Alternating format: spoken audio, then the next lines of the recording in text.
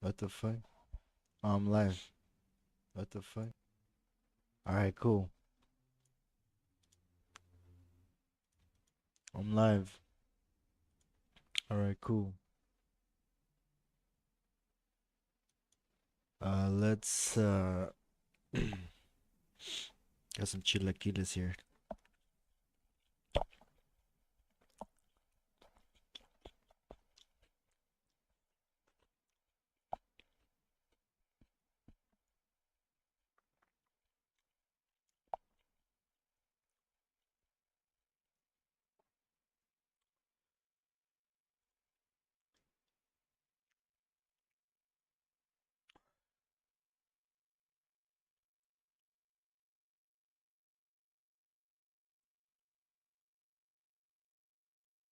Alright. Gotta edit.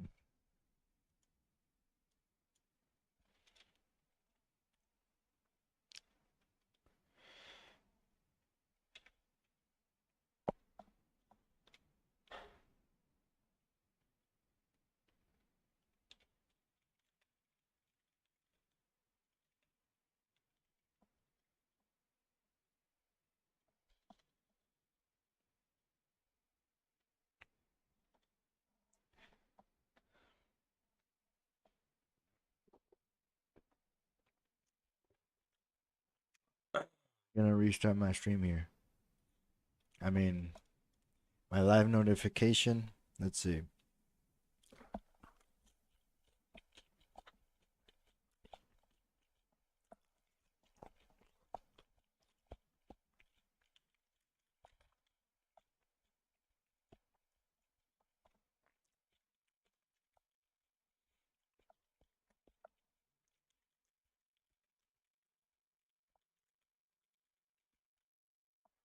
Hey, let's get back into it. Um,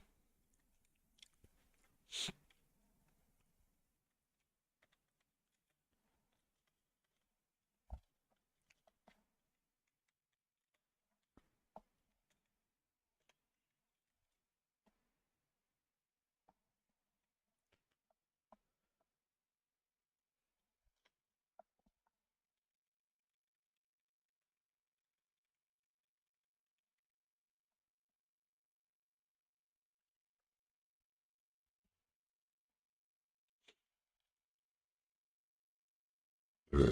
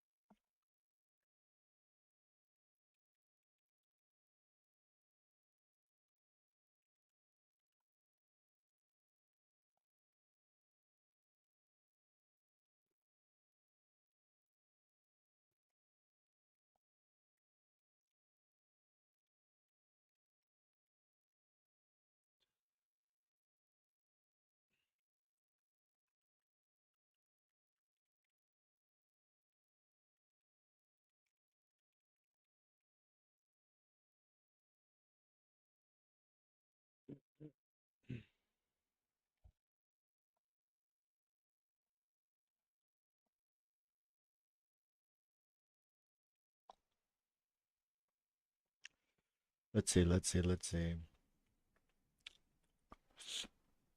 Gotta gotta make sure that all my levels are right.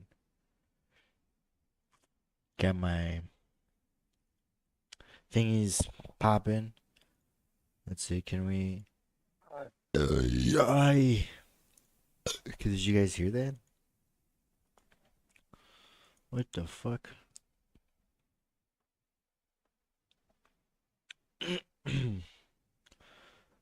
All right. First things first. Today, we're gonna. I think we're gonna put this camera. Where does it go? Put lady.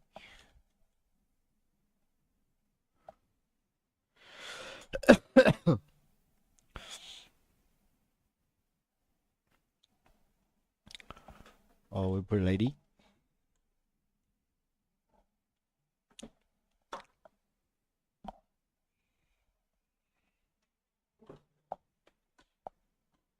Why is it over there? Let me change it. I put the camera over here.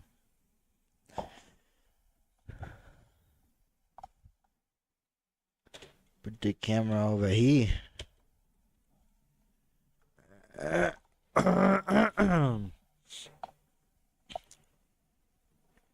Where am I? Device source. Let's see. Properties. Deactivate. Activate. I save. Okay, so you put this right here. Bon appetit. Bon appetito.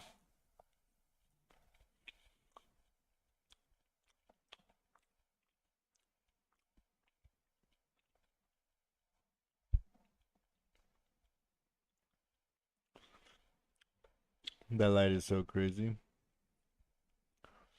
Alright, fuck it. We'll just have it like this. Okay, so the main thing that we have to do here, is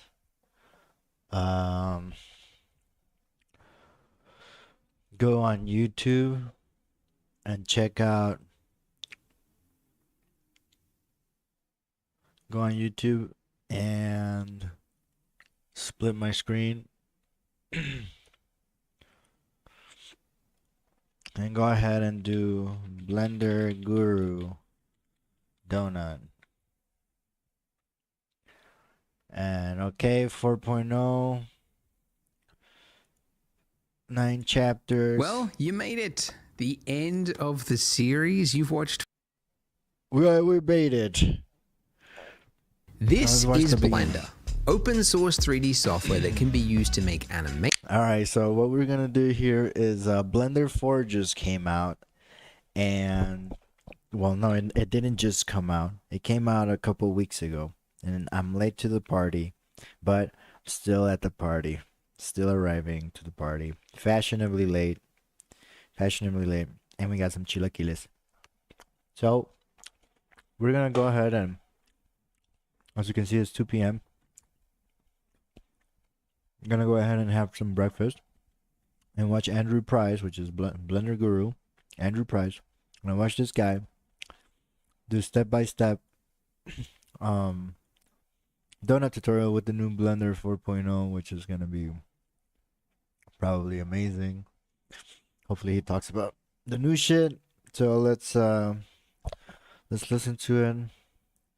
Let me just turn up the volume here.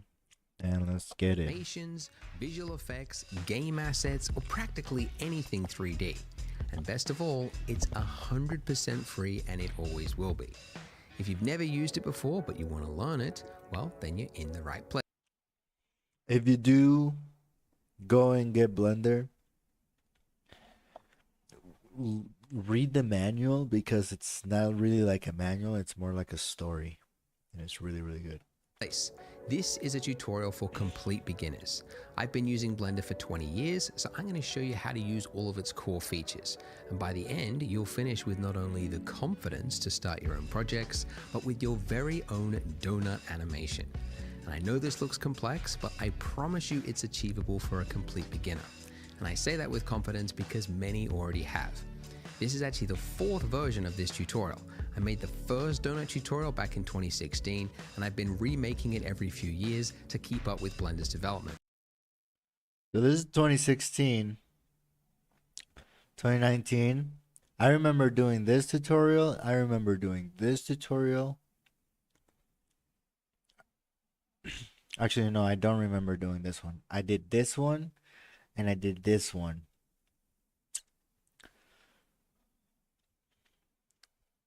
Now we're going to do this one. In that time, millions of people, just like yourself, have gone from having never used 3D to successfully making their own donuts. One artist even snuck his into a little film called Everything Everywhere All at Once. Very clever. So if you're ready to take your first steps in 3D, hit the subscribe button and let's begin. What? First, go to blender.org/download or just click the link in the description. Then, obviously, you got to hit the big download button. Once downloaded on Windows, double click it and then just go through the install steps. But if you're on a Mac, just drag it into the applications folder. Then just find the Blender shortcut and open it. Then once it's open, just click anywhere off the splash screen to close it, and welcome to the wonderful world of 3D. First tip, do not get overwhelmed. I'm If you go overwhelmed. clicking around, you might find lots of buttons and some of them with very scary names, and it can all get very overwhelming very quickly.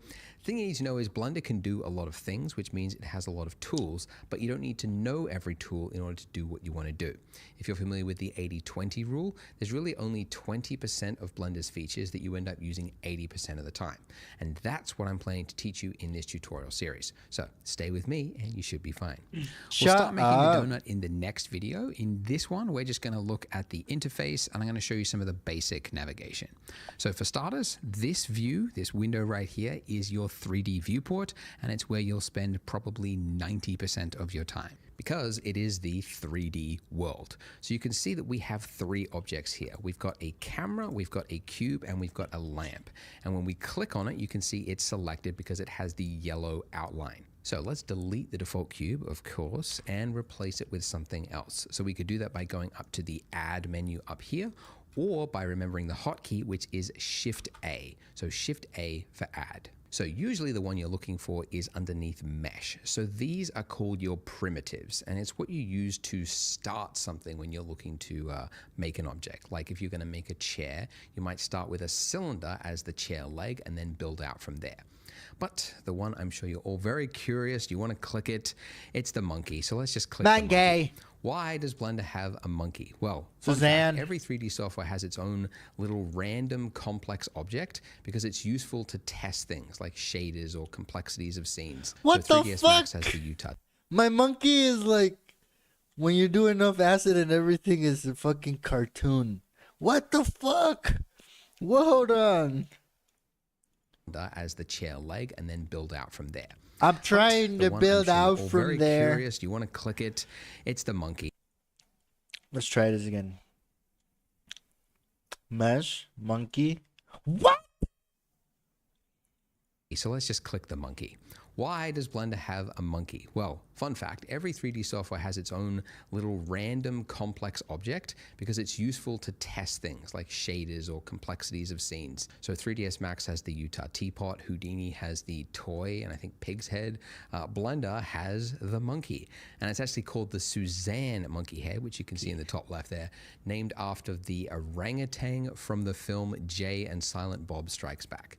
Random piece of trivia. So let's get a better random look at it. as And fuck. to that we need to orbit, which you can do by on your mouse there, your scroll wheel. That is called your middle mouse button. What'd you call me? If you push that in and then drag around, that is now orbiting.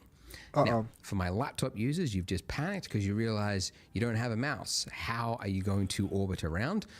First of all, probably a good idea to get a mouse for How the 3D fuck work. It will Laptop users. will come in handy. But in a pinch, you can get by without it just by up here in the top right-hand corner, this little gray circle, anywhere in the gray section. If you just left-click, drag on that, that will do the exact same thing. That's terrible. Or if you want, you can go to Edit Preferences, and then underneath Input, there's Emulate 3-button mouse. No, and that that's means terrible. That if you hold down Alt and then left-click, drag, that will do the exact same thing. Also, whilst you are in user preferences, you might want to go to interface and you've got resolution scale. If you're on a 4K monitor, you might find that your menus and buttons are really small and you kind of have to like squint in to see it. So personally, I like to keep my 4K monitor around about 1.5. But since this is a tutorial, I'll make it nice and big so you can see. Oh, I'm doing Blender. I see now. Before I was doing, I don't know what I was doing. Now you can see. Okay. What's the default? Now I don't know. I'm not going to be able to get used to the default. All right. See what I'm doing. Okay, so that's orbiting around with the middle mouse button. If we want to zoom in, we can do that just by scrolling in and out. You could also do it by going up to the magnifying glass tool there, and then just left-click, dragging, and then moving the mouse terrible. back and forth. That does the same thing. Or you could hold down Control and then middle mouse button, and that will do a smooth zoom as well. Okay, so one thing you might notice looking at this is that it's not very pretty, right? It's just kind of got this flat, bland, gray lighting over everything. And that's because this state right now is called viewport shading. And it's kind of a lightweight, optimized way to view the scene. I didn't know that. Ooh. I used to zoom like this. Look how choppy it is. But look at this. This is crazy. As you're building it. But if you want to create a final pretty image, that's called rendering. And you can actually switch into rendered mode by going up here into the top right-hand corner. You can see we're currently in the viewport shading mode. If we go to across, you should see rendered view mode. So if we... Okay. These little bubbles change how the 3D image and the software is looking at things. For example, at the very basic, we can look at just the wireframe. You can look at the solid object. You get to look at the object with materials under an engine that's called Eevee, I think. And then there's like the actual render. Now it's dark over here because there's no lights shining onto it. So we don't want to look at it through that. We want to look at it through this right now while we're... Click that, your computer might stall for a quick second whilst it loads it in, but you can see it's now different. We have directional light. We have shadow cast across the monkey. So it's now currently being lit by this lamp up here. So if I wanted to, zoom in on that lamp there and just kind of like move it around, you can see it's kind of hard to focus on. Like it's always exactly not in the right view. And that's because we are centered on our monkey right now. We need to change the focus. We need to pan to something else. Wait, so what? we can do that one of two ways. One, if you're on a laptop, you could use the little move tool there. That will do that. Or everyone else, shift, middle mouse click, drag, that will do the same thing. So middle mouse is for orbiting, shift middle mouse is for pan to change your view to something else. Okay, so I want to move my light because it's too moody. I want to be able to see the monkey's face there. So to move an object, you could do it one of two ways. One, you could go over to the left-hand corner here and you've got the move tool. When you click that, you can see that now the you selected hit G, object, the lamp, and then you this, select an axis. this gizmo, it's called, with these axes on it. And if I just clicked and dragged on any of those arrows there, you can see I can move it along any of those axes. I could also just click on that white circle there, and that will just freehand drag it depending on my view. But it's kind of tedious. Every time you want to move something, you have to like go to that tool and then find the arrows and yada yada. So actually most people prefer to use the hotkeys. So we just keep it in the default selection state here, and instead remember the hotkey, which is G for grab. Give me the I've hotkeys. just tapped the key, and you'll notice as I move my cursor that it's now attached to my cursor. It's not, my cursor isn't even actually close to it. In fact, my cursor could be on the other side of the screen, and I could tap G, and it will move it. And at first, this is kind of awkward. You're like, why is it working this way? Once you get used to it, you realize it's actually handy because you don't have to spend all this time like navigating your cursor to something just so that you can move it. Your cursor could be over here, and then just tap it, and you're moving it. So whilst you're in this move state, if you want to cancel a movement, you can do it one of two ways. You could just hit escape, or you can right-click. Then if you want to confirm a movement, like say I want to move my lamp here, and I like the movement, I can just do a single left-click. So again, if I want to cancel something, just right-click. If I want to confirm the movement, left-click. But let's say I wanted to move it along an axis. Like, I like these arrows here, and I want to be able to move it on just a specific axis. Well, I can do that whilst I'm in that grab state as well. So after I've hit the G key to grab it, I can then tap the letter of the axis that I want to move it on. So if you know, in the real world and in the 3D software, there are 3 axes because there's 3 dimensions. There's the X axis, which I can move by hitting the X key, the Y axis to move it back and forth, or the Y axis to the Y key, or the Z axis to move it up and down on the Z axis. So you can remember those letters, the X, Y, and Z. Or the method that I actually prefer to use is whilst in that G state, if you just hold down the middle mouse button and then pull out, you can see you get this like gray line that pulls out from the center. And then if you just drag out and move around, it will snap it to the nearest axis, which again is maybe an odd way to work, but it's actually really handy because it means you don't have to think of the letter and locate it on your keyboard. I can just tap G to move it and then middle mouse drag out and then just find that exact axis that I'm looking for. And so it's very fast to just quickly move the lamp exactly where I want it. By the way, if you're finding it hard to remember all of the keyboard shortcuts that I mentioned, I've actually put together a PDF, a cheat sheet of Blunder's most common hotkeys. You can download that by clicking the link in the description. So you can print it out or you could just have it on a separate monitor while you work. Also, if you are from another 3D software package, you might notice that Blender's hotkeys are different than what you are used to. So if you actually go to preferences, just for those people that are from other softwares, if you change the key map to industry compatible, you'll find that these shortcuts are probably more in line with what you remember from other software. I'll also put a link to a cheat sheet that is just for the industry compatible key maps that somebody else put together. I've got nothing to do with it, but I'll put that link there so you can check it out as well. For the rest of this tutorial series, I'm going to use Blender's hotkeys. Just keep that in mind. And let's say, as I am moving around here, I'm like, oh, this looks really good. I've got some nice Rembrandt lighting across the monkey's face. I want to take a photo. I want to take a nice, pretty image of this and post it on socials for clout, right? Well, I need the clout. I could take a screenshot of it, but that would be silly because it's got all these lines all over. It's all noisy, right? We don't like it. The way you take a photo, a pretty image in Blender, is to do a render. So you could do that one by going to render and hitting render image, or remembering the hotkey, which says next to it F12. A render. So when you do that, a little window will pop up. It will use your CPU or GPU, depending on which renderer you've got active, and it will render out a pretty image. And from here, you could go. My image sucked. Is this more in the frame? My image sucked. Where's the light? Where's the light?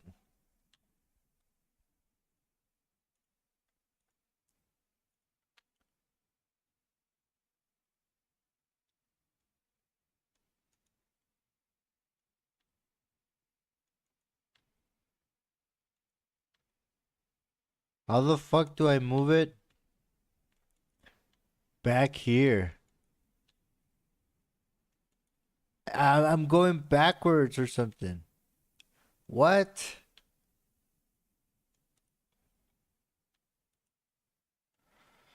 Fuck that. I'm just gonna move it like this. Put that shit. Dude, this is so cool. Like, I forgot how fucking awesome it is to be able to move a light in the 3D software.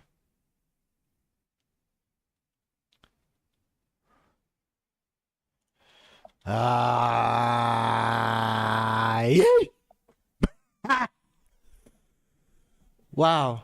Image and then save as, and that'll save it as a PNG or whatever, wherever you want to save it. But you might notice looking at this that this is actually a different view than what we have here, right? So here I've got a nice view of the monkey's face, but there is a different view. The reason for that is when you do a render, it's not rendering from the view that you're looking at currently. It's always going to render from the point of view of the camera.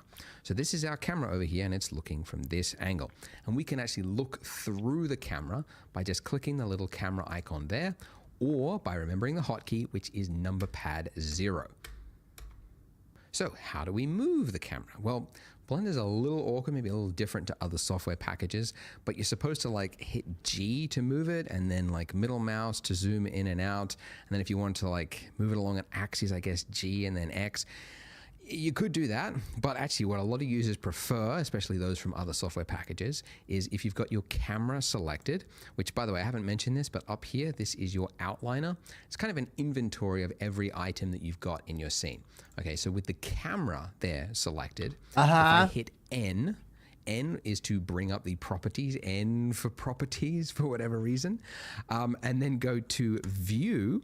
There's a little box there that just says lock to camera to view. So now with that active, if I just use the same keyboard shortcuts as before, middle mouse button to orbit around, shift middle mouse to drag it, you can see that the camera is moving with it.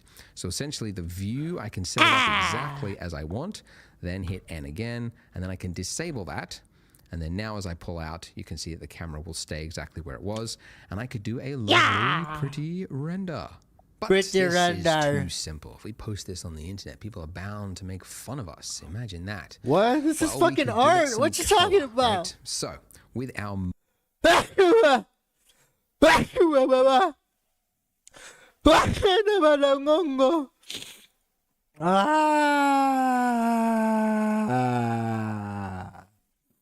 monkey head selected, we can go over to here to the properties. So this properties section is where you might spend the other, I don't know, another 5 to 8%. I don't know, getting too exact there. You might spend another 5% of your time in this section, but it's where all of the properties for things are in Blender. So for example, you've got like the render properties, like the size of the image that you're saving something as is defined there. And some of these properties will stay here no matter what is selected, but others are selection dependent. So you can see actually, if I click the camera there, you can see I get a little camera tab at the bottom there. But if I select my monkey, you'll see the camera tab disappears. But instead, I have some other ones that appear. So one that we might want to change is underneath material. And this will enable us to add a material, change the color to something else, essentially. So underneath here, where it's got new, I'm just going to hit new. And then you've got a bunch of options, very confusing. Ooh, IOR, subsurface. Again, don't worry about it. We'll get to all of that later on. IOR. The one that defines the color is the base color. Woo! So if I do a single left click on that white box there, I can... It was such a fucking... learning curve was fucking... just really fucking hard before. Because like, if you're on this view... there's no color because you're telling Blender to look at the world with a different set of eyes. That's not the eyes that allows you to see the materials. You know, it's just like if I tell it to see just wireframe, you're telling Blender just to see wireframe. Right? So then when you hit solid, you're just looking at the solid without the material. It's until you hit these options that you'll start to see the material, right? This one is for like a alpha, and this is like a beta. You know?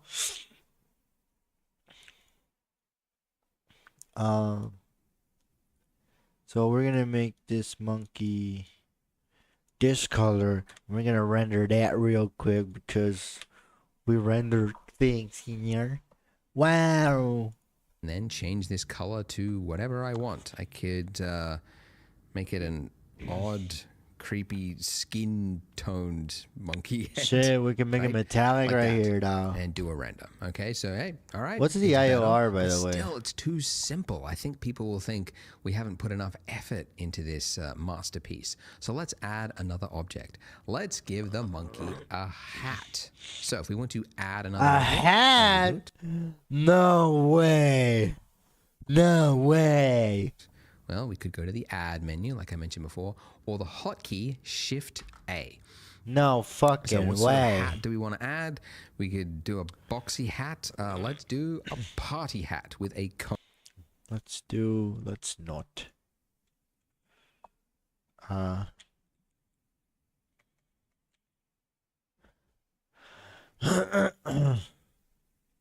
Is there a Blender category? Blender Bros? Wait, what? They have a... Do they have a fucking their own category?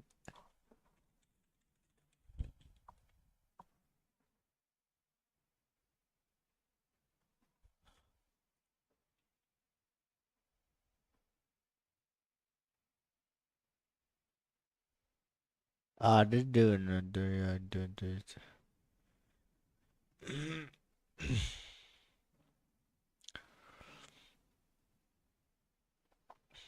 I see.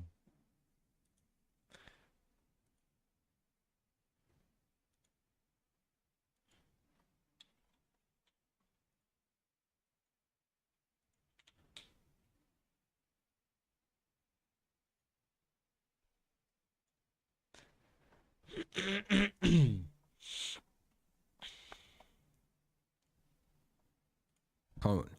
So once we've added that object, you can see it's just plopped it straight in the center, intersecting our monkey. So we need to move it. What the Move fuck it. We is can that? grab it with the G key. So it's now moving it just on our cursor there.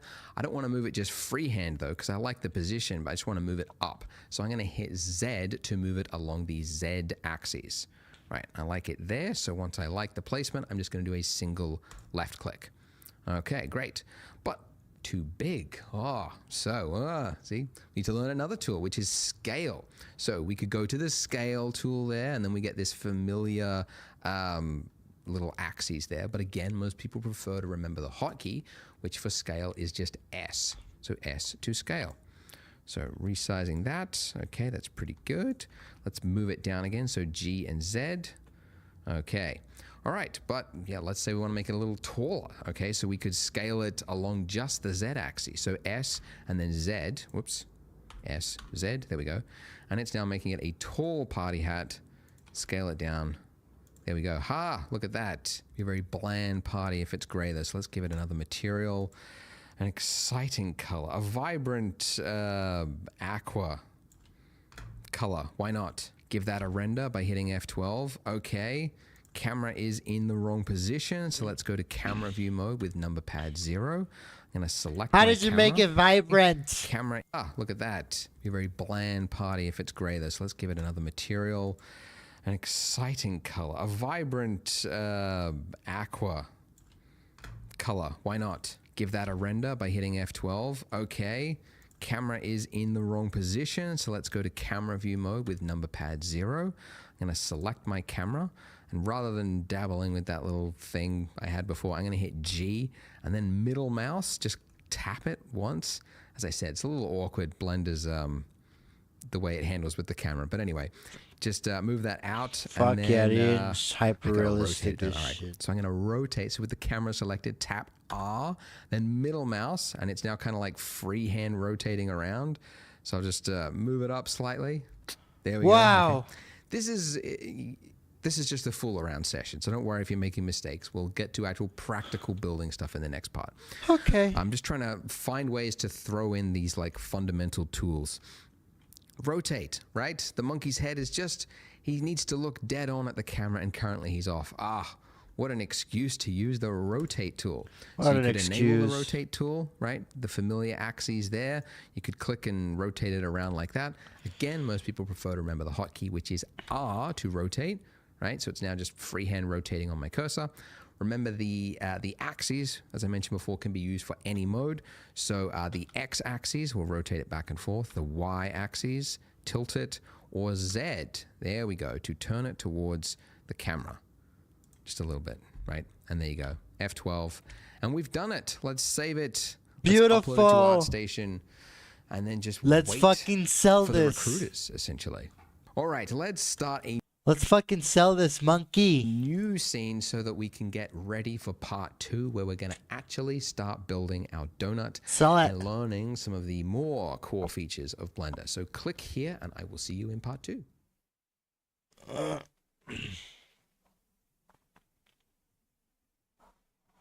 Part 2? Okay. Now we know how Blender functions, let's start building that donut. So as before, let's, well, first of all, just to repeat, make sure you are working with a new scene. Completely new scene, don't want any remaining monkey heads lying around. Let's begin fresh slate, and let's delete our default cube just with the delete key, and let's replace it with a new object. You might remember the hotkey for that is Shift A. And as I mentioned before, you usually want what is underneath mesh because these are your primitives. So we want to start with something that most resembles what it is we're building. You know, if it was a house, you might start with a cube. If it was a vase, you might start with a cylinder. In our case, we want the donut-shaped one, although mathematicians call it a torus for some reason. So let's add that. Now, if I zoom in by scrolling up, we can see we have something resembling a donut. Looks like a pretty weak looking donut, you know, very flimsy. Looks like the donut before it's cooked when they just drop it into the vat and it's just this little wispy thing. Is it? So immediately after you do some actions in Blender, you have options to change it. And the options are hidden down here in the bottom left-hand corner. You see a little box. And if you click that box, you see options. And look, we can change the dimensions of our torus. Now, something to note is that these options in Blender only appear immediately after you have done that action. If you do another action, like say deselect your torus by mistake, it's gone, right? Because Blender has assumed you have moved on. You've accepted the state of your donut, and this is the one you want, right? Now, if you haven't done anything drastic or changed this object in some severe way, you can temporarily bring it back by hitting F9. I never actually remember that hotkey. I just remember that immediately after I have added an object, if I want to tweak it, now's my chance before I move on to something else. Okay, so we could change, you know, the size of it here. We can also change the resolution. I'll use the term resolution loosely. To make it higher or lower fidelity. And a mistake that a lot of beginners make, and I say this because this was the exact mistake I made way back in 2003 when I started learning Blender, is they go, well, I need a realistic looking donut, so I guess I need to go really high resolution. Yeah. I remember my first project, one of my first projects was for a high school film project, and I wanted to have a close-up of a face. Didn't realize faces were going to be difficult, but I went really high poly, and then it was just an absolute nightmare to work with. So the reason you don't want this is that, for starters, things that are high poly are very slow to render, and they're very hard to work with if you want to tweak the shape of it. But also, as you learn and you grow with 3D, you'll discover What about nanite? that it is a lot easier to add resolution to something later on, but it is very difficult to take it away if you've already built it into it and you don't need it. So, long way to say, what we actually want is to have as few polys, these are called polys, as you can get away with. So I'm going to go with 32 major and 12 minor. And don't worry that it looks all jagged, because we will fix that in a moment. Now, the major and minor, this is really up to you, but I find that something that looks kind of chunky, like a fat donut, just looks really delicious. So I'm going with something around about this size, okay? And once I'm happy with this, once I'm ready to click off, I click off, the options are gone, and this is it. The 30, I'm ready to click off, I click off, the options are gone, and this is it. This is the donut that I am now working with. So how do we make this look higher resolution, less jagged? Well, one way is to use smooth shading. So if you right click with your object selected, go to Shade Smooth. Wow. And look at that, this is immediately better. Without getting too technical, this is kind of a fakery. It's sort of like the shader is telling the renderer that this is a really high poly dense mesh when it really isn't. It's just basically kind How of does it do averaging that? Out faces, and anyway, it's very technical, but basically means it's not going to add anything You're fucking hacking. to your render time, but it's going to look smoother. And so this is generally what you want for something that is smooth and organic looking, like we want. If you were rendering like architectural or like hard surfaces, like later on we're going to put this on a counter, then the object would obviously want to be flat. But in our case, we're just going to use Shade Smooth. But you might notice that looking at this, especially if you go side on, that you've got this sort of jagged shape around here, right? So the silhouette is really breaking that illusion that this is a high poly or a smooth looking donut. But thankfully, rather than adding all of that complex density yourself and then making it hard to remove later on, there is another way through modifiers. So if we go over here to our properties, right, this very confusing, lots of option looking properties, click on the wrench, and this is the section called modifiers. And this is one of those object dependent things. So if you've got your camera selected, you won't see it. So it's only when you've got actual meshes that you might see this modifier here. So it's much easier to explain if we just add one. So up here, add modifier, and you got a range of options here that can do a whole number of things. The one that we're looking for is underneath generate, and it is called subdivision surface. And it is a really common modifier that you use all the time. In fact, it's so common, it's actually, you can just immediately add it to any object just by hitting Control 1. What? But don't do that because we've already got it. So there. Now, some of you might have just discovered that Let me try that. Control 1. Oh my. your donut has disappeared. If that is the case, you need to go to Edit, Preferences, and then underneath Viewport, where it's got Subdivision at the very bottom, Disable GPU Subdivision. That will Why? then make the subdivision perform on your CPU instead of your GPU, which is maybe non-existent or not performing whatever. But disable that and it should appear. But if it's already working for you, don't disable it. Keep it going because GPU will be faster.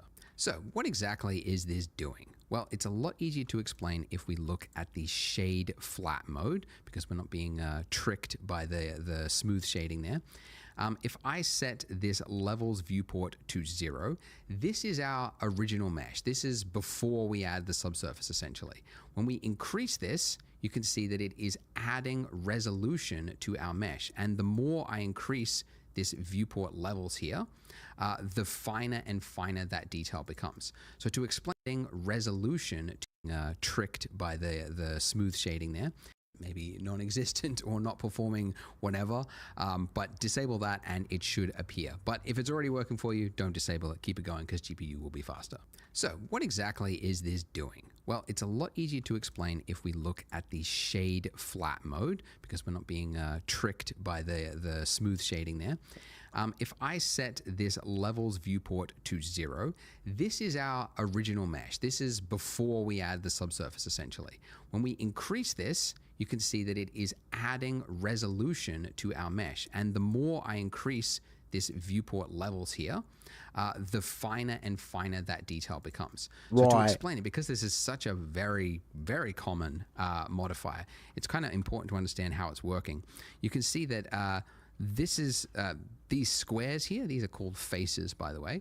And for each one of these faces here, as I add a level, you can see it's becoming 4 faces, right?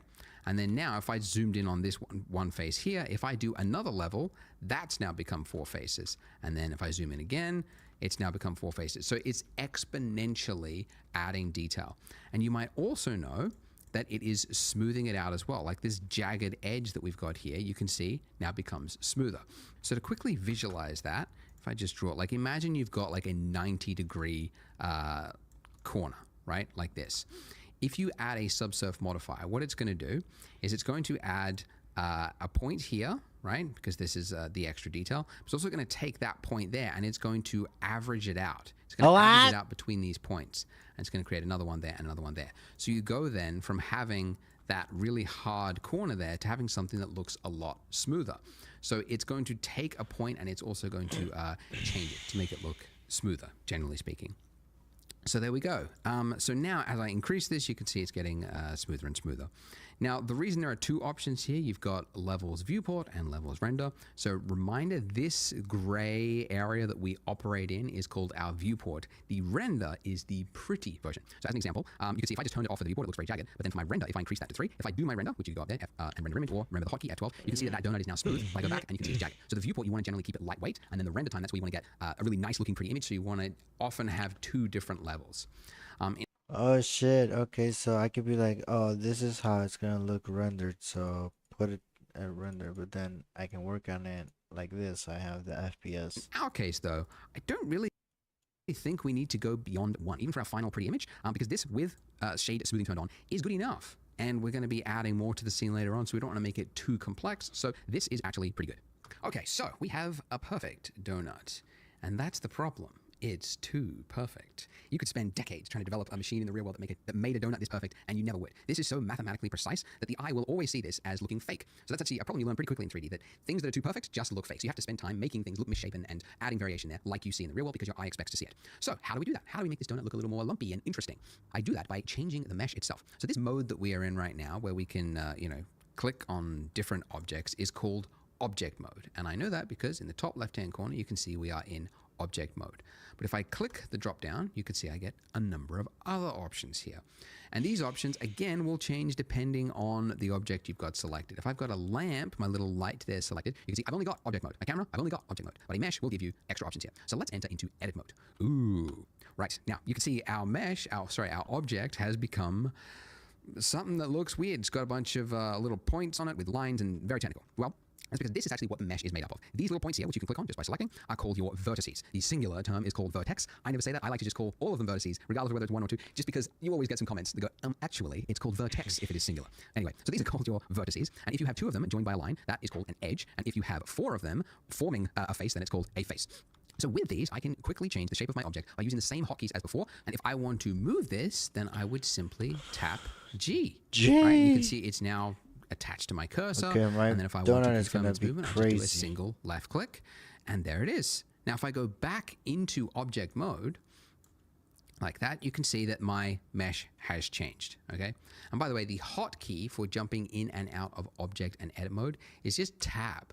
Okay, so you can see it's just toggling between those 2 modes because it's so common that you want to just quickly change things that it's just easily accessible by that. Now, this is okay, right? But you can see it's got like some artifacting. It's not the greatest lump, right? This isn't the greatest. So how do we make it look a little more natural? Well, I mean, you could, you move one, drag it out, okay, click, and then I move, the next one next to it, right? I'll move that out, and then I'll move this one out a little bit, and then I move this one out. And it's like, okay, well, now I've got the thing, but it took me like 5 actions. Ridiculous, right? Yeah. No one wants to do that. No one's No got got time for that. Thankfully, there is a tool in Blender I already just for fucked this, up and my it's called shit. proportional editing, and you can enable it up there in your toolbar. So if you enable that, now if I can't go back. hit G and I move it out, you will see I get a little ring around my cursor there, and that is now changing the mesh around it. Now, a lot of people in my previous tutorials were like, I don't see what's going on. You have to have something selected first, and then when you hit G, you will see that little circle of influence. Okay, now this circle of influence, if I scroll up, you can see it's shrinking its circle of influence. And if I scroll down, it is expanding its influence. So it's only going to affect what is in that ring there, okay?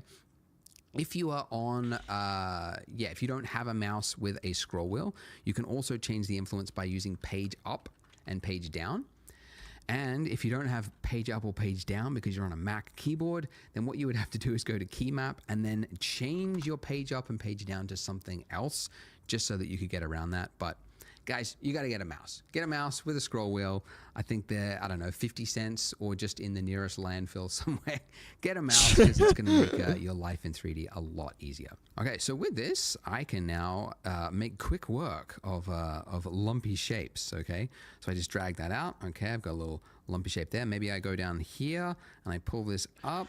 Bro, just by I am hitting the G, fucking moving it up. king. Okay, so already this is looking a little more natural, right? Because even if we were making a stylized world for a Pixar movie or something like that, you can't have just a spherical looking donut, round looking circular donut, because your eye will see it as fake. So very quickly, I'm able to add a little bit of variation to the donut. Make this look more just like all a around little, it, just a little bit over here. little And you can thingy. see that I am just changing my circle of influence depending on what size of a lump I want to make. So if I just want to make like a little bit that sticks out, I can make a small circle just by scrolling up like that. And you just want to do that until you get something that looks a little more natural. I might want to make the inner part as well. Bro, my just donut drag look that in natural with a as smaller fuck. circle. Oh, fuck. And that's pretty good. Let's just have a look from the top.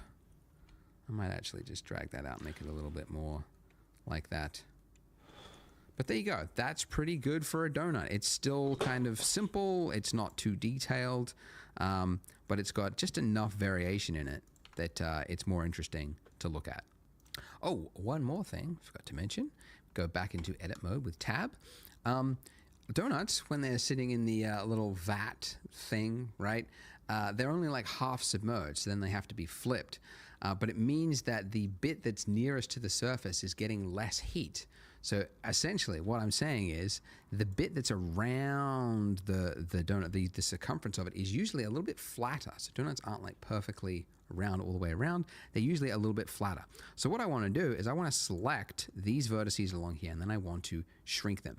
Now I could go around one by one like this, which is actually what I used to do when I was learning Blender pre-YouTube days, and there was no tutorials. What I would do this if I wanted to select this. Silly, because there's a function, a tool for that, and it is edge select. So if you hold down Alt on your keyboard and then do a single left click on not the points, but on the edge, right, this little line here, you can see it's selected. All right, this looks like a fucking real donut. Come on. All the way That around. looks like so a it's fucking anything real that's donut. connected along that line is now selected. So if I want to shrink this, Fuck! what would I do? Well, I mean, yeah, you could like move it around, right? We want to shrink it. We want to change the scale of it. So we would use the hotkey S for scale. So S, and I'm going to scale that in. And I actually don't want proportional editing. So I'm going to turn that off and now scale in and just make it a little bit flatter. And there you go. See, it just feels a little bit more natural, doesn't it? It looks a little bit closer to what a donut looks like. Oh, By the way, don't worry, this doesn't shit. look exactly like this. Like your lump is a little bit off. Oh, Like, see, I'm a little bit too shit. precious with the tutorial. Like, I got to match exactly everything I do. Like Oh, I'm just working on shit. the fly as well. So just make what you think looks good. Maybe you think this is not misshapen enough and you want to add more. Go for it. Because it might actually turn out better than what mine is. Now, before we move to the next part, how to save. How to save. Blender, very, very easy. You just go save as, and you just get one file. It's called .blend. Very literal file extension. Really pushing the limits of what a file extension can be. That's almost a word, Blender. Anyway, .blend. Dublin. And that's it. And then next time you open it up, it's exactly like it. It's not like ZBrush where you got like 4 blend, and that's it. And then next you can be very literal file extension. Really pushing the limits of what a file extension can be. That's almost a word, Blender. Anyway, .blend, and that's it. And then next time you open it up, it's exactly like it. It's not like ZBrush where you got like 4 or 5 different ways to save a project or an object or a tool or a... Hate ZBrush. Okay. That's how you save. Lol. Now, also, finally, I would say if you need help, because I know if you're stuck and then you leave a YouTube comment, you might not get a reply. If you want immediate help, I've got a Discord, so I'll put the link below. So there's like a little channel in there where you can just ask for specific donut help. So if you're having issues, feel free to jump into that. And also, guys, don't beat yourself up. Like 3D is definitely a has like a steep-ish learning curve. So you're in that steep slope right now, and it's really common. Like a lot of this stuff is very foreign. 3D is very unique. It's very different to a lot of 2D tools. But don't give up. Like it's definitely achievable to learn and self-learn at home. You don't have to go to school. You don't have to pay for a tutor. It's really easy to get help You don't need to pay for a tutor. online nowadays. So do make use of that. It's learn and self-learn it, but don't give up. Like it's definitely achievable to learn and self-learn at home. You don't have to go to school. You don't have to pay for a tutor. Tutor.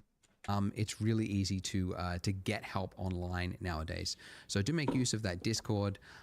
Post comments as well in the YouTube comments if you want to. But I hope you stay with it. So if you're ready to jump to the next part after you've saved your blend file, go ahead, click here, and I will see you there. Wow! Did you guys know that Blender 4.0 had a change that makes it more realistic by default? Shut up! Or that there's a new technology that is going to expand the uses for 3D exponentially? What? Well, you would if you were on my free newsletter. I'm not on the free newsletter. Called This Week in 3D. It's an email from me once a week with 3 to 5 things that I found interesting that week from the world of 3D. Shut up. Sometimes I share a new tool that I found, a remarkable Why don't you just use fucking Twitter, Andrew? Why you gotta use your website? tutorial, a new Blender feature, Bro, there should be a website that's like Twitter, but just for like 3D artists. a news story that affects the industry. So click the link in the description, enter your email address, and then you will stay up to date on the world of 3D. It's always free and it's always written by me. Now, on to the tutorial. Welcome back to the Donut Show, where we make sad little donuts that we cannot eat. Sad This is where we donut. finished up at the end of part one. We've got our nice looking donut, and now we're going to make that icing, which looks complex but is actually fairly simple. Now, as I mentioned before, if you want to add an object, you go Shift A, right? And then you start Right. with something that resembles what you're trying to create. But Right. we already have something that resembles the exact shape we want to create. Oh, it's look the at that. donut, because we want the icing around the donut. So let's just reuse this information. So we can do that by duplicating the object. And if you don't know the hotkey for it, you could just go Object, and then you'd find it here where it says Shift D. So Shift D. Now, when you hit that, you are in a placement state, essentially. Like it's duplicated, and it's now saying, where do you want to place it? Now, in our case, and actually often, you don't actually want to change its placement. You want to duplicate it exactly where it was. So you can cancel the movement by hitting Escape or right-clicking. Now, when you do that, it looks like it's canceled the duplication, but you can see in your outliner, it has duplicated it. You've got two objects, but it's just in the exact same place, which is what we want. So first things first, we need to name them, or else we could get very confused very easily. So you can name an object by just double clicking it in the outliner and then just typing in the object. The other way you can name something, I'll just show you the second way. If you select the Taurus 0.001, that's your icing object. If you're in the 3D view, where your cursor, is over the 3D viewport, if you hit F2, that's another very quick way that you can name something without having to go up to the outliner to find your object. So with our icing object selected, let's go into edit mode by hitting Tab. So we want the icing on the top, which means this bottom half of our mesh here is redundant. Don't need it. So we want to delete it. So if we just dragged over the bottom here, you can see it looks like we've selected the bottom half of our donut, but if you were to move around, you would see, oh, we haven't actually. It's only selected, annoyingly, what is facing the camera. Where there's a mesh, it's not gone through the mesh. A lot of users find this annoying. I agree. Sometimes it seems like that would be the more default one that would make more sense. But anyway, don't want to argue. So if you want to select through a mesh, you can go up to here in your top navigation, toggle X-ray. If you turn that on, it's going to enable you to see through the mesh. And now when I drag over it, you can see that I have selected all through the mesh as I move around it. By the way, you might find it like when you're in this state, it's kind of hard to select. Like it's easy to kind of accidentally select what is above it. And depending on what you're in, that might He's going to give it a thickness. have happened already. So another way to easily just look directly on the side of your donut is to just click one of these, like in your gizmo here, instead of just dragging around, just do a single click on either the green one or the red one, the X or the Y. And now we're in that state. You can see it's flattened it. So it's put you in orthographic mode, which actually you can toggle to at any time, just over there, which just makes it easier to just do a single all the way through the mesh.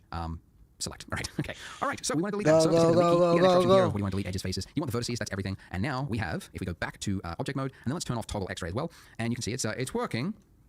We got half the donut on top of itself, but as you move around, you can see you get some flickering. Now, this flickering happens, and it's actually a very common Hey, what's up with that it's actually a flickering? warning sign to you as an artist, because it means you've got faces on top of faces, and the 3D software doesn't know which face it wants to render.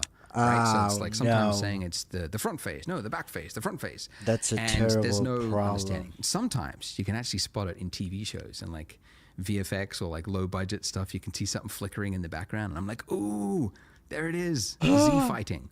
That's what it's called, Z fighting, or Z fighting if you're not American. So what we want to do is we want to give thickness to our icing. So we can do that with a solidify modifier. So adding another modifier. Make sure you've got your icing selected, not your donut. And then here where you've got add modifier, we're going to go generate solidify. Okay. Look at Now, that. it's made it worse. It's actually added a thickness to our mesh there, but it's actually done it the wrong way. So it's with the normals. Yeah, what is it? It's trying to put the extra bit inside the donut. So we can change that by just changing the offset here in the solidifier settings. Just drag that all the way to 1. Some of you might have actually found that it was correct before, just depending on which way your normals were. If that's the case, keep it at -1, but everyone else, keep it out. So your normals is the way that Blender recognizes which face is pointing where, so it can calculate how light bounces and inside outside type shit. 1. We just want to make sure it's actually outside. Okay. I also, let's just increase the thickness a little bit too. Let's go, 0.025. That looks pretty good. And great, we've got what looks like a yarmulke on our donut, a perfectly straight edge little hat for our donut. So let's make this look more like icing. So the edge is wavy all the way around. So to do this, this is where we get into the fancy finger magic. This looks good. Anyway, go into edit mode, and we can see straight away that we can't see the mesh, and that's because the solidify modifier is obstructing our view. So these little boxes here, as I mentioned before, like this is to hide it from viewport.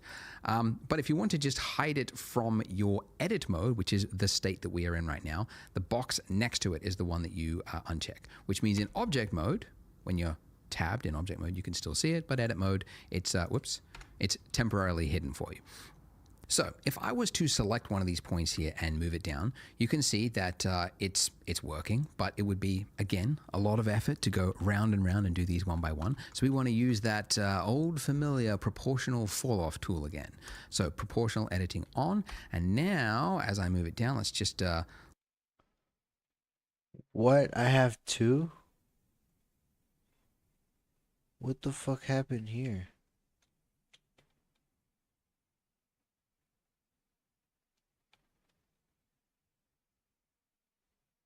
What is going on here? Is it the same everywhere? Oh shit. Oh shit. Oh shit. Oh shit. Oh shit. Oh shit. Wait, can I fix this manually? What the fuck? How am I supposed to... Ah!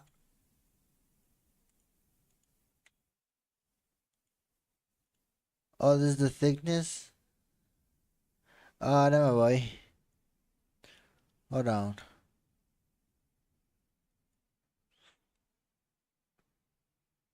Hold on, don't trip me out like that. Don't trip me out like that. 1, 2, 3, 4, 5, 6, 7. Subdivide 7. And now we grab this, we go fwa, fwa, fwa, fwa, fwa, fwa, fwa, fwa. And now we grab this, and then we go proportional, and then we go fwa, fwa, fwa, fwa, fwa. Uh-oh. Uh-oh, SpaghettiOs. Oh no. Oh no. Oh no. Uh-oh, SpaghettiOs. Oh no. Uh-oh, SpaghettiOs. Right? This is exactly what they don't want me to do. But we just did it. So what you gonna do about it? Exactly. Exactly. Exactly. 0.25 might be a good one. And exactly. Let's just lower the slider way down here, and then let's pull this down. Yeah. Okay, now, we'll find issues. If we move to the side here, we can see the first issue we've discovered is that this is separating from our mesh here. And that's not what icing does. When it dribbles down, it follows the shape of the donut all the way down. So what we want to do is snap, undo it a number of times, snap the vertices to our donut underneath it. Right, so for that we need to turn on snapping up here. Okay, now there are a number of ways to snap in Blender. The default way is increment, which just means the like the grid floor there. Like if you were to just like move it around, you can see it's just snapping to the grid floor. Not helpful, but we want to snap it to the face. And now with face snapping enabled, if we move this down, why do we can see, let's just look here. that the bottom bit Oh, there it is. is snapping to the face, but as you might have seen, the top bits, the rest of essentially what is inside of our circle of influence with this proportional editing, that's not being affected. Only the little point that we had selected was affected. So that's not what we want either. Normally that would be enough, but in this particular case, we want to also snap individual elements too. And let's go face project. Now, when we pull this down, you should see that these are also no longer clipping through the donut. But still, we have issues. Wait, this is actually a good part of the tutorial. Now, there are a number of ways to snap in Blender. The default way is increment, which just means the like the grid floor there. Like if you were to just like move it around, you can see it's just snapping to the grid floor. Not helpful. But we want to snap it to the face. And now with face snapping enabled, if we move this down, we can see, let's just look here, that the bottom bit is snapping to the face, but as you might have seen, the top bits, the rest of essentially what is inside of our circle of influence with this proportional editing, that's not being affected. Only the little point that we had selected was affected. So that's not what we want either. Normally that would be enough, but in this particular case, we want to also snap individual elements too. And let's go face project. Now, when we pull this down, you should see that these are also no longer clipping through the donut. But still, we have issues. Why is that? Well, it is actually working correctly. We can see these are not going through the mesh. So why does it look like it is? The reason for that is that there's actually just not enough information here. So if we go side on, you can see, right, like we've got this point here, and then we've got another point down here, and then we've got this long stretch in between, right? So that means that this part of the donut, oh gosh, that goes that goes around like that is just not, there's nothing to snap it to, essentially. So what we need to do to fix this is just add more geometry. So these little vertices here, we need more of those vertices. So we can do that by actually using the subdivision surface modifier. Because although it is a modifier, you can apply the modifier. And the modifier currently is adding geometry, so let's just apply it. So to apply it, we just click this little drop down here next to the modifier and then go apply. Now, if we, nothing should have changed from this view because the same information is being displayed. But in edit mode, you should now see exponentially more faces. Because here, where there was, one face before, you can see there's now a lot more, right? 4x, okay, 4x. Okay, so now if we pull down, we should see it is snapping. And if we go into this mode, you can see that it's now conforming to the mesh in a much more snug way because there's information there for it to use. Now this shading artifact here that we can see, this don't worry about that, we'll fix that in just a moment. But I need to show, because I've shown you like 4 things that we need to enable for this to work. I got to show you one more because if I pull down and if I scroll up, you'll see something. Okay, if I was to click, we get this horrible problem here, and I've done this tutorial on enough, and enough people have hit this issue that I need to call it out specifically because it seems to be a big point that a lot of people just don't know. What? You just yeah, snug way because there's information there for it to use. Now, if we pull down, we should see it is snapping, and if we go into this mode, you can see that it's now conforming to the mesh in a much. Where did he apply it? More of those vertices. So we can do that by actually using the subdivision surface modifier. Because although it is a modifier, you can apply the modifier. And the modifier currently is adding geometry, so let's just apply it. So to apply it, we just click this little drop down here next to the modifier and then go apply. Now, if we, nothing should have changed from this view because the same information is being displayed. But in edit mode, you should now see exponentially more faces. Because here, where there was, one face before, you can see there's now a lot more, right? 4x, okay, 4x. Okay, so now if we pull down, we should see it is snapping. And if we go into this mode, you can see that it's now conforming to the mesh in a much more snug way, because there's information there for it to use. Now, this shading artifact here that we can see, this, don't worry about that. We'll fix that in just a moment. But I need to show, because I've shown you like 4 things that we need to enable for this to work. I got to show you one more, because if I pull down and if I scroll up, you'll see something. Okay, if I was to click, we get this horrible problem here. And I've done this tutorial on enough, and enough people have hit this issue that I need to call it out specifically, because it seems to be a big point that a lot of people just don't know where to go from. What's happened is if we use what's it called? The circle of influence for our proportional editing. If that is so high, it's actually high enough to reach the mesh on the other side of the donut. And then because we've got snapping, it's now projecting that, snapping it to the front, which is creating this like something that's a nightmare to fix. I mean, in fact, it's easier just to start from scratch than to try to fix that. So if we want... Sorry, there's a lot of noise.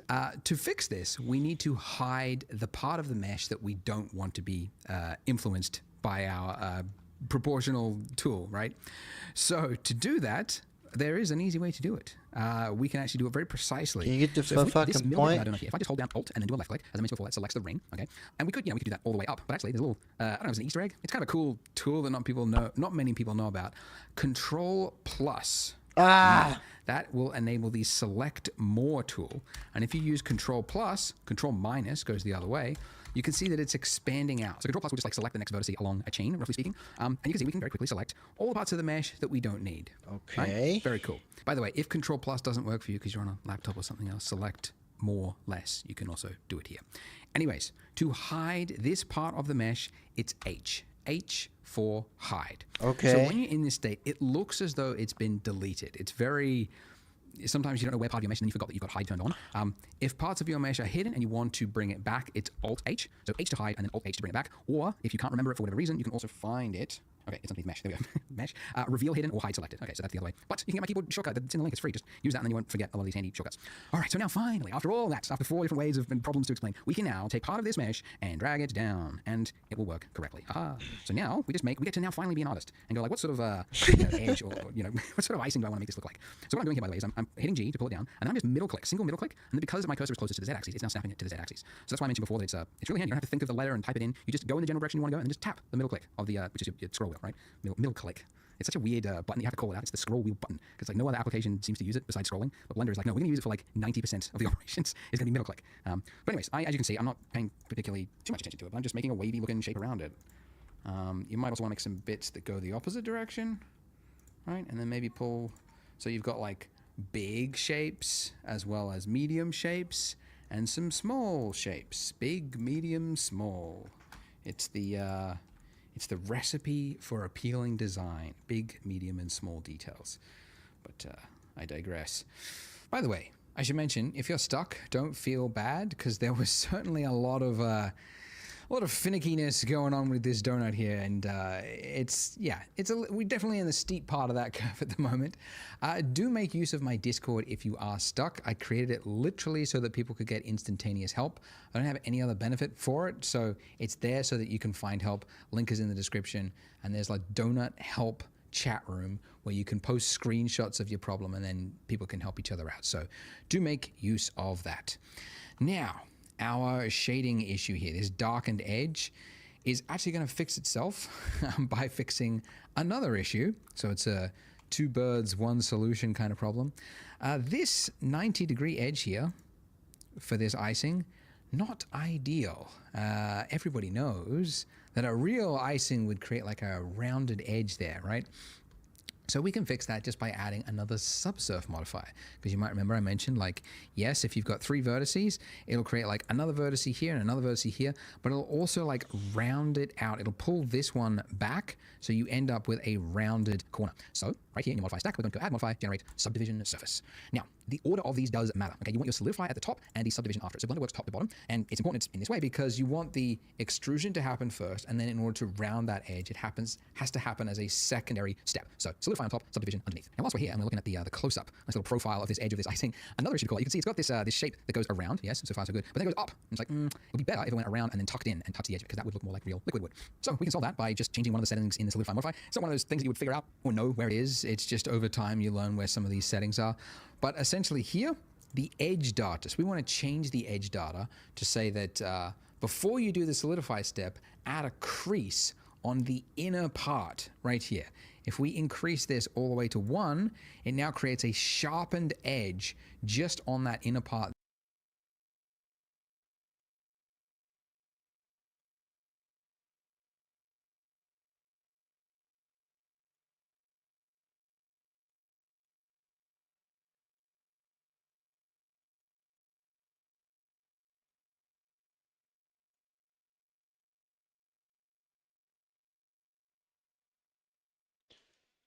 So the rest of it is a smoothed edge, but the middle one, there's a crease, so it's making a sharp edge there. And it just gives it's just a little bit more realism. Just looks a little bit closer to what you would imagine real icing would do.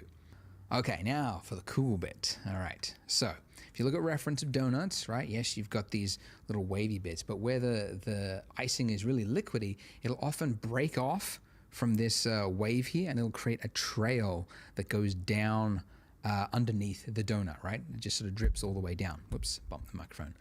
So we can do that, but not the way we were doing it before. If we just took one of these points and then like dragged it all the way down like that, there wouldn't be enough information there, right? You can see you just get this like stretched look, and it doesn't look great, okay?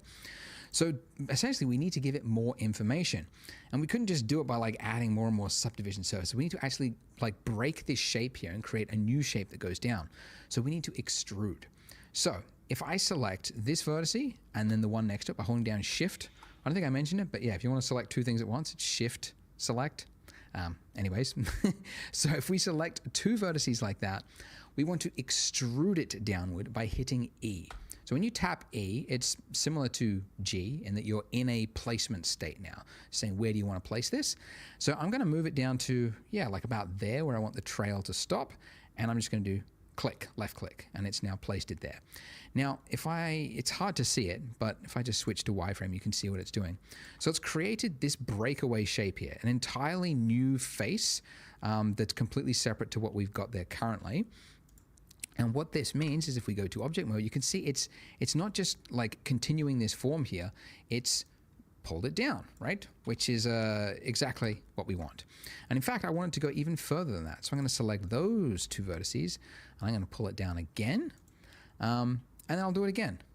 And the reason I've done this 1, 2, 3 is that this detail here is important so that it conforms to the shape of the donut. Because if there's not enough, you're going to have that clipping issue that I showed you earlier. So that's pretty good. And now we're going to do it again. Originally in my earlier versions of the donut, I only did like one of these, but then I noticed that in the render, the final render, it's often the most interesting part of the donut. So now I'm thinking, yeah, just do it all the way around the donut. Just add the bit that looks cool. Add more of that. So here, so wherever there's essentially like a big dip is what I'm looking for, like where the liquid would sort of build up and then like the surface tension there would be just too much, and then it would break away and it would go down underneath like that. And we'll do another one here, why not? Like that, and down and down. And that's pretty good. Haha, lovely. So that concludes finally this heavy part of the tutorial. So if you're ready to watch the next part, I hope you're not giving up. You can click there on the screen and I'll see you there. Make sure you hit subscribe as well if you haven't. A large number of you don't. But if you want to see more Blender tutorials, that's what you need to do. Self-promotion right there. Thanks, guys. See you in the next part. Hurry up! Congrats. You didn't give up. You made it to part 4. You clicked on the next part of the video. There's always like less viewers each video as you go down. So you're here. Well done. Thumbs up. As you can tell by the title of this video, we're going to learn about sculpting. But first, I should call out, if you have a problem with your mesh now, those problems can be amplified the further you go along. So it helps to do a technical check now, make sure you don't have any problems before we move along. So to look for it, go into edit mode.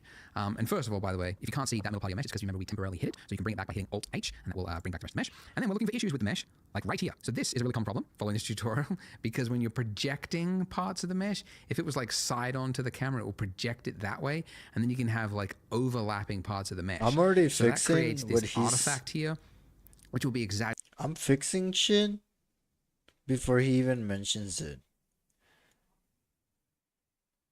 It makes me feel like I really When we have add more learned detail things to it. So we just want to drag that back. So turn on snapping, and I'll keep proportional turned off, and I'm just going to move this back over here just to move each of these points back. Another very common problem is you might have parts that have separated from your mesh. Now you can quickly fix this if you just like select the point and then hit G to move it. When you're in that state, it's also snapping it to the mesh. Now you could do that all the way along, like select, tap G, then click, select, tap G, then click. But that's anybody's got time for that. Let's make Blender do the work for us. Yeah. So there's a tool that's just designed for this, and it's called the Shrink Wrap Modifier. I love it already. Trusty modifier stack, we're going to add yet another modifier. So add modifier. It's not under generate, it's under deform, which we haven't accessed before. New modifiers. Ooh, the one we're looking for is Shrink Wrap. And first of all, hasn't done anything because it needs to know what the target is. What is the mesh that we're shrink wrapping our mesh to? Yeah. So with this little eyedropper tool, you can see when you've clicked it, my cursor's changed to an eyedropper. And now if I hover over objects, I got the name of it. So I want to click on the object that is the donut, and now it's snapped to the donut and made it worse. Why, Andrew, would you make us do that? Remember, the order of your modifier stack matters. So the reason this happened is because we've done it after the solidify modifier. So it works top to bottom. We want the shrink wrap to happen before any of the extrusion happens. So now that it's there, it's correct. And this is what it looks like before, and this is after. And it's subtle, right?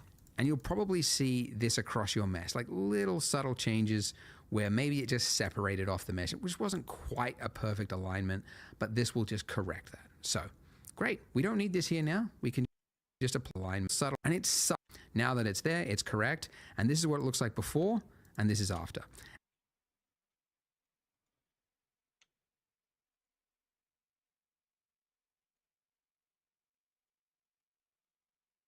Oh, wow.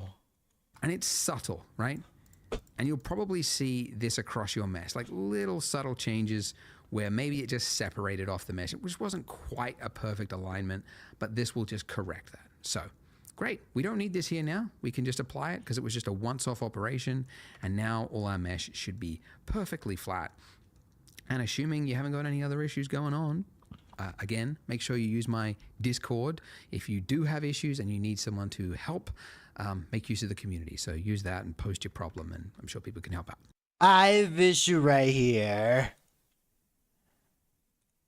Vertice.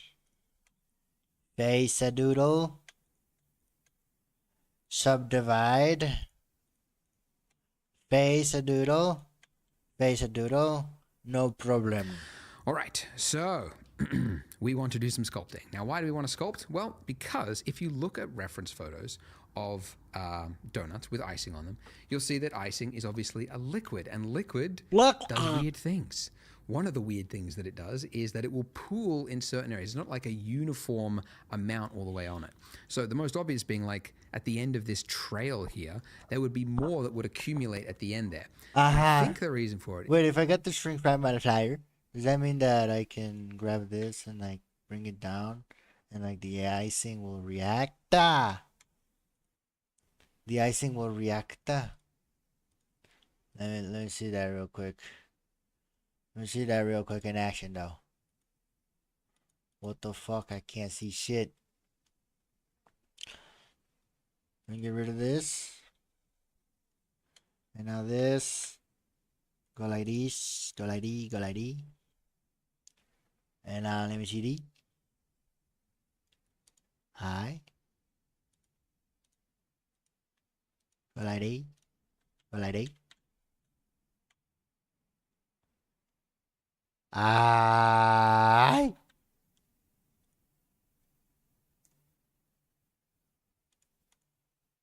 I,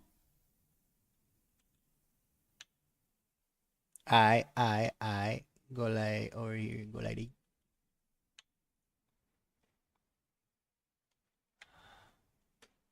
Is that because it's a viscous fluid, Viscous! once it runs out of enough fluid, there's not enough to kind of push it forward, but there's enough for it to build up. So you would have like a build up here on each of these ends. I wonder, is this a good game? Is the finals a good game? Is the finals a good game? Ranked.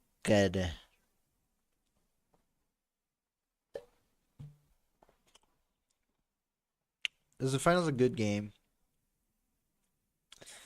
I feel like it's just a game for me to get fucking mad at. Chill, Matt. Walk up with shield. It's last two. Rocket. Heavy, low. Ape this, Matt. Ape this. Nice. Get it. Get it on it.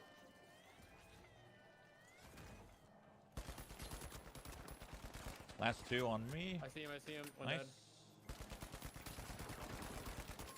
Good job. Let's go. Hey, that's a win. We just Yeah. hold up. That was But you fucking. guys- Woo. Yeah. That was probably our closest final rounds ever. Come to me. I should have probably invised you on the pad as well, and then I should invis up myself. It's just so fucking loud. Kind of obvious.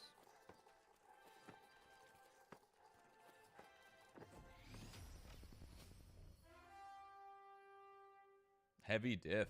Look at our heavy. Look at theirs. Heavy diff. That'd be good. Brewing. Well, I guess also we had a light. Yeah, we had a light. A very fucking It's- tired light.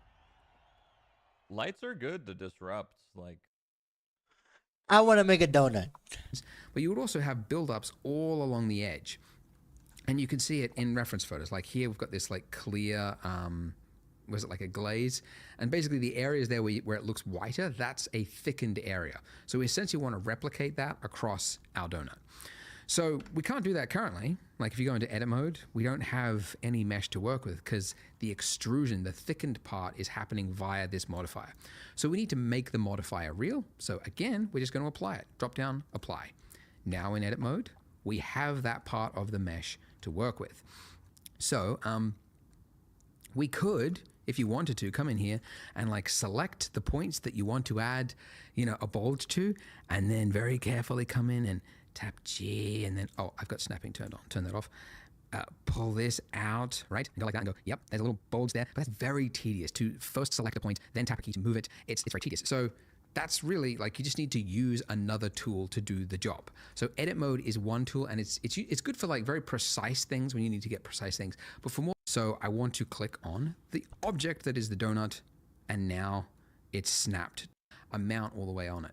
So the most obvious being like, we can just apply it because it was just a once-off operation, and now all our mesh should be perfectly flat. And assuming you haven't got any other issues going on, again, make sure you use my Discord. If you do have issues and you need someone to help, make use of the community. So use that and post your problem, and I'm sure people can help out. All right, so we want to do some sculpting. Now, why do we want to sculpt? Well, because if you look at reference photos of donuts with icing on them, you'll see that it's late edge. So it's like come in there, say, pull select the to reduce it, and then do a single left click to confirm. You can also change the strength with Shift F. So Shift F, pull out, click, and then Shift F, pull in, click. So if I was to draw on this, you can see that I'm inflating that edge. I can also inflate here. But you very quickly realize, like, look at that. Look at that. What is that, right? The eye is going to see that. It's a pro tip.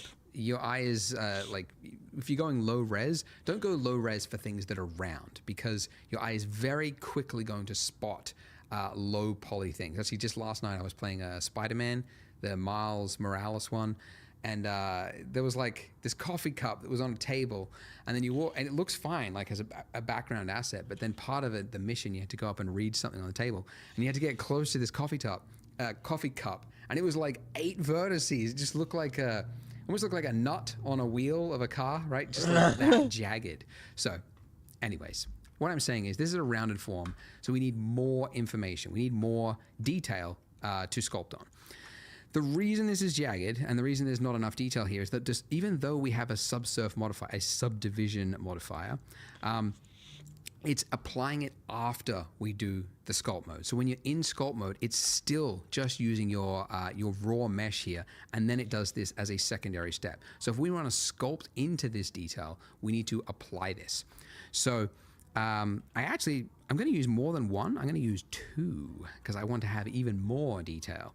So importantly, by the way, if you're applying a subdivision modifier, even though you've got 2 levels here, it will always use just the viewport. So your render amount here could be whatever, but when you hit apply, it's just going to apply whatever is in the viewport. So I'm going to go 2 levels and hit apply.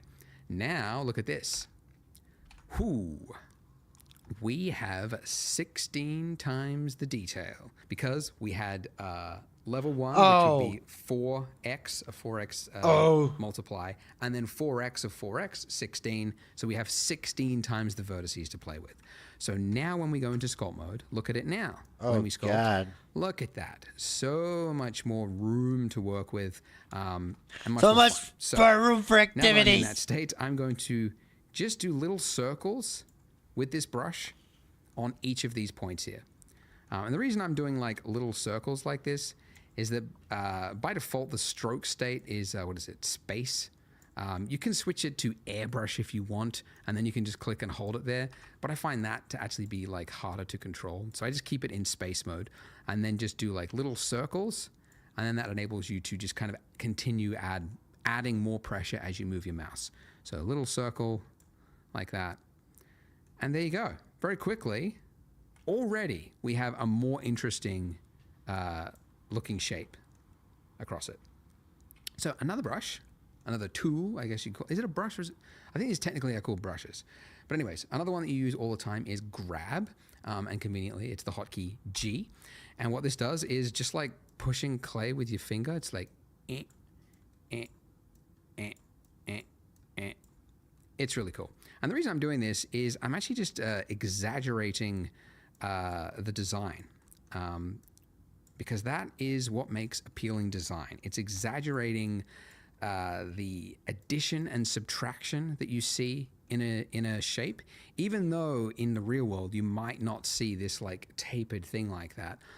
Because it's got this bulbous end, you want to draw more attention to that kind of globule at the end there. And to do that, yeah, if you just make this a little bit tapered using this tool, it can do that. And we get to learn about a new tool in Blender, which is the whole point of this tutorial. So, yeah. All right, pull this around, pull this around. Just click and drag and click and drag. I could change the shape, size of the brush with F. And you've got more time than me, so maybe make this better than what I'm doing really quickly. But just get, generally a shape like that, and it should look a little nicer. Okay, so now let's do that raised edge all the way around the rim of this. Now, in previous versions of this tutorial, I said just use the inflate brush and then just like draw across it. The problem with this is that this is so imprecise, and you can accidentally like draw over another bit, and then you look at it side on and you get these like noticeable like divots across the donut, and it's not very it's very hard to do because you keep like accidentally clicking off it and then on it, and you get this like jagged like dig. It's not very appealing. The point is, so let's go back. How do you do it? Another tool. It's another excuse to learn about another tool, and that tool is called the mask tool. So it's actually in the list here, but I never remember what it is. It's just hit M for mask, and it's this one. And what this enables you to do is if you just draw on it, you get this grade shape, right? And then when you're using add some another tool, like class say you to switch it. to the inflate brush now, and if you draw over this, let me just increase this. Yeah, if you drew over this, you can see it's applying an inflation to everything except the area that is dark. And that's how you can create like, a skin lesion on a zombie or something like that. So a mask is very useful in sculpting, used a lot. And we're going to use it in just this case. What we're going to do is mask out just this area along the rim there. And then we're going to apply a constant inflate value to just the area that we've masked. So first use the mask tool. Mask. And it doesn't really make sense to use like a half opaque mask. So we're going to set the strength all the way to 1. And then I'll use a brush size about here. So essentially, where do I want the inflation? Like, do I want this much inflation on the rim? No, probably something about here. And then I'm just going to paint a darkened value all the way across it. I just want to make sure that it's, you know, fairly even. It doesn't have to be completely perfect, but fairly even across it. And I obviously don't want it to be in this part because that, you know, the liquid has flowed all the way down and it's broken the trail and it's gone down there. So I don't want any raised area there. And again, I apologize if this was like tedious, but it's a way to learn Blender piece by piece. Okay. Hey. Speaking of which, Bro, my I icing forgot. looks fucking good, With dude. the sculpt tools in Blender, for whatever reason, it has assumed by default that you might want to sculpt on the other side of your mesh. So you can see I've got this smear here, and that's because somewhere I was painting over here, I went through the mesh and it painted on the other side of the mesh over there. Very annoying. So I can undo it. It's just easier than like repainting that whole thing. And that means when you paint, it should mean that as you draw, it could still happen, just be careful, but it should happen less. It shouldn't happen like on the opposite side of the same mesh. Anyways, it should happen less. By the way, I didn't call it out because it's not essential, but if you do ever want to isolate and only see the selected object, / is the isolation mode. So / on the number pad or the actual normal keyboard will pull you in and out of that state. Anyway, so now with the mask brush, with front faces only enabled, I can paint along it and it should... I don't get should it. What are you happen doing? less, What are you doing? What are you essentially. doing? All right. I don't know what to say. But this doesn't take long once you've set it up. And assuming you've got the strength of 1, by the way, you don't want to have areas with like half opaque, right? Because we want to have a constant value across it as we inflate it. And we should get a nice raised edge that goes all the way along the donut. Okay, great. Just clean it up if you got any areas that look a little untidy, a little unkempt. Yep. Awesome. All right. So, as I mentioned, the mask will actually mask out the area so you can't paint on it. We obviously want to only paint on the area that we mask. So we want to invert it by just hitting Control-I, same hotkey as Photoshop, etc. And then, obviously, if we went to the inflate brush and then we just painted... Like, yes, we're only now painting onto that area, but it also doesn't solve our problem of like different values across it. So we want to apply a uniform inflation on just these areas.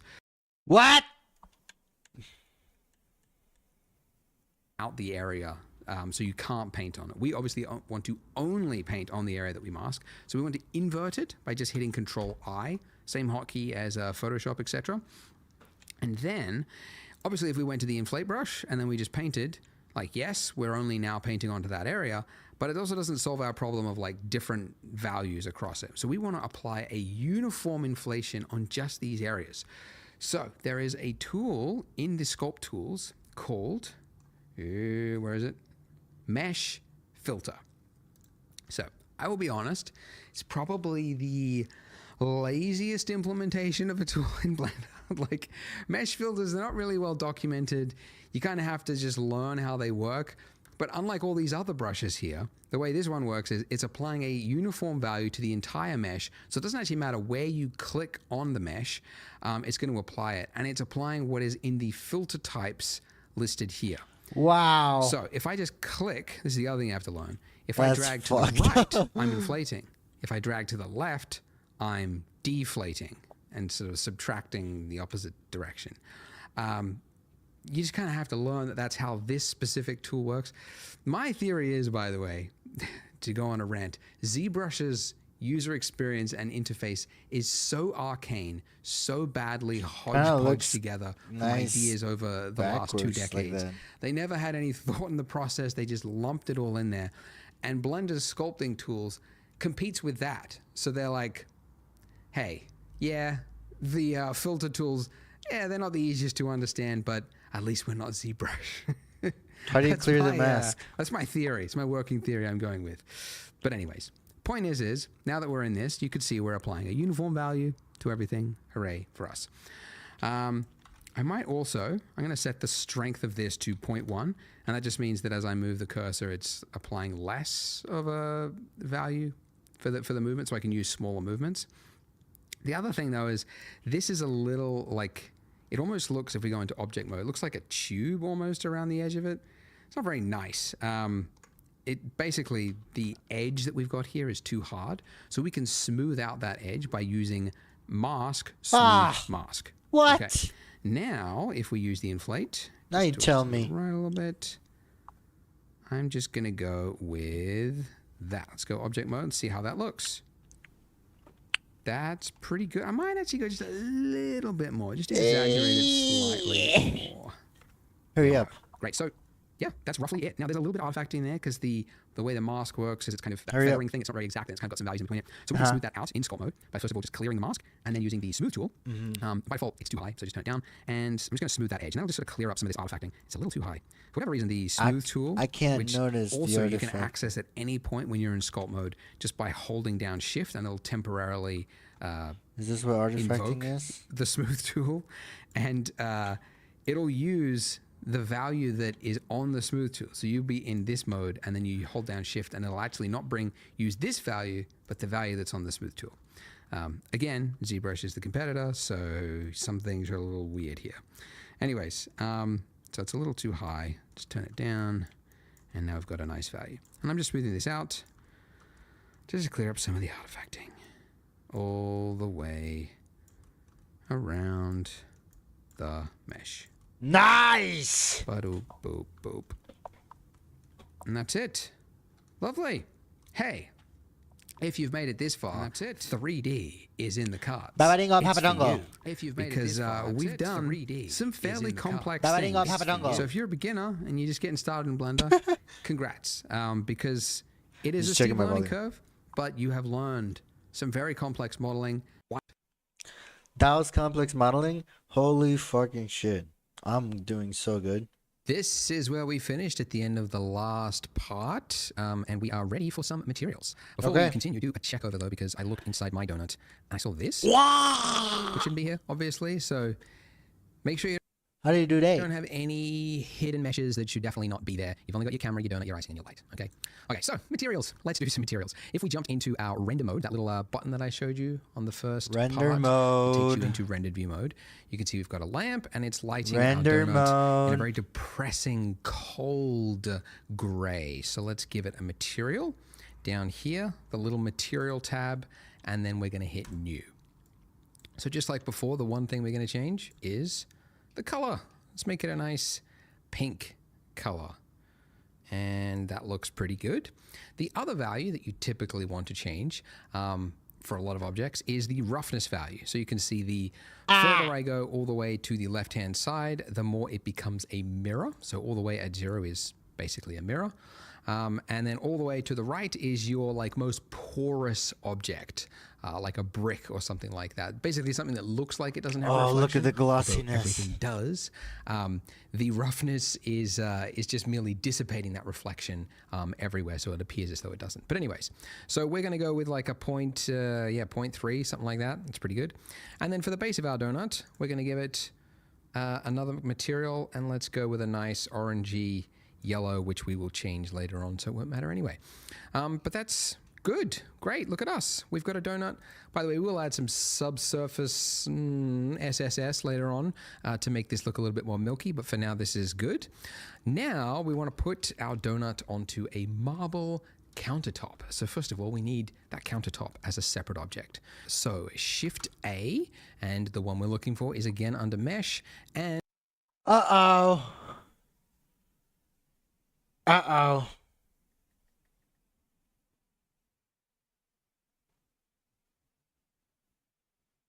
No, my phone gonna die.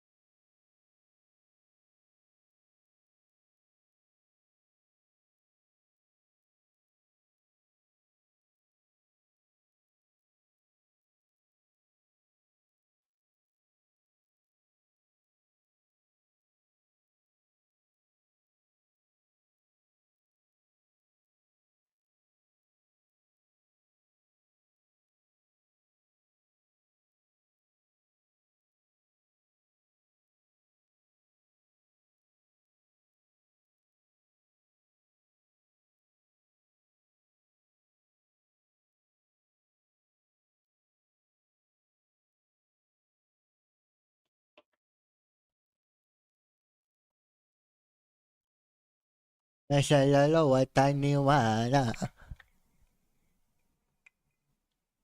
you see what the fuck we was making last night? Oh no, a little bit of. Let's take a break. Let's take a break. Okay, break time. No break. And we're going to go with a plane. So a plane is just a square that's literally made up of 4 vertices. It's the simplest object, but the most. I feel like I gotta apply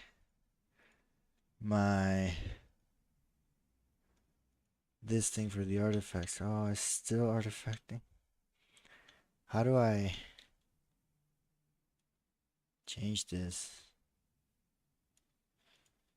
How do I grab everything?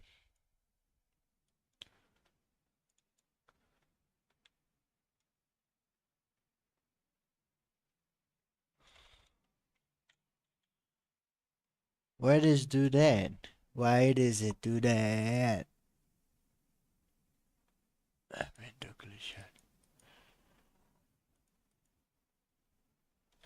Ow, ow, ow, ow, ow, ow. I got a crazy ass fucking pain in my intestine. Ow. We're good. We're good. It wants me to add a floor, so we're gonna add a floor. Most versatile that you use it all over the place. And I'm going to make this look a little bit bigger. So let's just scale that out with S. And then click. Okay, so we want to make our donut rest onto the countertop. So if I selected my donut base and moved it up, well, there's a problem, right? We need to have both of these move together. So if you want to have one object basically attached to another object while still being its own separate object, you parent it. So the way we parent it is, first of all, you select the object that you want to follow the other object, so the child, and then you select the parent. So holding down Shift, I'm going to now click on the donut base, and then to parent, it's Control P, okay? Or again, if at any time you don't know what it is, just hit F3 for search, and then we can just type in parent. Now, by the way, with parent, you get a number of options here. The one you actually want is keep transform. If you just do object, it means if you... It feels like I am digesting a fucking razor blade. What does that mean? What does that mean? And if I feel like I'm gonna fucking shit it out too. What the fuck? That hurts so much. Ow. Oh, fuck my life, bro. If you've ever moved the object like off its base or whatever like that, it'll then like clear its position. So it's actually not the one you want most of the time. So it's keep transform. Now that I've done that, if you've done it in the correct order, you should be able to select the base and then move it, and the icing should go with it. If it doesn't, Select it the means it's base. probably parented the other way. So again, Fuck! make sure the You hit this, and then you hit P, and then you hit object, and then you select the base, and then voila. object you want to follow the other one is selected first, and then the parent is selected last. Okay. So now I'm going to move that up along its Z axis. So G, and then just a middle tap. Why did my Pull it up shadows? My shadows look so till it's fucked. resting on my counter. Haha, lovely. Now don't worry about this looking like cartoonishly bad in terms of realism. I'm going to show you a button later on, which is just going to make this look phenomenally realistic. That's going to be in some later parts. But for now, this is fine just whilst we work and piece the scene together. So for our countertop here, we need to give it a new material. And then underneath the base color, you can select not just a color by clicking the color, but the little dot next to it, that little yellow thing doesn't look like a button, it is.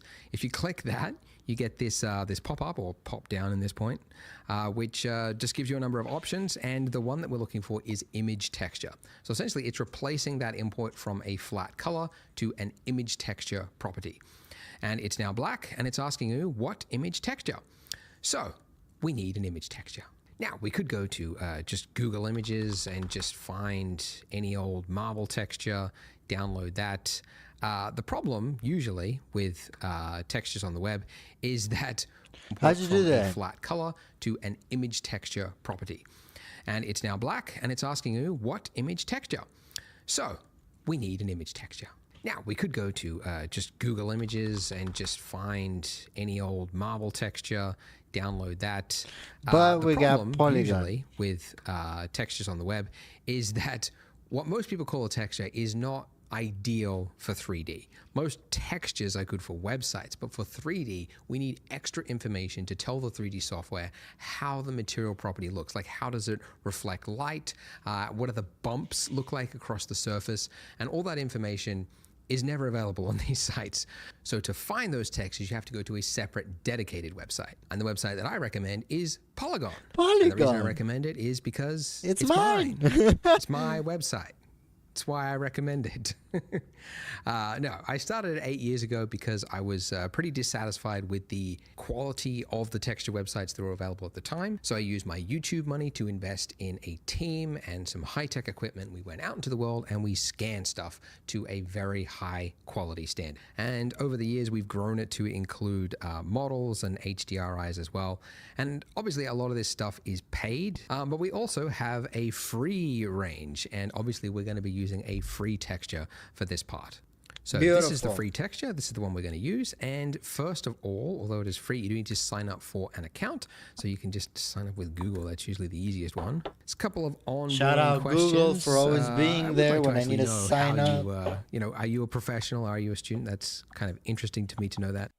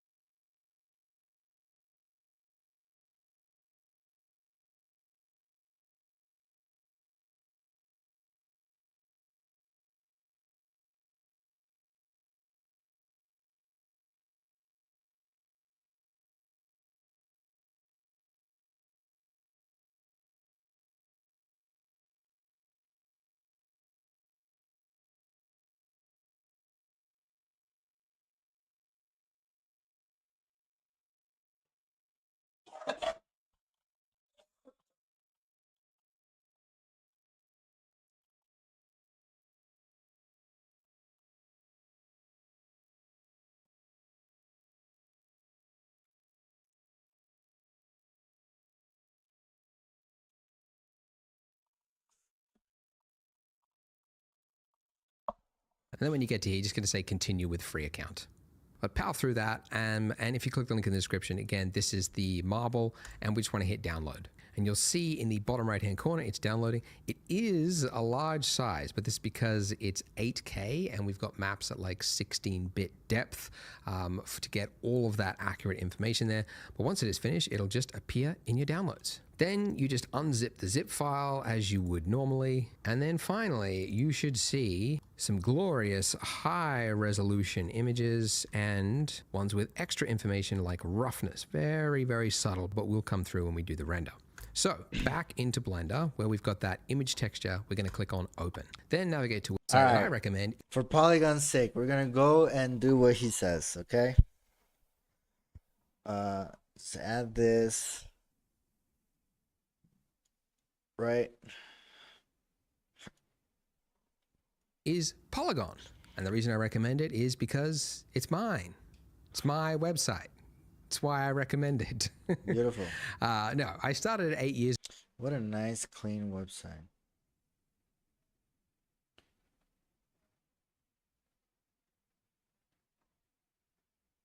Oh, that's so cool that you can scroll all the way down, and if you just click up once, you get the navigation bar.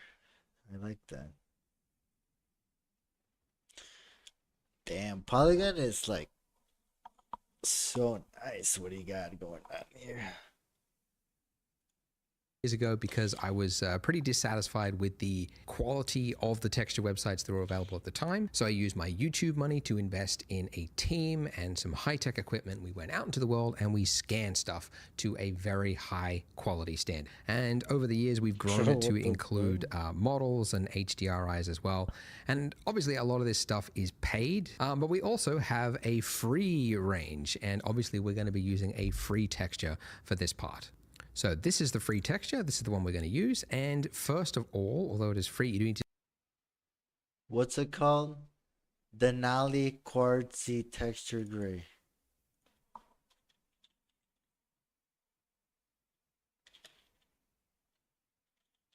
Quartzy. Just sign up for an account. So you can just sign up with Google. That's usually the easiest one. It's a couple of onboarding questions. I would like to actually know how you, are you a professional? Are you a student? That's kind of interesting to me to know that. And then when you get to here, you're just going to say continue with free account. But power through that. And if you click the link in the description, again, this is the marble and we just want to hit download. And you'll see in the bottom right-hand corner, it's downloading. It is a large size, but this is because it's 8K and we've got maps at like 16-bit depth to get all of that accurate information there. But once it is finished, it'll just appear in your downloads. Then What the fuck was it called? Oh my god.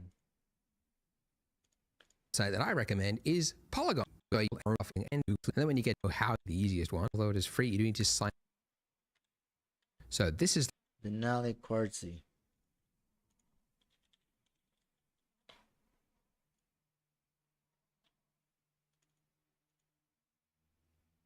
right, and then that cut was wrapped around the object. That's what UV unwrapping is.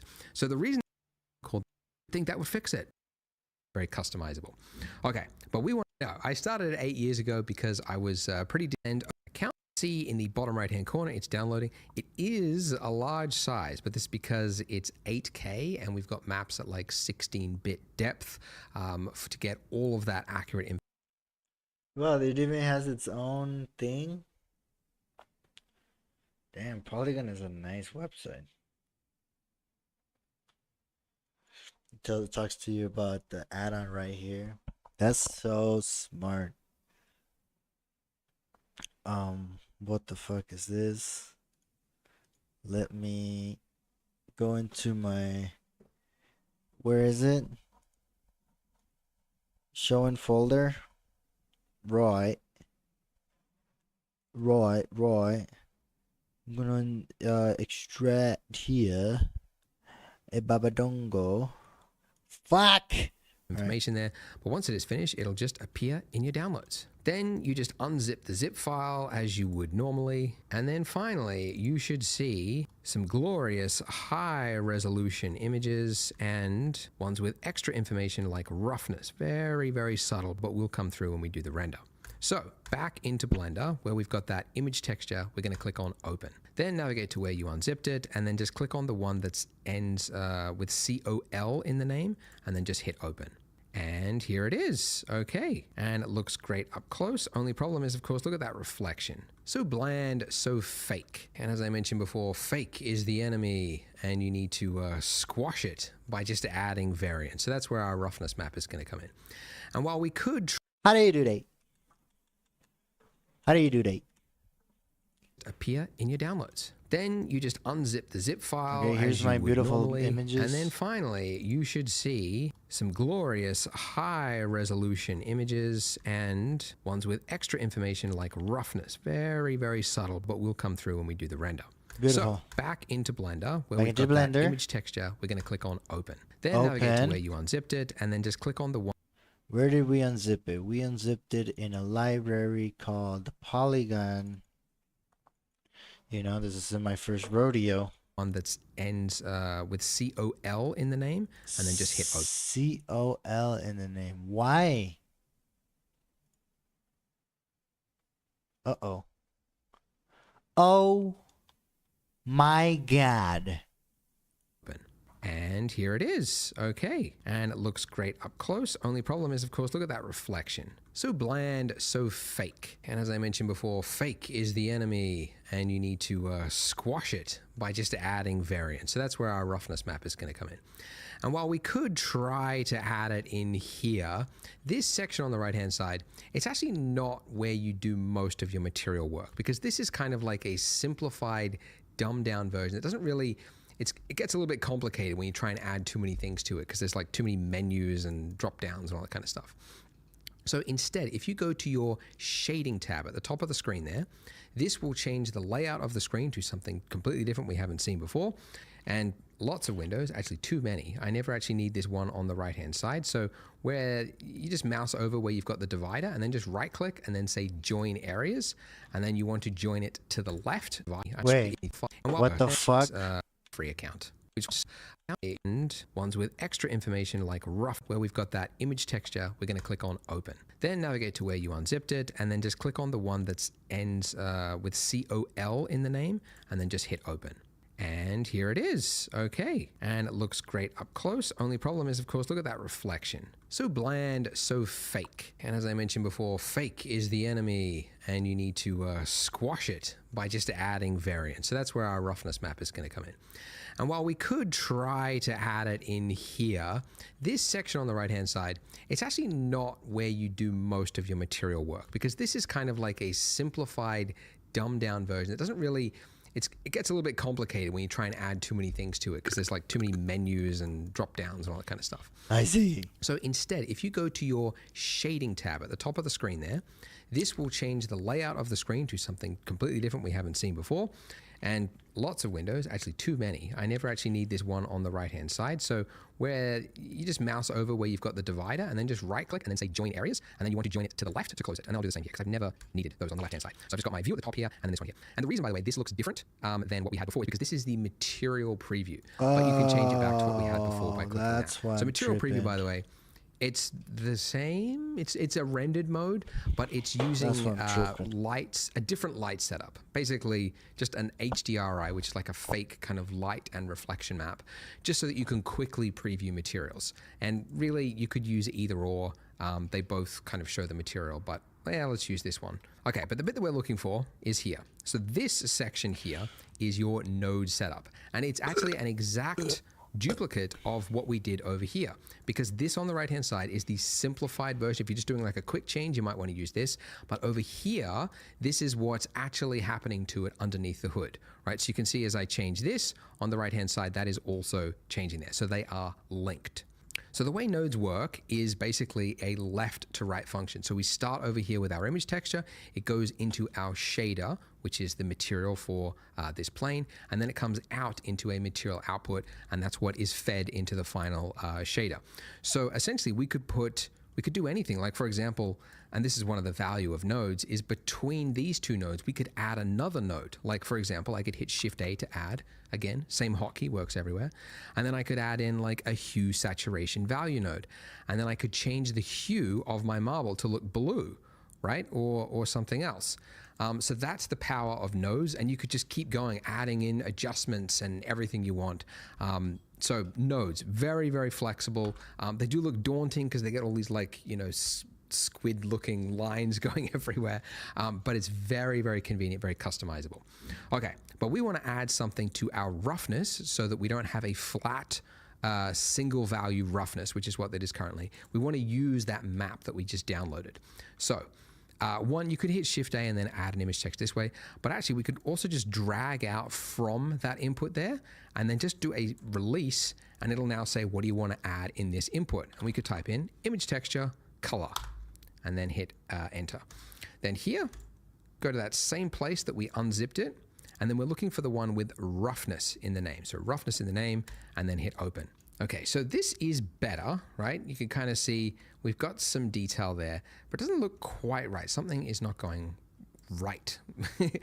It's because when you add an image texture, Blender doesn't really know what type of information it is yet. And by default, it's looking at the color information, even though there isn't really color there. So instead, we need to tell Blender, this is a special map, and we're just looking at the values, right? So essentially, the color space here, we need to change it from sRGB, where it's a standard photo color, to instead non-color data, or just non-color, I guess they've changed it. But now you can see that looks correct, right? So look at all that. We got scratches, we got smudges. It's infinitely more realistic than what we had previously. So beyond that though, we could also add in little tiny bumps, okay? So bumps are in a place you would not expect. There's not a bump value here. It's actually under normal. So normal, you hear that word a lot in 3D. It just basically means the face, which direction is the face pointing, right? So if this is your face of the plane, you're pointing this way, that's the normal, right? But you can change the normal information to kind of tweak it to pretend like there is detail in that, okay? Essentially, we can plug in a specialized map called a normal map. Damn, look at okay, that. so we're going to drag out from that normal map and then release and then image texture. That's the last use thing. That's the one we want. I'm just going to click color, then drop, and then hit open. Go to that same folder, and then this is the one, the purple one. It's the weirdest looking map. You always know you're looking at a CG texture map directory because it's the purple one and it's got NRM in the name for normal. And hit open. And just like before, it's not going to be correct because it thinks this is a color image texture, just like for photos. So we need to change it again to non-color data. And now you would think that would fix it, but no, it looks even worse. What did we do? The problem is we need to convert this image texture into something this can read. So we need to put another node in between here. So the node is found under Shift A for add, then vector, normal map. So click and then just drop it here so it highlights between it and then just drop it. And it will now finally be correct. And if I go full screen with control space, I didn't mention that before, but yeah, control space, and then you can go full screen and you can see we've got very subtle little chips and divots across the texture along with those smudges, and it just looks way more believable. It means you don't have to worry about this part of your scene. It's just going to work and you're going to get all that detail for free, and your control space finally be correct. So it highlights between it and then just drop it. And it will now finally be correct. And if I go full screen with control space, I didn't mention that before, but yeah, control space, and then you can go full screen and you can see we've got very subtle little chips and divots across the texture along with those smudges, and it just looks way more believable. It means you don't have to worry about this part of your scene. It's just going to work and you're going to get all that detail for free, and just Oh makes life a little shit, bit look easier. at that. But it is Look at those little dents. That is pretty dope. How is it more noticeable? Like this? Oh yeah, look at that.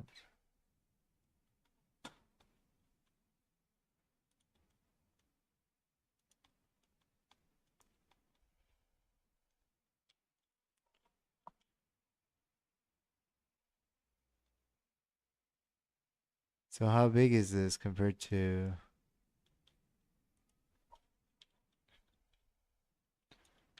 No, we don't want to do that. It is a lot of work. Like what you've just made is a PBR shader, and yeah, it's a lot of work. All those little maps and everything, and having to know which setting is which.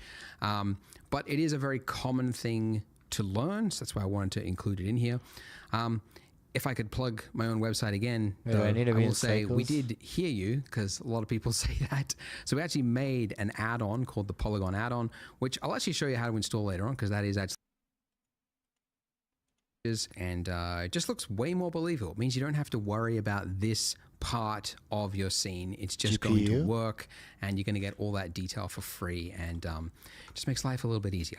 But it is a lot of work. Like what you've just made is a PBR shader, and yeah, it's a lot of work. All those little maps and everything, and having to know which setting is which. But it is a very common thing to learn, so that's why I wanted to include it in here. If I could plug my own website again, though, I will say we did hear you, because a lot of people say that. So we actually made an add-on called the Polygon add-on, which I'll actually show you how to install later on, because that is actually important for 3D, because you use a lot of add-ons. But to plug it very quickly, it actually does all of that without you having to leave Blender. So it'll download the texture for you. There we go. See, it's downloading. It's actually faster through the add-on. And then once you've got it, you just hit apply, and then it will do all of that node work for you in the background, and it'll just apply it to the mesh for you. So you don't have to do all that all the time. And in fact, most people, I think, if you're working on big scenes, you're using libraries, you're using add-ons like this, so you don't have to do it all. What the fuck did he just do? Faster through the add-on. If I could plug my own website again, though, I will say we did hear you, because a lot of people say that. So we actually made an add-on called the Polygon add-on, which I'll actually show you how to install later on, because that is actually important for 3D, because you use a lot of add-ons. But to plug it very quickly, it actually does all of that without you having to leave Blender. So it'll download the texture for you. There we go. See, it's downloading. It's actually faster through the add-on. And then once you've got it, you just hit apply, and then it will do all of that node work for you in the background, and it'll just apply it to the mesh for you. So you don't have to do all that all the time. And in fact, most people, I think, if you're working on big scenes, you're using libraries, you're using add-ons like this, so you don't have to do it all manually all the time. But it is important to know the process, so that's why I wanted to show it. But anyways, this was our material, and we are happy with it. Well done. Let's What the fuck? go back to the layout tab, and now we're going to do one more thing. So you see our donut base here. Let's just isolate this donut for one moment here by hitting /, which I mentioned previously. Okay, when you're in /, this is isolate mode, which means it's literally turning off everything, including the lamp, which is why it's dark. But if you turn on material preview, then you get this. So this is okay. But if you look at real references of donuts, you'll see that it's typically whiter around the middle. And the reason for that is, as I mentioned before, the way it cooks, right? It's only like half submerged, and then it's flipped. And it means that the bits that are closest to the surface are cooked less. So there's usually like a whiter part around the rim. Right. And I mean, really, this is just an excuse to show you another part of Blender, which is texture paint. So at the top there, click the texture paint tab. And again, let's go into isolate mode with our donut there. Why are we not seeing? Okay, there we go. So what texture paint does is it lets you paint directly onto your mesh. But if we try doing it, you can see nothing's happening. And it does give you a warning at the bottom, missing textures detected. So to paint, you're painting into an image, and the image doesn't exist yet. So we have to give it one. So go to the material tab, and then here where we got base color, we set it up as yellow, but we're actually just going to override it now. So click that little yellow dot again, and then say image texture. Image so now texture. It's black, doesn't have an image. So, and instead of clicking open, we're going to click new. So we're going to create a brand new image, and let's call this donut base. We could make this higher res if we want, but don't. This is more than enough for a donut base. That's fine. And this will just save us time. The color, this will just fill the it'll fill the image for us with a flat color. So we're just going to go for something pretty similar to what we had before, a nice yellowy color like that. And by the way, make sure you're for something pretty similar to what we had before, a nice yellowy color like that. And by the way, make sure you're all the way bright, otherwise your donut is going to be a little bit dark. So yeah, there we go. All right, make this higher res if we want, but don't. This is more than enough for a donut base. That's fine. And this will just save us time. The color, this will just fill the it'll fill the image for us with a flat color. So we're just going to go for something pretty similar to what we had before, a nice yellowy color like that. And by the way, make sure you're all the way bright, otherwise your donut. I don't understand.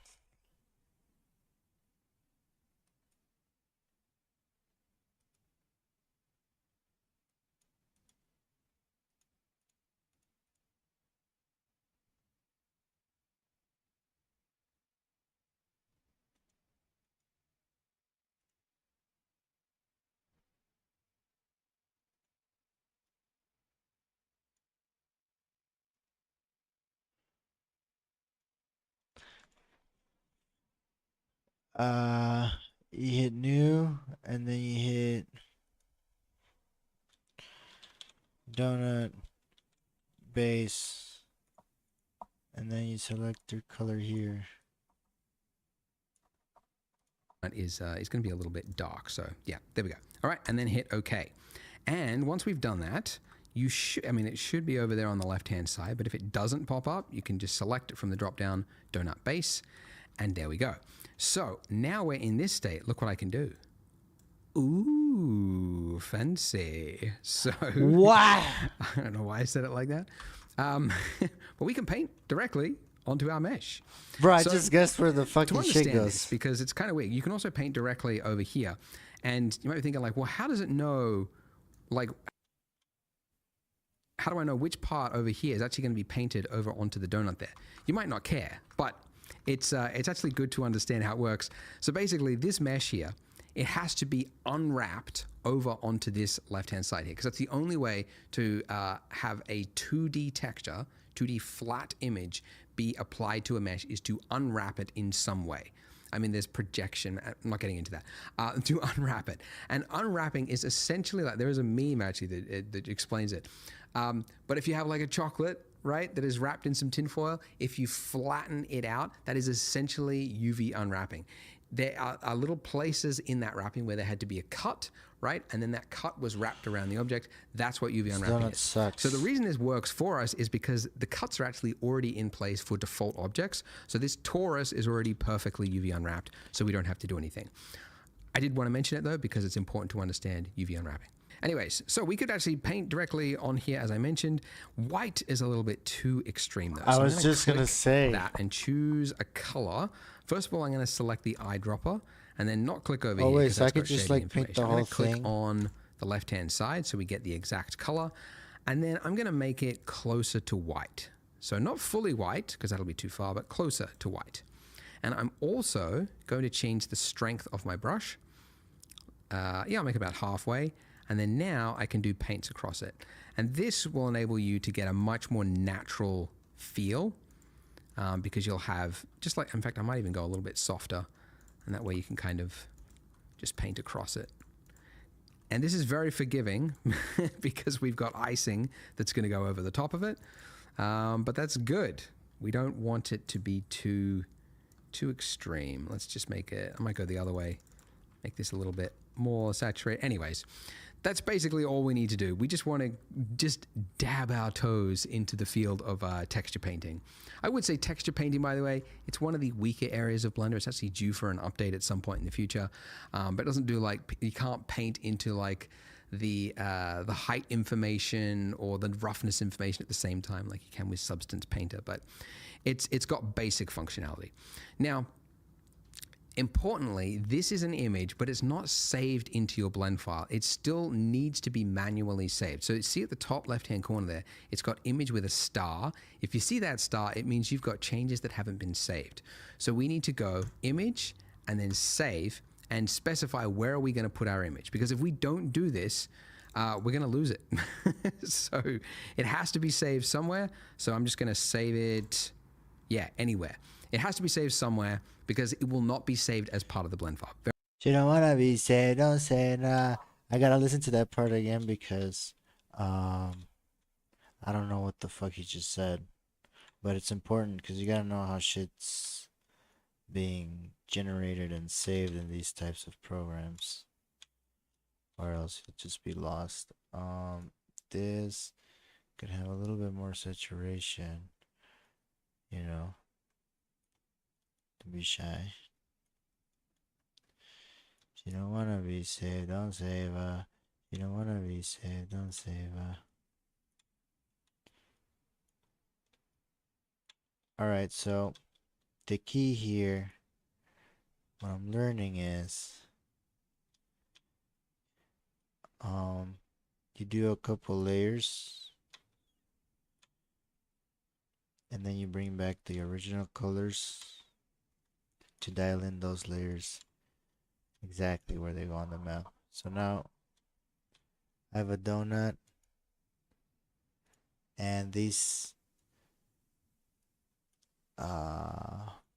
texture paint roughly kinda made it how it needs to be, right? We can even add a little bit more burnt color by selecting this and making it more saturated and darker maybe, and maybe like just lightly touching up some areas, maybe like this.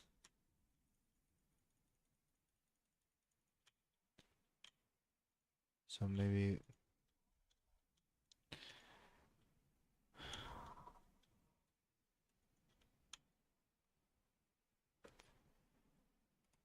blend these out.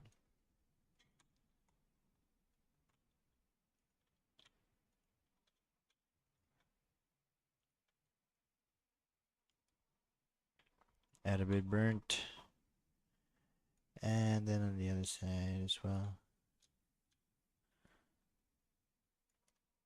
Add it up right here. Right? And we get a nice, whoa, it's like toasty as hell over here.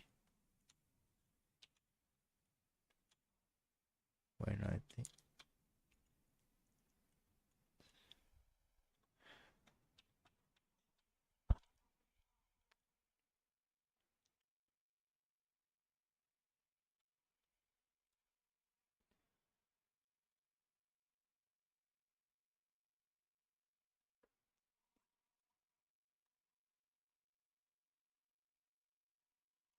Like, okay, what if I go like this?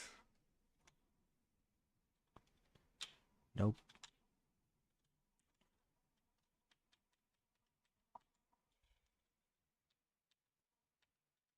I think this looks decent, dude.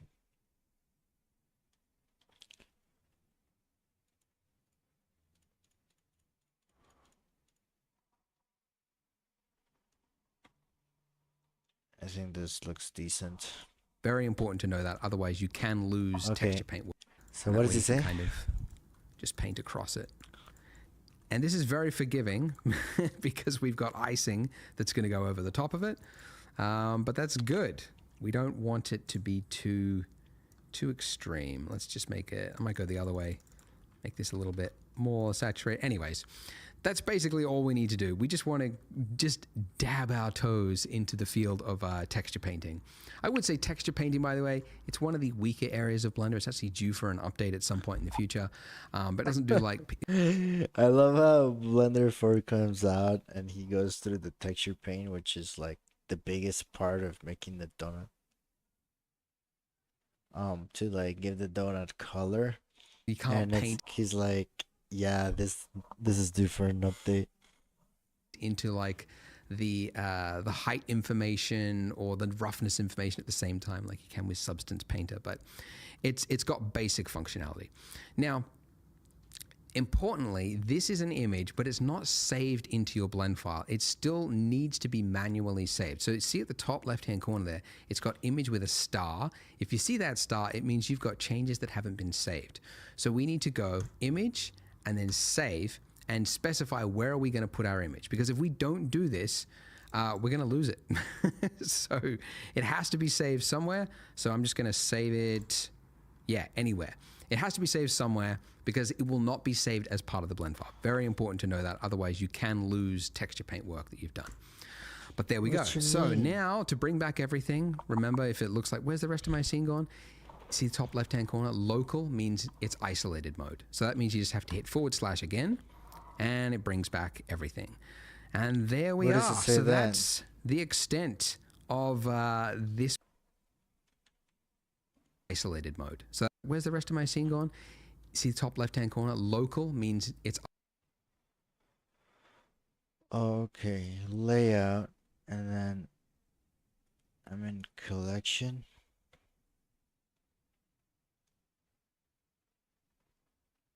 isolated mode. So that means you just have to hit / again.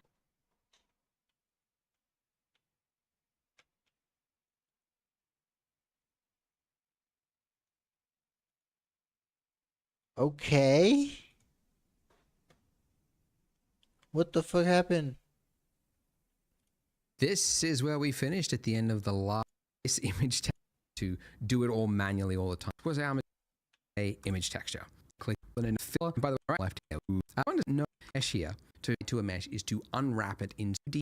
Over here is actually going to be Paintworks left hand side here because that's the only way to have a 2D thumping the cut. Anyway, it's full super.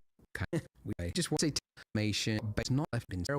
It has to be saved. So go without. It still needs to be important, but the height information or like it's one of the weaker areas of Blender. It's actually due for an update at some point in the future. Okay. But it doesn't do like you can't paint into like the height information or the roughness information at the same time like you can with Substance Painter. But it's got basic functionality. Now, importantly, this is an image, but it's not saved into your blend file. It still needs to be manually saved. So see at the top left-hand corner there, it's got image with a star. If you see that star, it means you've got changes that haven't been saved. So we need to go image and then save and specify where are we going to put our image. Because if we don't do this, we're going to lose it. So it has to be saved somewhere. So I'm just going to save it, anywhere. It has to be saved somewhere because it will not be saved as part of the blend file. Very important to know that. Otherwise, you can lose texture paint work that you've done. Oh, no. But there we go. So now to bring back everything, remember if it looks like, where's the rest of my scene gone?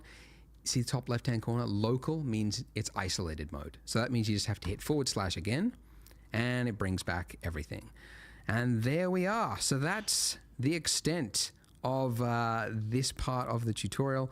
As I mentioned, some of you might be wondering, when are we going to make that lovely subsurface scattering? We're going to do that in the future after we do the sprinkles because it's too hard to see at this point. So there we go, guys. Join me in the next part, and I'll see you there.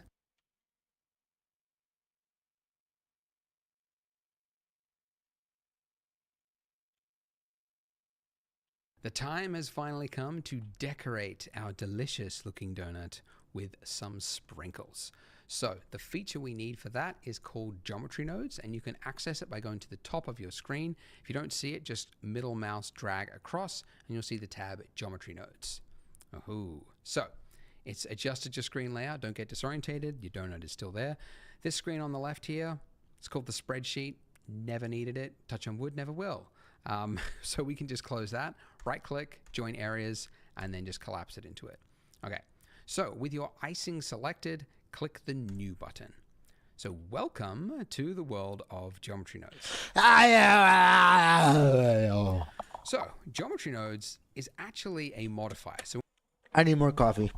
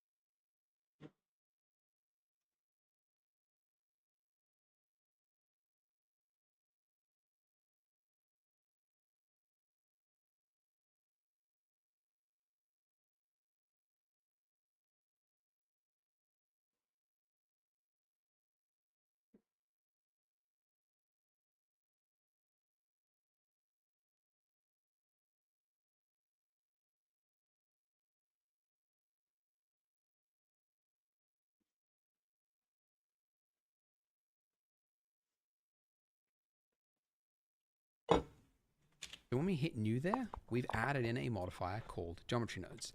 And what the modifier is, icing selected, click the new button.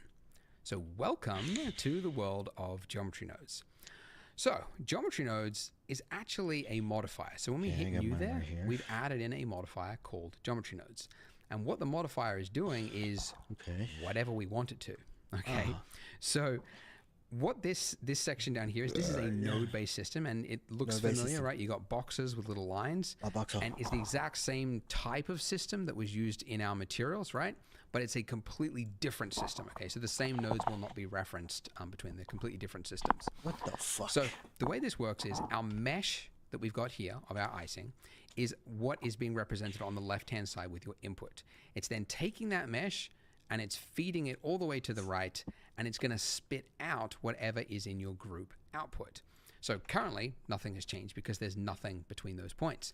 But if I was, for example, don't follow me, but just as an example, if I was to add a set position node, drop this in here, and then change the position of the icing along the Z axis, you can see it's raised it. Okay, now the mesh, if I go into edit mode, is still there. The mesh has not changed. So we're not actually moving. No, you gotta go back. If I was, for example, example, I don't know anything about me, this. but just as an example, if I was to add a set position node, drop this in here, and then change the position of the icing along the Z axis, you can see it's raised it. Okay, now the mesh, if I go into edit mode, is still there. The mesh has not changed. So we're not actually moving the object. This is just happening after the fact via a modifier. Okay, now obviously this would be a rather pointless use for geometry nodes to move it, because you could just move it. But as an example, let's say, I don't know, you had a scene where lots of objects, some of them are raised, some of them are not, and you wanted to quickly change them. What you could do with geometry nodes, in this case, you could actually expose this offset value by dragging it to the left over here. And when you do that, you can see it's now appeared over here in our modifier stack. What that means is whenever I'm in another part of Blender, say I'm like building stuff, and then I'm like, oh yeah, I need to, when I do that, expose this offset value by dragging nodes, in this case, you could actually expose this offset value by dragging it to the left over here. And when you do that, you can see it's now appeared over here in our modifier stack. What that means is whenever I'm in another part of Blender, say I'm like building stuff, and then I'm like, oh yeah, I need to quickly, change the height of that icing, I've got it there whenever I need to. So essentially, this system enables you to build your own tool that does something that you want it to do in a really flexible way. So it's really powerful. And before geometry nodes, I mean, Blender was kind of limited in what you can do, but I'll throw some examples here. But in the last 2 years since it's been in Blender, people have done some wild stuff with it. And most of this stuff really was just not possible in Blender before without doing custom scripting. So it's really opened up the doors. So it is a very different system, like it's a different way of working than just hands-on in 3D, but it's a really flexible, really valuable system. So any time spent learning geometry nodes, I think, is time well spent. So we want to do sprinkles, and to do that, we need to first of all scatter some points onto our mesh. So to do that, hit Shift A for add, and then we're looking for point, distribute points on faces. Okay.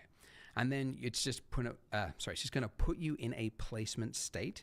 And if you just mouse over that line there till it lights up, if you click, it's going to automatically connect it for you. It just does that. And now you can see we've got points on our icing and a density value. Great. But you might notice the icing has actually disappeared. Now the reason for that is we've told it, okay, take that icing object and convert it into points, and then just give us the points back. Okay, so what we need to do is say, yes, we want the points, but we also want the original mesh. So we can do that by adding in a node that you use all the time, which is Shift A, Geometry, Join Geometry. So you'll find this node in probably any geometry nodes tutorial. Very versatile. So drop it in here after the points, and you'll notice this input here is a different shape. So normally inputs are circles or triangles or whatnot. This one is a long and elongated shape to signify that it can accept multiple inputs. So unlike these where you can only accept one, this can accept many. So what we need to do is take the output of our original mesh and then feed it over to here. And now we have both the original mesh and we have our points, and they're being combined together and then put into our output. Okay. Oh. Very cool. Awesome. All right. So if we were to give this a render right now, you would actually see nothing because these points don't physically exist. They just exist in the 3D space. If we want them to show up in the render, we have to tell it, what do you want to render them as? So for that, we need to add an object to be our sprinkle. So your sprinkle could be whatever you want. We're actually going to make two different types of sprinkles in this donut series. So we're going to start though with a very simple one, just a round ball. So just like you would add another object normally, Shift A, and then go Mesh, and then go UV Sphere. Now, this sphere is going to be referenced for every single sprinkle. Okay, so we want to go as low res as we can get away with. So I'm going to go with 12 segments and then 8 rings. If you're on a really slow computer and you think this is really going to suffer later on, you could go even lower, but I don't want to go too low because otherwise we're going to see that jagged edge because it's a rounded form. So I don't want to go too much lower than that. But I do want to adjust the scale because obviously this needs to be a tiny little sprinkle. So let's go 0.01. Okay, awesome. All right, now with our icing selected again, you'll notice, by the way, that if you click another object, you don't see your nodes because it's only going to show you the active object's geometry nodes. So if you want the nodes to just be there no matter what, if you click the pin button there, that means no matter what is selected, it's only going to be 0, 1. Okay, awesome. All right, now with our icing selected again, you'll notice, by the way, that if you click another object, you don't see your nodes because it's only going to show you the active object's geometry nodes. So if you want the nodes to just be there no matter what, if you click the pin button there, that means no matter what is selected, it's only going to be showing you this object's, the one that we pinned, geometry nodes. Okay, all right, so to reference, we need to reference that little sphere that we've just created in our geometry node system. And you can do it very easily just by dragging down from your outline up here, just dragging it down into your geometry nodes and dropping it. What? So now That's let's just create some awesome. room here. Make a little bit of space. Okay. And what I need to do is add another node to reference this object. And the node is Shift A, Instances on points, the top one. Okay, and then I want to drop it in here between distribute points on faces and my join geometry. So drop it in right there till it lights up. Now the points have disappeared because we're now saying replace those points with whatever is in that instance input. So I'm going to take my geometry from my object info and drag it into the instance. And look at that. We have got our spheres appearing all over it.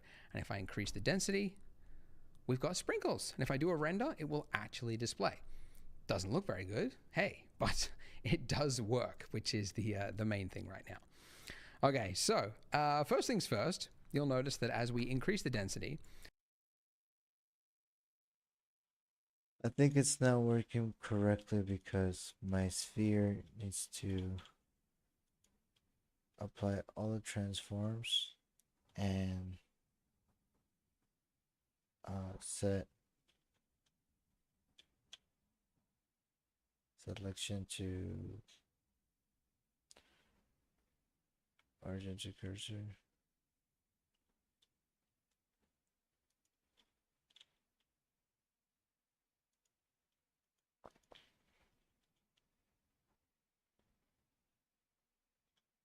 Control A, no, Shift S, selection to cursor, selection to cursor, cursor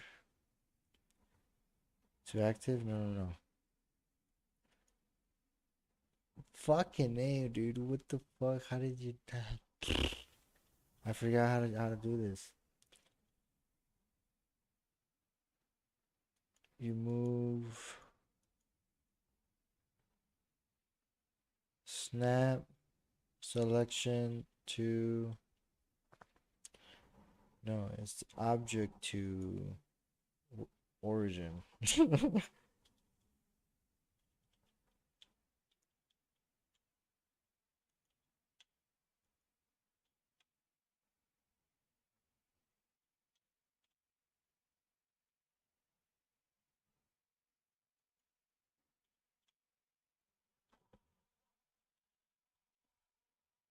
What the fuck, dude? What was it?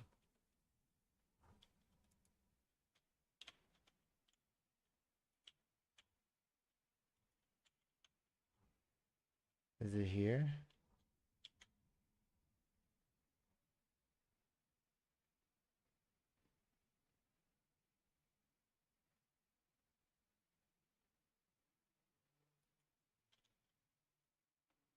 Selection to cursor? Alright, that's... I'm confused. But... we did it. Guess I can make it small like this.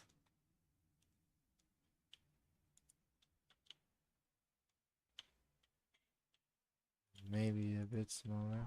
Okay.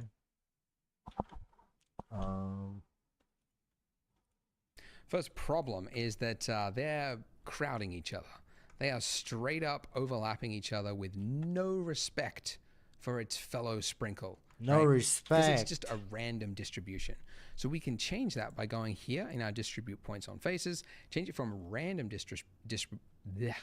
distribution to Poisson disc distribution. Poisson disc. What a name. So it's changed, but that's just because it's changed your density max. So just increase it again. With this Poisson disc distribution, you get this extra value here, distance min. So now if we can set a low value, we can start to delete. It's almost like each one of those points now is going to have a little radius around it. And if it detects a point within that radius, it's going to delete it. Oh, yeah? So we just need to increase it slowly, very, very slowly, until we can't see them intersecting anymore. To about there, honestly. If you go too high, like if you really wanted to make sure they weren't touching, you go really high, but it starts to look like too evenly spaced, you know? Like, yeah, it's not actually registering the other objects. It's like, it's just doing this little radius thing, which just happens to be perfect for a ball-shaped object, but it's not like an advanced, like it's going to try to fill in all the gaps for you. So yeah, it just kind of, I usually set it to like a little bit of clipping is okay, but I don't want there to be too much. But let's go, yeah, something, I don't know, something like that. We'll actually adjust this later on. I'm just doing it just for this point. All right, a much bigger problem, if I hit Control Tab to go full screen here, if I look at my mesh, I've got sprinkles everywhere. And in fact, I've actually got sprinkles underneath the icing.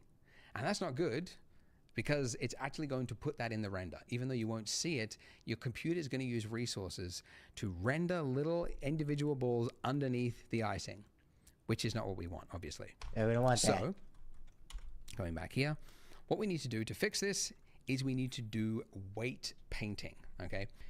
It's not texture painting, it's a special thing called weight painting. So with your icing selected, if you go from your object mode, you'll see one there called weight paint.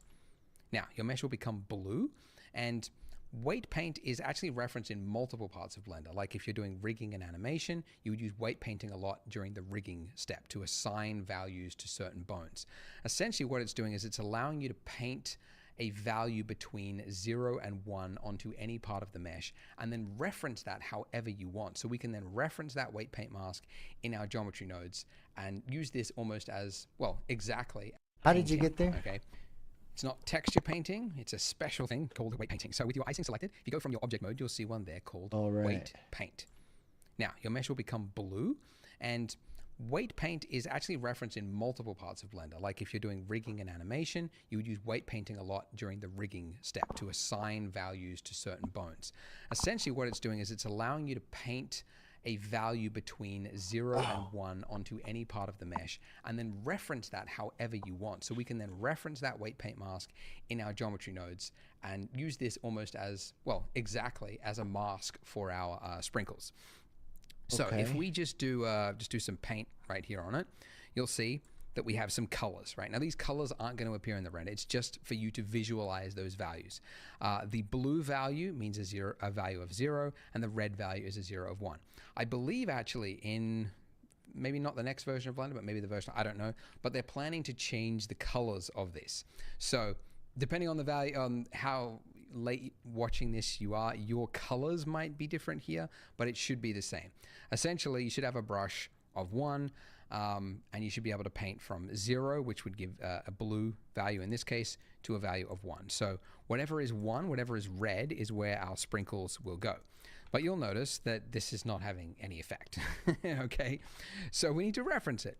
Now, that weight paint that we just did is actually, if we go to our data tab here, it's actually a vertex group. Okay, so that's where that paint went. So you could actually create multiple weight paint types just by like creating them here.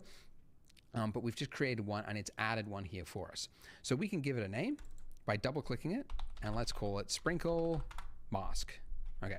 In fact, is it a mask? It's more of a density, sprinkle density, I guess, because it's not a masking out. Anyway, all right, sprinkle density. Okay, Sprinkle and where I weight. want to reference this in my geometry node stack is in the distribute points on faces. There is one value here called density factor, which we got when we used the Poisson disk thing. And this is just a value of 0 to 1. Very convenient. So if I drag out from here and then release, I can add in a new node and it'll just automatically connect it. And the node that you're looking for is called the named attribute. Don't feel bad if you're like, well, how would I know that it's called the named attribute? Because it's called vertex groups over here. You think like, okay, I'm going to type in vertex group, but it's an attribute, but it's one of many attributes, and geometry nodes can do many things. So it's just called the named attribute. So anyways, all right. So underneath name, we're just going to click that box and you'll get a pop up or pop down, and you're looking for sprinkle density. And there it is. Haha. So now going back into weight paint mode, we can act like an artist. What? I'm not getting it.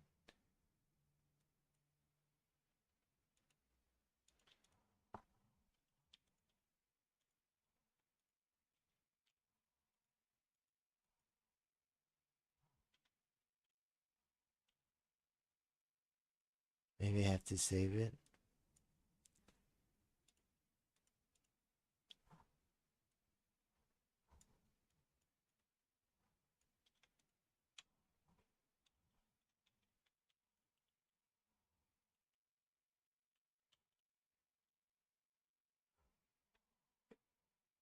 I just typed it in and it worked.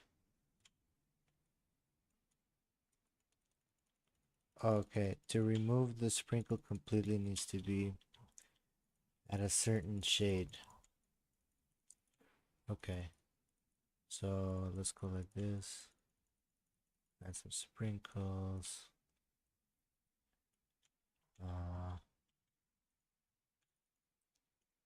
Like this.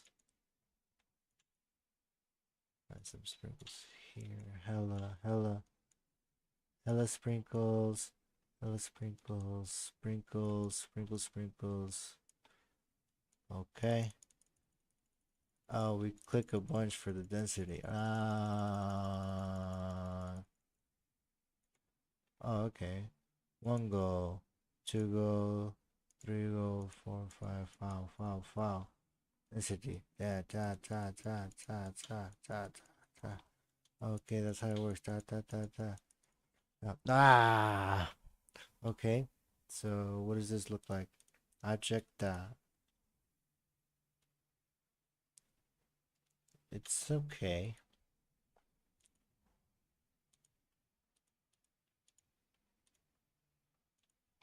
It's okay. But maybe we can be more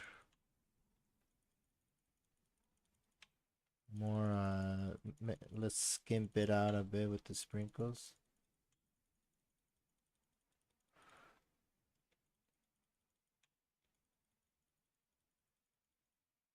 Maybe a completely bald spot.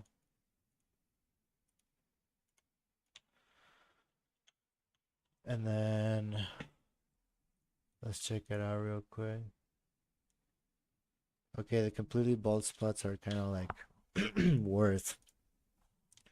So we're gonna go over here, weight, and go big strength. Completely balded. Right here. Maybe right here, no. Okay, this should give it some more sense of realism, I think. Oh, completely. completely. Maybe less dense on that as well. And let me get a little bit more sprinkles in. Vertex? No, give me the white. Alright. And I think I can view this at the same time with this. Okay. And here's my white paint. I'm doing pretty good. I'm doing pretty good, not gonna lie. Gonna subtract a little bit of sprinkles here. And then I have a way of seeing this. Okay. Now you're gonna add some clumps right here.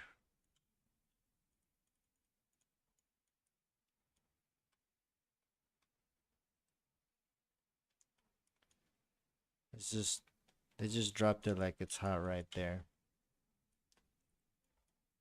You know? This got hot, this got hot.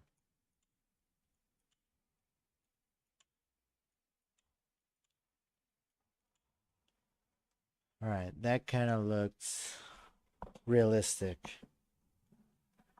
So let's collapse this back together, go to object mode, and come over here. Let's see, what do we got? Oh my god! Oh my god. And put the sprinkles wherever we want, sprinkles on our donut, which is really cool. So sprinkles are typically, they're like on a plate, and then the wet donut with icing on it is just like dabbed onto it. So you get like a heavy amount of sprinkles right on the top like that, and then less around Oh my god, I am a fucking, I'm the crazy. sides. And then I usually do like a few like dabs like this, just for some variance. And then also if you hold down Control, that will do a, so the weight that's We being did that painted is already. 1, but if I hold down Control, the- it's going to do a negative value. Yeah, look at I my can shit. adjust my Look strength at there my as well, shit! and I can just do some negative paints across it. Sorry, I'm sorry. Maybe a couple here as well. And I'm trying to deliberately make it look choppy, because I find that if you make it look too like uniform, then it just looks very boring and artificial. Because the real world would have more sprinkles collecting in certain areas than others, right? Maybe it's just like wetter on that part, right? So more would stick to it, or more force was put on that part of the plate as the donut was dabbed into it, right? You just kind of have to think of this stuff, because in the digital world, it's far too easy to make something that looks predictable and boring, and we don't want that. But there we go, something like that. I'm guessing that the next part is to make the sprinkle look a not fucking terrible. So what we're gonna do here is, so let me look up the donut, right? And then let me grab the sprinkle, not the plane. Let me grab the sprinkle, and let me fucking grab the sprinkle, and let me move the sprinkle like over here, right? So now I can see the sprinkle,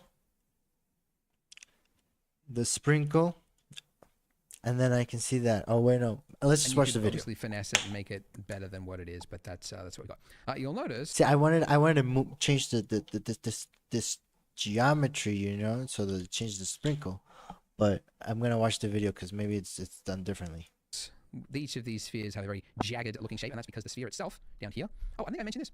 If you want to quickly zoom By the way, to speed forward on YouTube is you hold the click button on the to an thing. object without having to find it and pan around, number pad period key. Probably should have mentioned that before, but we haven't really needed it because we have not worked with that many objects, but that'll focus to that object. If you're on a laptop, by the way, if you hold down the tilde key, that'll bring up this section here, and then you've got view selected right there. So tilde is that key underneath your escape key. But anyways, so this is what our sphere looks like. So right click, shade smooth, and now all those sprinkles have a shade smooth. What? Ah. Very nice. All right. Now, let me just show you a quick little issue that you might run into. Issues. If you were to duplicate your donut Uh-huh. and create 2, and then on the second donut, you're like, hey, I want to have some spice in my scene. I don't want to have the exact same count of sprinkles across both donuts. Let's give a Spice. different value to this one over here. Yeah, Well, you different can see vertex that weight. they are now group, sharing right? the same value because this node group here is being linked across both objects. Huh. But if you wanted, I mean, you could make it its own single object so that they're not linked.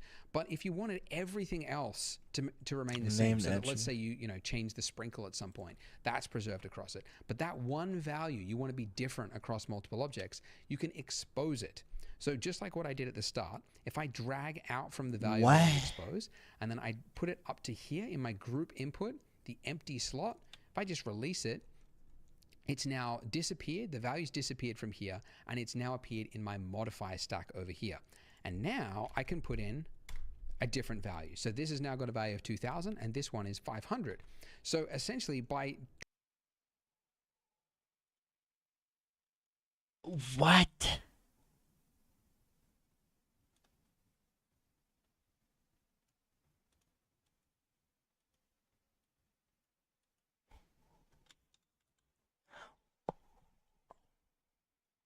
So now there's 2 different ones. This one's got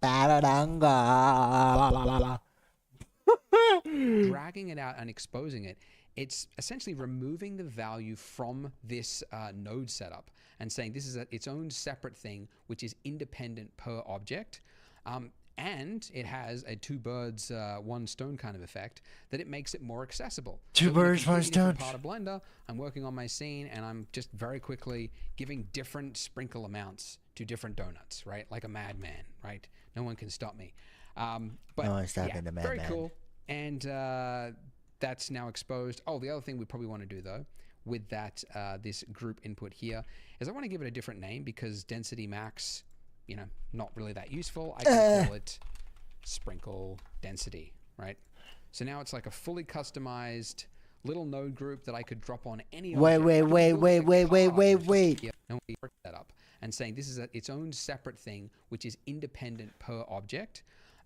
And it has a 2 birds, 1 stone kind of effect that it Hit makes me. it more accessible. So in a completely different part of Blender, I'm working on my scene and I'm just very quickly giving different sprinkle amounts to different donuts, right? Like a madman. Very right? quickly, No one very can stop me. quickly. But yeah, very cool. And Where'd it go? that's now exposed. Oh, the other thing we probably want to do though with that this group input here is I want to give it a different name because density max, not really that useful. I can call it sprinkle density, right? So now it's like a fully customized little node group that I could drop on any object. I could be building a car in the future and I'm like, it needs sprinkles.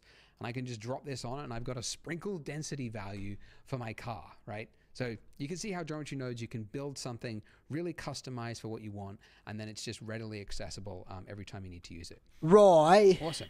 Now, one issue that I will show you with this, Wow. and actually it's not specific to geometry nodes, but this entire time for all these videos, we've been building a donut which is too big. This is So squares if you around, hit what? N in your properties, oh, that's the polygon thing, N? you can see the size, the dimensions of your donut is 1.2 by 1.2 meters, which for Americans, oh, actually, yeah, you can change it. You could change your units to the wacky imperial one. Yeah, 4 feet, right? Okay. Which is way too big. Okay. Now, why does it matter, right? Because okay, if you're looking at this, how are you to actually know that this is 1.2 meters rather than the regular size donut? It doesn't actually matter yet, but when we get to rendering with depth of field, or maybe you want to import other objects from other scenes, having a value that is actually true to the object will save you so much time, and it'll also make it so that your camera settings, etc., are actually correct. So that bit is very important. So essentially, we should resize this. And really, a real donut is about 12 centimeters, which is exactly 1/10 of what we've got right here. So if we select everything in the entire scene, which you can do by just hitting A for everything, I don't know. A for all. Everything. Yeah, that makes more sense. Okay. Then if we hit S to scale, okay, we're now in a scale. Oh, actually, okay. Well, now it's going to scale it, and the plane is going to be off the ground. Okay. All right. Well, let's not scale the lamp and the camera. So everything else, selecting the donut, the lamp, the donut, the plane, and the sphere. Then S, and then I want to scale it by exactly 10%. Now, how could I do that? Well, if you look in the top left-hand corner, you've got the values there. And if I went to 0.1, then it would be exactly a tenth of what it was. But how can I get it exactly at 0.1? Well, two things. One, if you hold down Control, when you're moving any value in Blender, it'll move it in increments, which in this case is 0.1. But you can also actually just type in the exact value you want, 0.1, and hit Enter. And now, if we look at the size of our donut, click N, hit N, you can see it's 0.12 meters or centimeters. What the fuck's up with my camera? And that's great. But there is a problem. What you might notice, I mean, there's not a problem now, but when you change the scale or the rotation of an object, actually, it's only changed its, its local scale. It hasn't actually applied it on a global level yet. So the sprinkle here and the donut have actually got a like pretend value. The scale is set at 0.2. And it's almost like it's saying to the scene, that's not its real scale. It's just been faked to be that. What the fuck is up with my zoom? My zoom sucks. And my orbiting?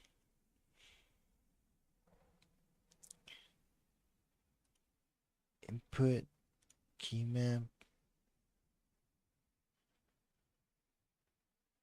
To use spacebar action and search. Select with mouse. Prime menu. Tab for prime menu.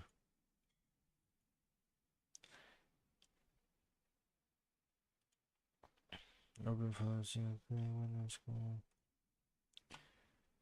Input.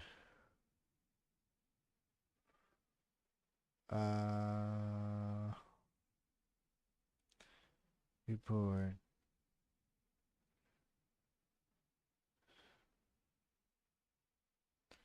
Where is it?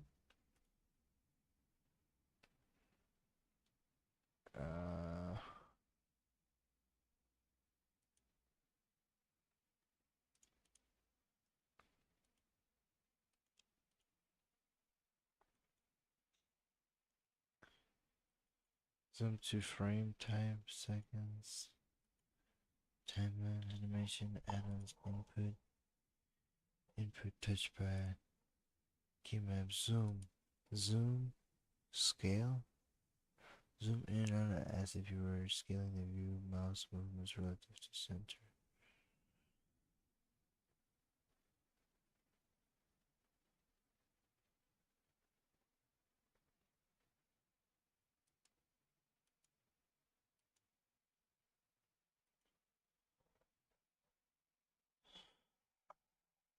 Oh, orbit, turntable, tripod, orbit around selection. Okay, so now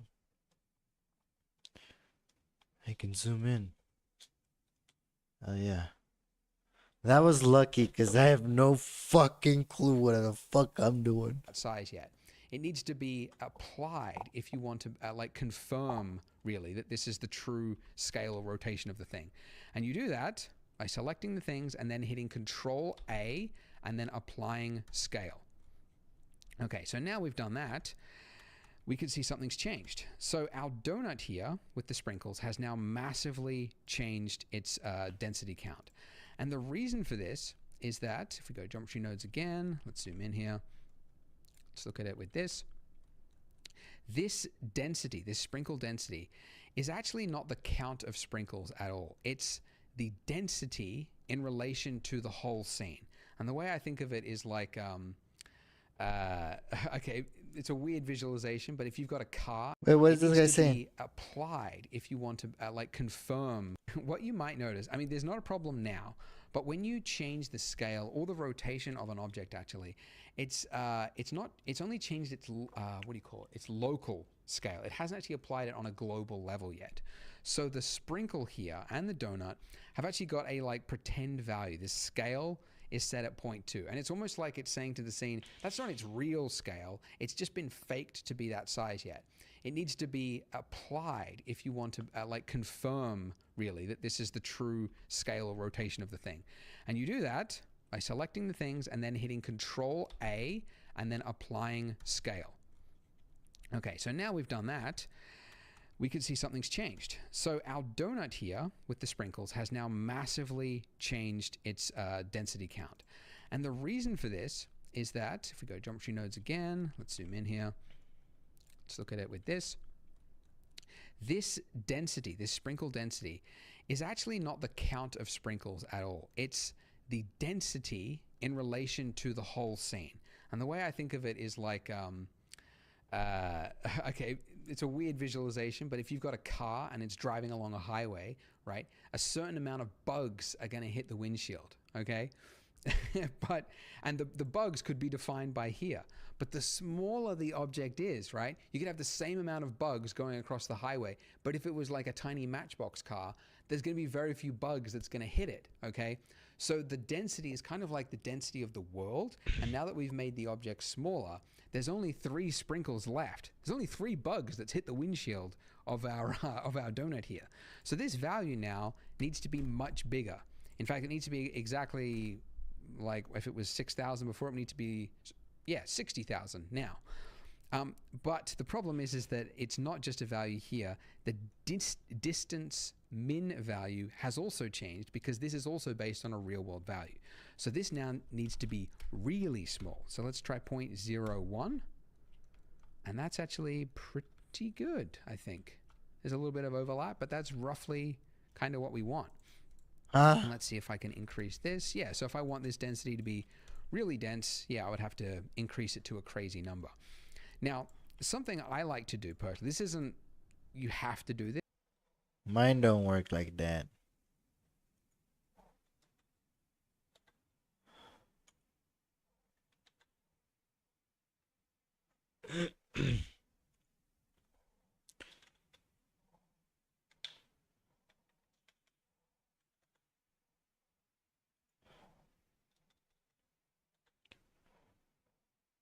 I don't fucking understand this.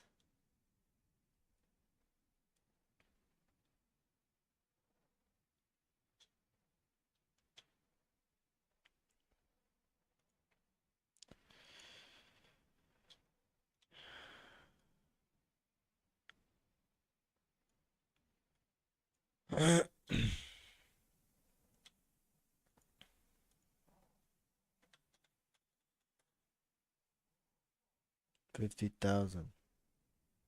This guy's got 200,000. Let's see.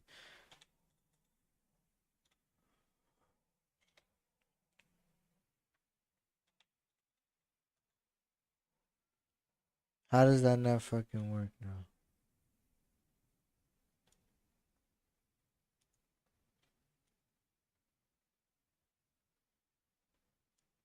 It's at 0.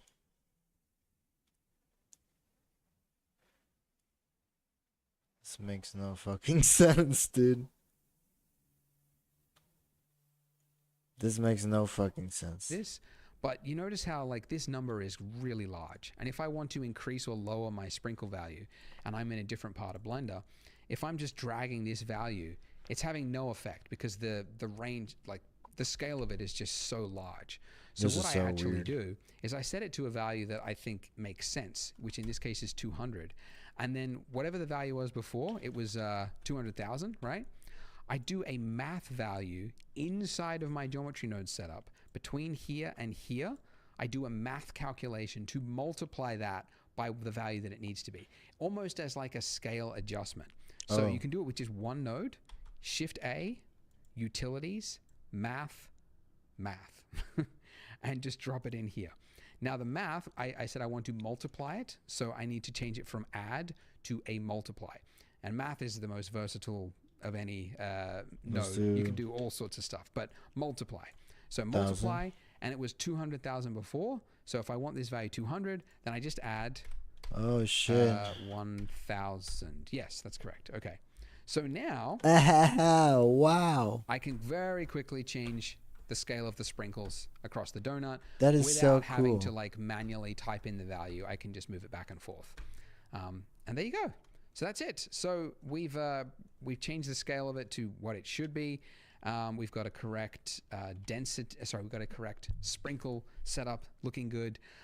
In the next part, we are going to be adding long sprinkles to our donuts because this round one is okay. And I originally was just going to go round to try and keep it simple, but there's also, I don't know, the long sprinkles just look way nicer. But you do have to do some different rotation math and stuff. So we're going to do that in a whole second video. So click here on the screen to learn all about that and random colors. So I will see you in that part. What the fuck? We've got round sprinkles. Why not long sprinkles? It'll be more interesting and it'll enable us to learn some new techniques about Blender, which is what this whole series is about. So first things first, we need to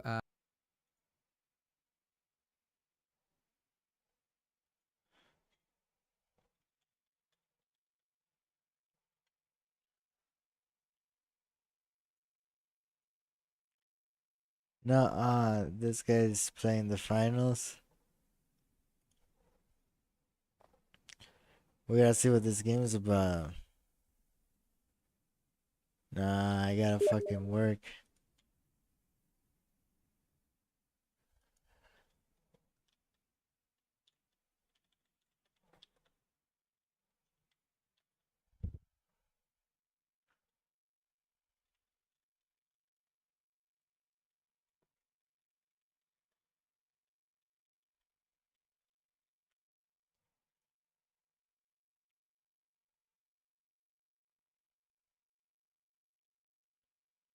model those sprinkles.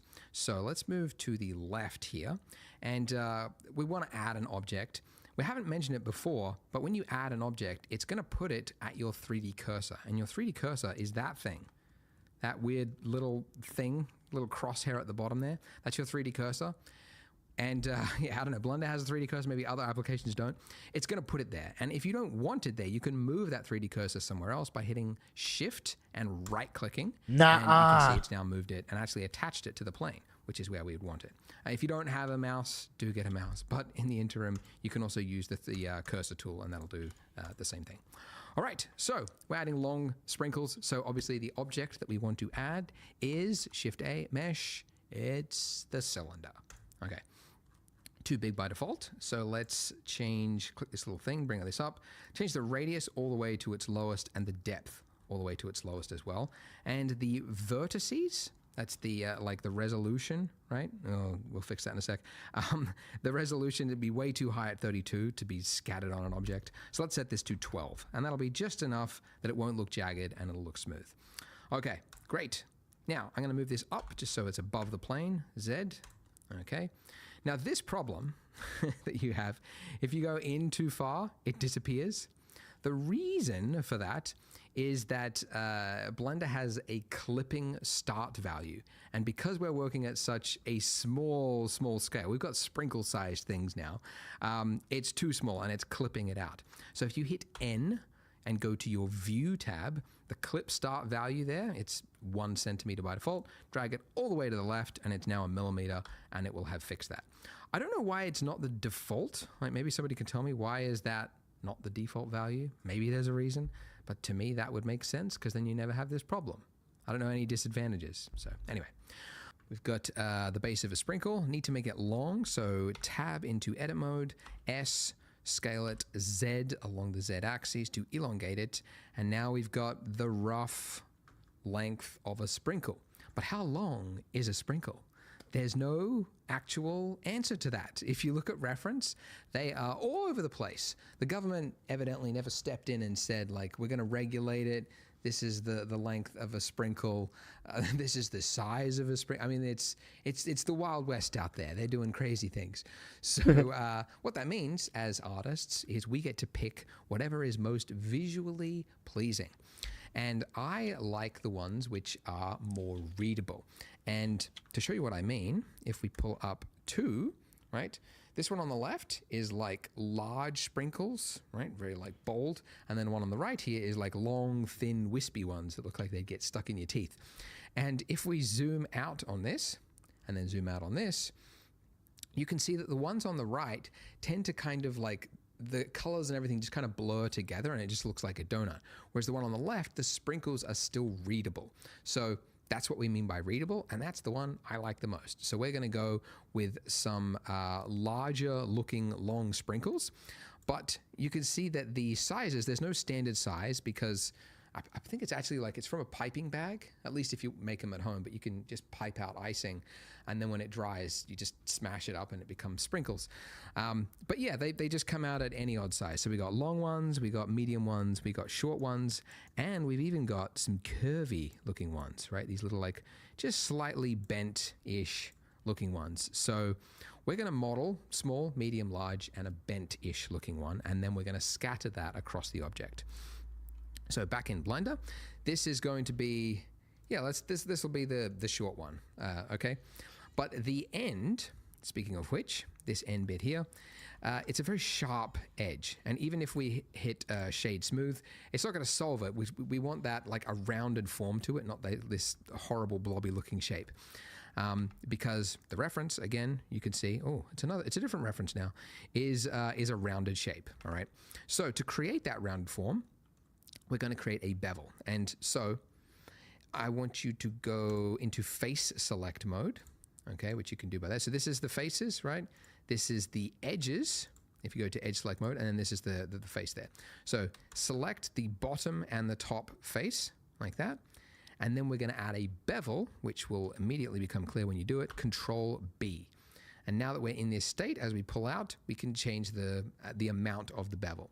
And this is, you can see it's like, yeah, it's just adding a 45-degree angle on that corner there. But if you scroll up, it's going to add another level to it. And if you scroll up again, it's going to add another level to that. So we can very quickly create a rounded edge to the sprinkle. You don't want to go too much high because, again, this is going to be scattered all over the donut. You don't want to go too high poly. So that'll do. So that's a simple bevel operation, and it's very common when you're modeling. So yeah, Control B is how you do that. All right, so look at that. We've got one sprinkle. So now we will need to create 3 more. So this is the small. So let's go Shift D and then X to just move it along the X axis. This is going to be the medium one. So edit mode, and I'm going to go into toggle wireframe and vertice select mode. And now selecting the top part of the sprinkle, hit G, Z, and I'm going to move, oops, if you've got proportional editing, turn that off. G, Z, move that up. Okay, that'll be the medium one. Yep. And now Shift D, X, move it along. This is going to be the long one. So edit mode. And again, G, Z, move it up. And this is going to be the long sprinkle. I don't go too long, maybe that long. Okay. And then I want to make a bent sprinkle that's slightly like curved. So Shift D, X, move it across. And now with this one, if I was to try to like curve this out, there's not enough information here. Like if I move that, it's just a straight edge there. So if I want to make it curved, I got to have more geometry there. So like we've done in the past, Control R is how you create a loop cut. So when you do that, it says, where do you want to put it? I want more than one though. So I'm going to scroll up till I get, yeah, just a bunch of loops until I get what looks like square faces on those points, somewhere around that. I don't want to go too high poly. Yeah, like that. What is that? That's in the bottom left-hand corner. 8 cuts. Okay. Click, and then it's saying where do you want to place it. Right click to cancel the movement so it places it right in the center. And now, there we go. Okay. Now we've got this one over here that is just long and straight but low poly, and this one same shape but high poly. So to add a bend to it, in previous tutorials, I actually went into like edit mode and we did like proportional editing, and it was just complicated and it actually didn't look great. I've learned actually there's a modifier that'll do it very simply. Go to your modifier stack, add modifier. You could find it inside here or you could search for it, but it's the simple deform modifier. So add that, and by default it is wrong. So change it from twist to bend. And look at that. We've got our sprinkle. Ha! And you can very easily, whoops, change the amount from a little curve to a large curve. And I think somewhere around the 30-degree mark. That's awesome. Deform. Why do you do that?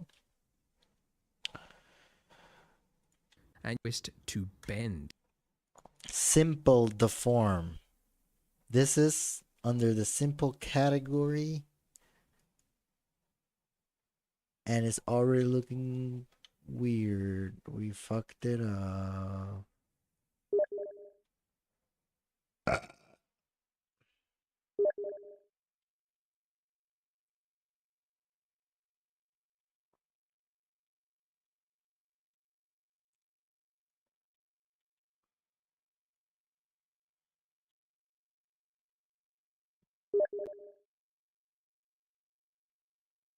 Okay, that's the twist function.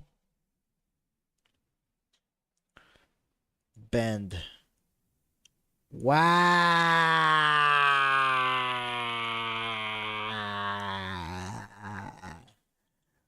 If we put more detail around here, then it'll bend better. Wow, dude. I'm actually gonna fucking give bend to each one of these. So all of these gotta have a scale applied, and then you have to hit them with the simple deform into a. I guess we could do a taper. It's like this, and it has another deform. Does this work? Simple deform, two simple deforms, a taper and a bend. Will this work? No, that'll freak out. That'll freak out. But maybe if we apply them, apply one, and apply a simple deform bend.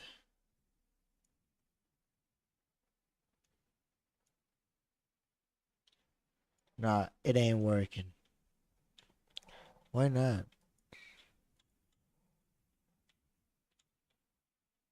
Why not? Why does it not work?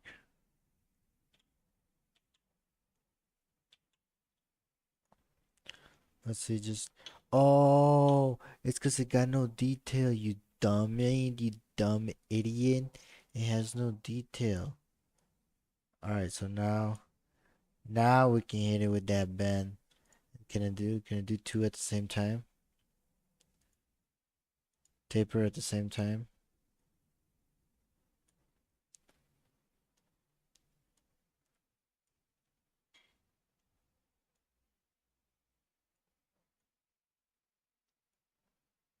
Oh, sure.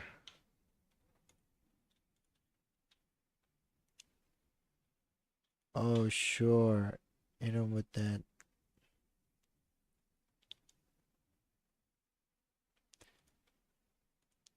You know what I'm saying?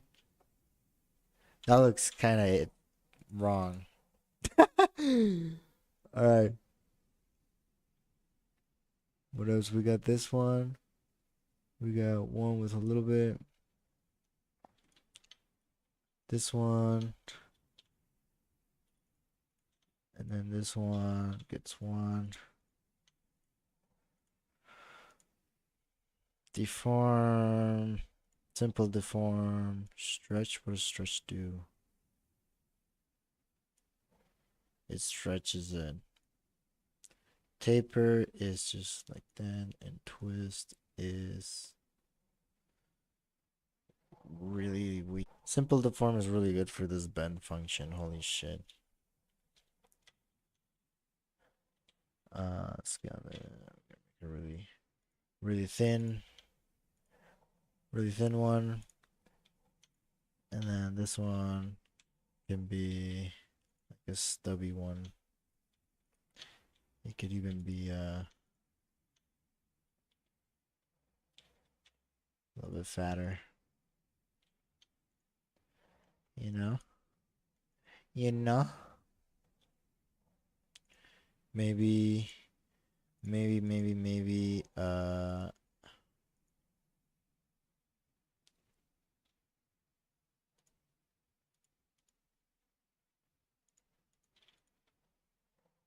Holy fuck, that's a lot of geometry.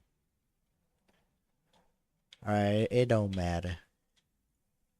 Now Under what? that, We're gonna do a we've collection got or our what? sprinkle. Ha! And you can very easily, whoops, change the amount from a little curve to a large curve. And I think somewhere around the 30-degree mark. You will notice though that it's like it's bent more at this angle, and that's because it's bending it according to the origin point. So you see these little dots? You might have wondered what they are in Blender. That's called your origin point, and it's used for a lot of things. Like if you rotate an object, you can see it's rotating from the point of that origin point. Like physics, a bunch of things use the origin point. The best way to think of it is like the center of mass for the object. So generally speaking,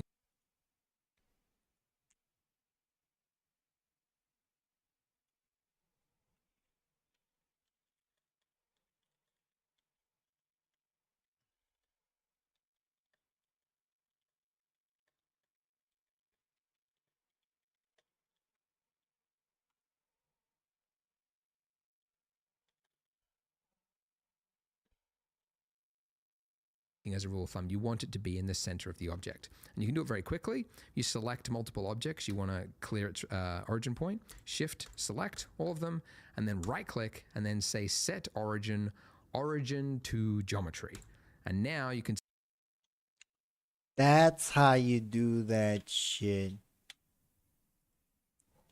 Set origin to geometry. There you go, Kokomo. see it's put it in the middle. And now our curve is actually based on the starting in the middle, which is what we want. So yay for us. Now I need to apply this or else the next part it'll go wonky. So apply your simple deform so that it's actually,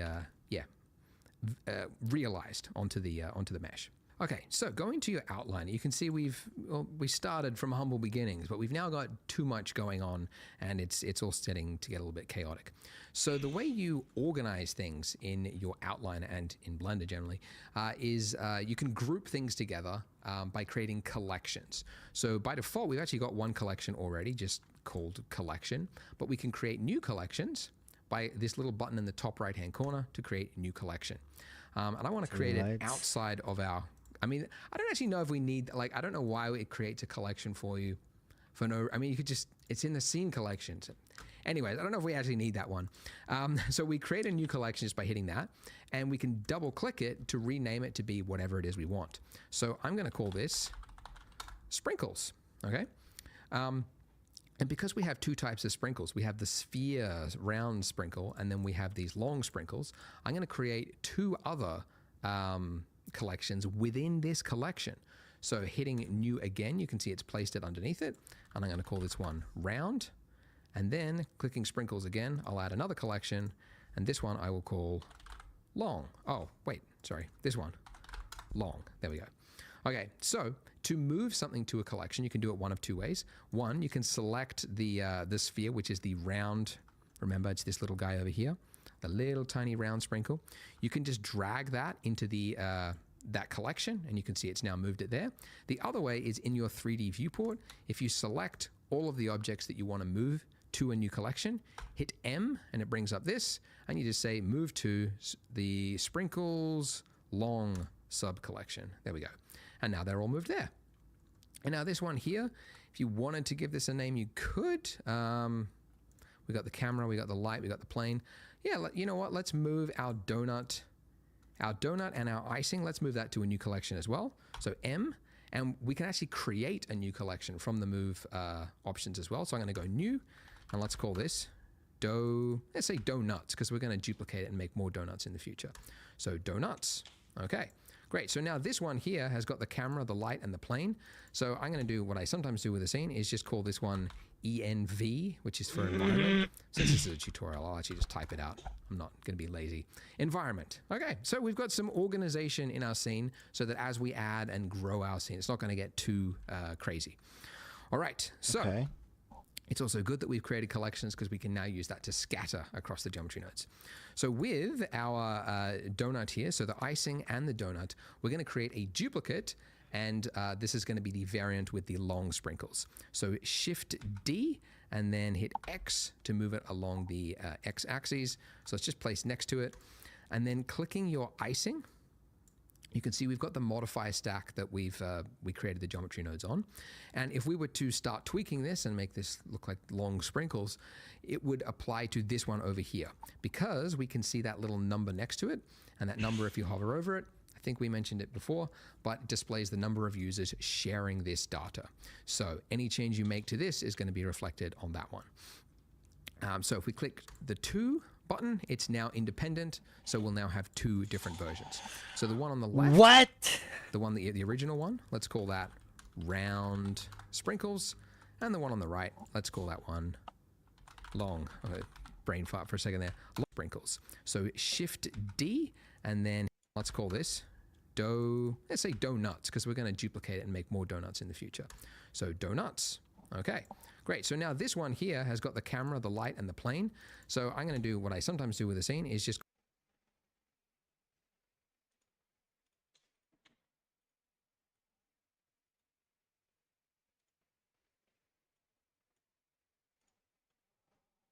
call this one EN.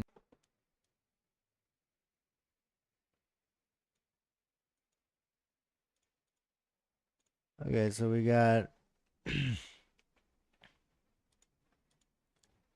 Marvel. Okay, scene doesn't have shit. We got environment, donuts and sprinkles.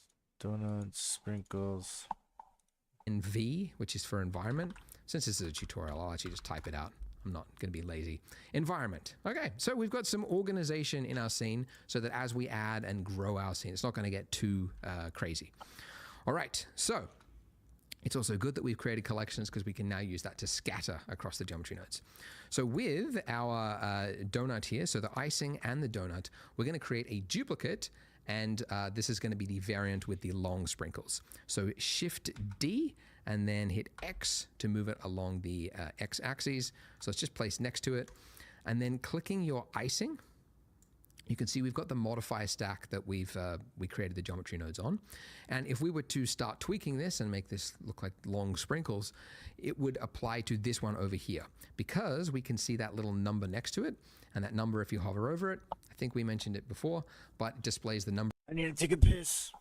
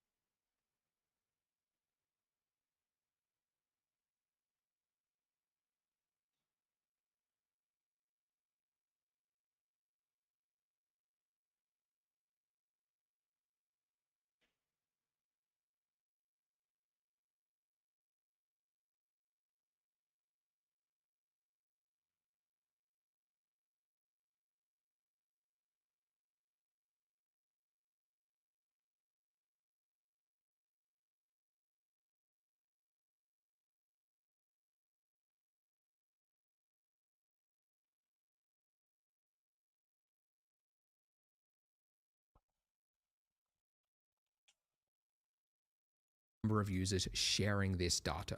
So any change you make to this is going to be reflected on that one. So if we click the to button, it's now independent. So we'll now have two different versions. So the one on the left, the one the original one, let's call that RAM. Wait, what? So any change you make to this is going to be reflected on that one. So if we click the to button, it's now independent. So we'll now have two different versions. So the one on the left, the one the original one, let's call that round sprinkles. And the one on the right, let's call that one long. Okay, brain fart for a second there. Long sprinkles. Okay. And now with that object selected, let's go back to the Geometry Nodes tab. Okay. All right. So make sure you're looking at the right object. Make sure it's the one with long sprinkles in the name.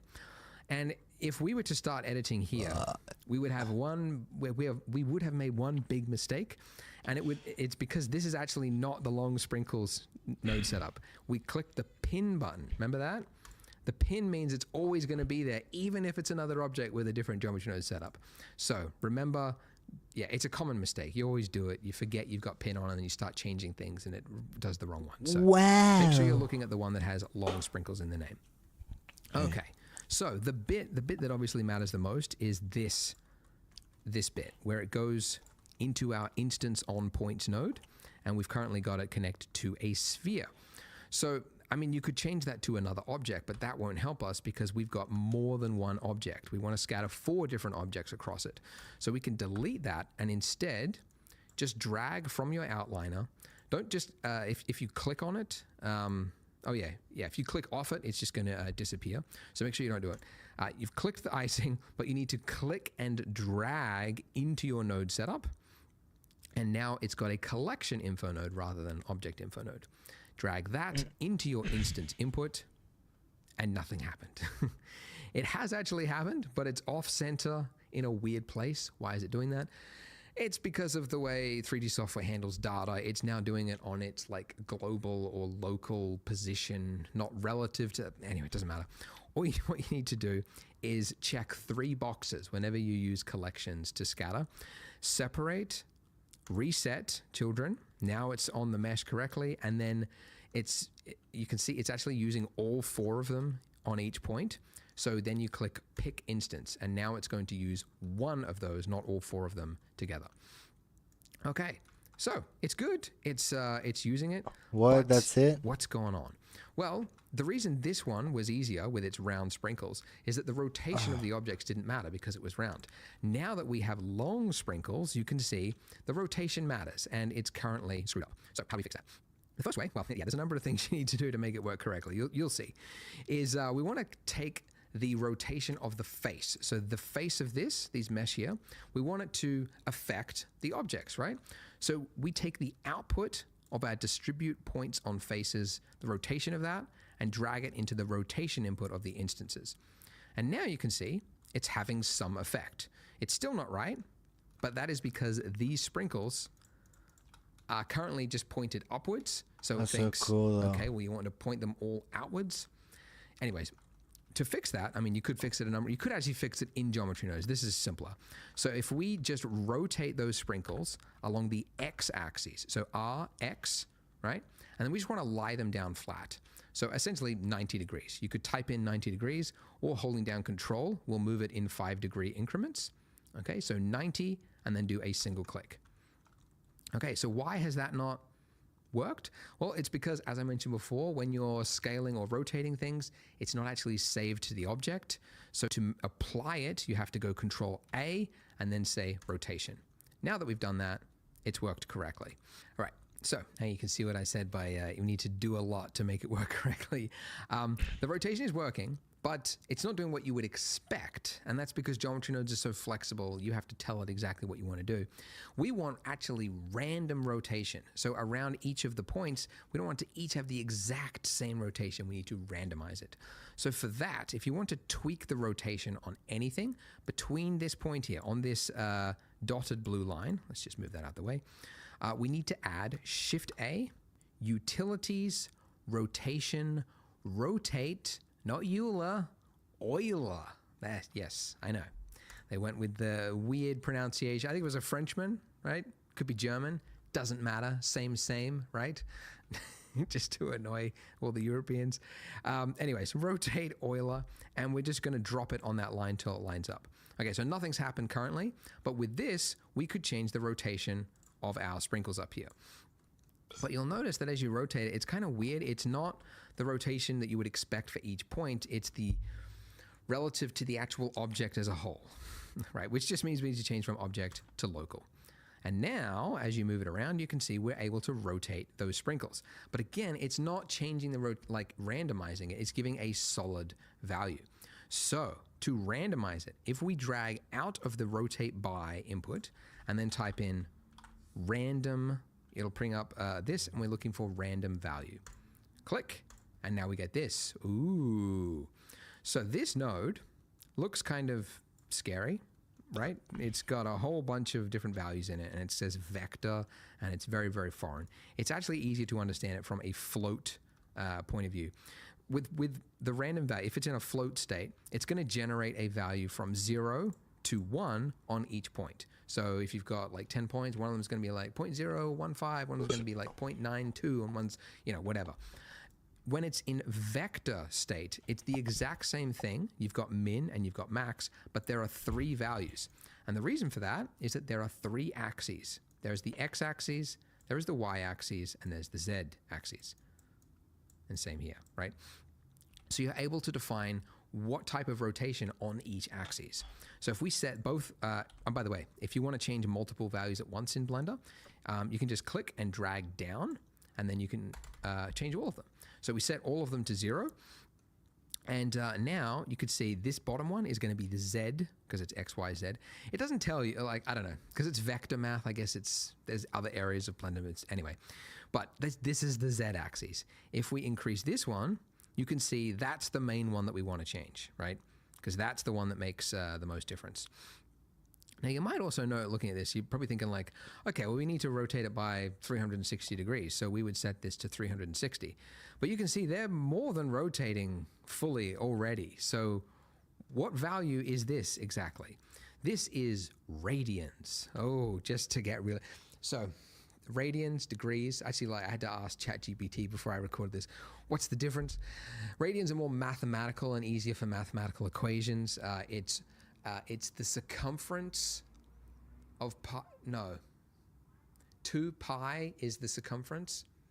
Look, obviously I don't know. But what I'm trying to tell you is you just need double pi to make it 360 degrees, which is actually tau, to make it really complicated. It's tau. So double pi, so pi is 3.142. Tau is double that. And anyways, you get the idea. So you can type in tau and it'll actually give you the correct value. I don't get the idea. So that's 360 degree rotation. We also want it, because you can see this is the other axis, like the middle one spinning around. So we also want it on that one, because we've got a curved one. So let's make that tau. And then this top one is the X, which is actually going to make it like wonky, like, so these will be like seesawing up.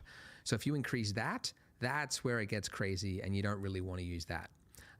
You do want a little bit though, because it would make sense if they're sprinkles. They're not going to be completely flat. You're going to have some variance where like some bit has absorbed into the icing at a different angle than another, but just not too much, essentially, or else it starts to look like little marshmallows or whatever all over it. But guys, that's roughly it. That's the hard work. That was, I mean, I know that was very technical, but it was just 2 nodes. Rotate Euler, set it to local, and then this random value, and we're changing that to rotate it. And we did it. We got nice looking rotation. Now, one thing we do have to change is the distance min. So because these longer sprinkles obviously are bigger, then the distance min has to change as well. So we can change that to something that makes sense. Let's go 0.04. That might have actually been pretty perfect. Let's try 3. 3's got a little bit. Oh, actually, you know what? The other thing, again, looking at reference, I like those big chunky looking sprinkles. So I want these to be bigger.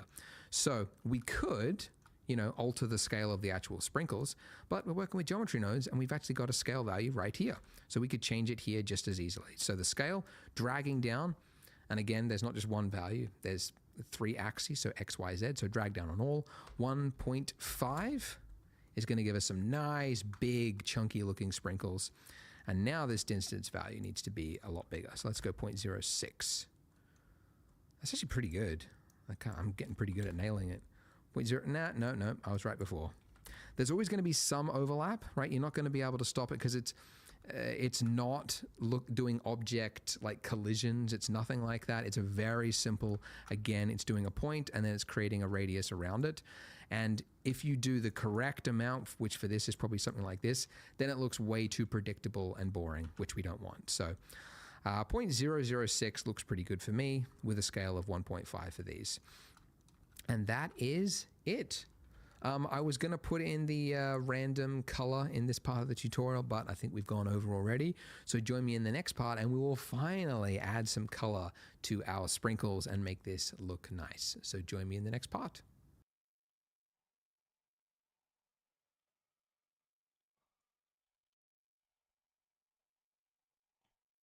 This is the part where we start making our donuts look sexy. So we're going to be coloring our sprinkles. Wow. So it doesn't look so depressing. And then also getting into rendering to start making this actually look pleasing with shadows and light and everything else. So first of all, the sprinkles. Now, as you probably know, you could come in here and you could select a sprinkle and then go, all right, I'm going to make a red sprinkle. And then I'm going to, don't do this by the way, I'm just showing you, make this aqua sprinkle and then a blue sprinkle, right? And this does work, does exactly what you would expect. The problem with this though, is that for one, the color is locked to that specific sprinkle. So this curved sprinkle is always red, okay? And the short sprinkle is always white. The other issue is that this is not easy to change the distribution of those colors. Like if I'm an artist and I'm looking at this, I'm like, that's kind of boring because all the colors is like 25% blue, 25% white, 25, you know. I want to have maybe 80% one dominant color and then a few splashes of complementary colors. I can't do that. So there is a much, much easier way. So first, let me just clear all of these. And I'm going to create one new material and I'll call it sprinkles. And I'll actually show you how to quickly apply the same material to multiple objects at the same time because we haven't done that yet. So I'm going to grab my round sprinkle, which is currently still over there by itself. I'll just bring it over here so it's part of the family. There we go. All right, so I've got one object with the material that I want to apply them all to. What I need to do is shift select all the objects that I want to have that material. And then lastly, shift select again the object that has the material I want to apply them to.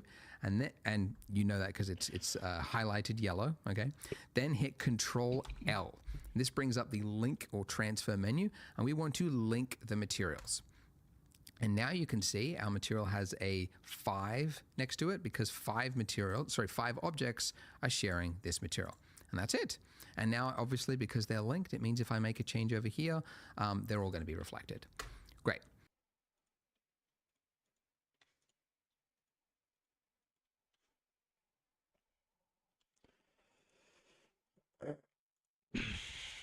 It's the order. It's the Now, order. we're going to do something fancy. So let's go to the shading tab, which gives us access to our We're going nodes. to do a color dear. ramp. Where am I? All right, let's go back. I'm trying to get to that sprinkle. Okay, to our nodes. Now, I want to introduce you to a little friend called Color Shift ramp. A, input, the object info node. Fuck. A very weird little node that just does some useful things when you might need it. So you see it pop up in a few tutorials. There's a bunch of stuff here that it can do. The most useful one for us in this instance is the random input. Drop that into your base color and let's see what happens. So we've got some gray values and it's easier to see actually when you look at the donuts. So what this has done is it has assigned a value, a random value for each individual sprinkle between 0 and 1. So because that's then being transferred to color information, it means that, for example, this sprinkle might have got a value of like 0.023, right? And the robot spat that out. And then this one, this whitish looking one, maybe this was 0.0 8, 9, or something like that. Okay, so it's just transferred those values into color information, which is just blacks to whites. Not very useful right now, but we can use those numbers in I'll just show you. Okay, Shift A, we're going to go converter color ramp. Probably, I mean, I might have used this node more than any other node in Blender before. It's like so versatile, used for so many things. So drop it in here between the object info and the principled. And currently it is exactly the same because it's just it's transferring that data into a gradient value of the exact same shades. But we can change this to any color that we want. And look at that. So you can very quickly see this is exactly how we're going to create sprinkles of different colors.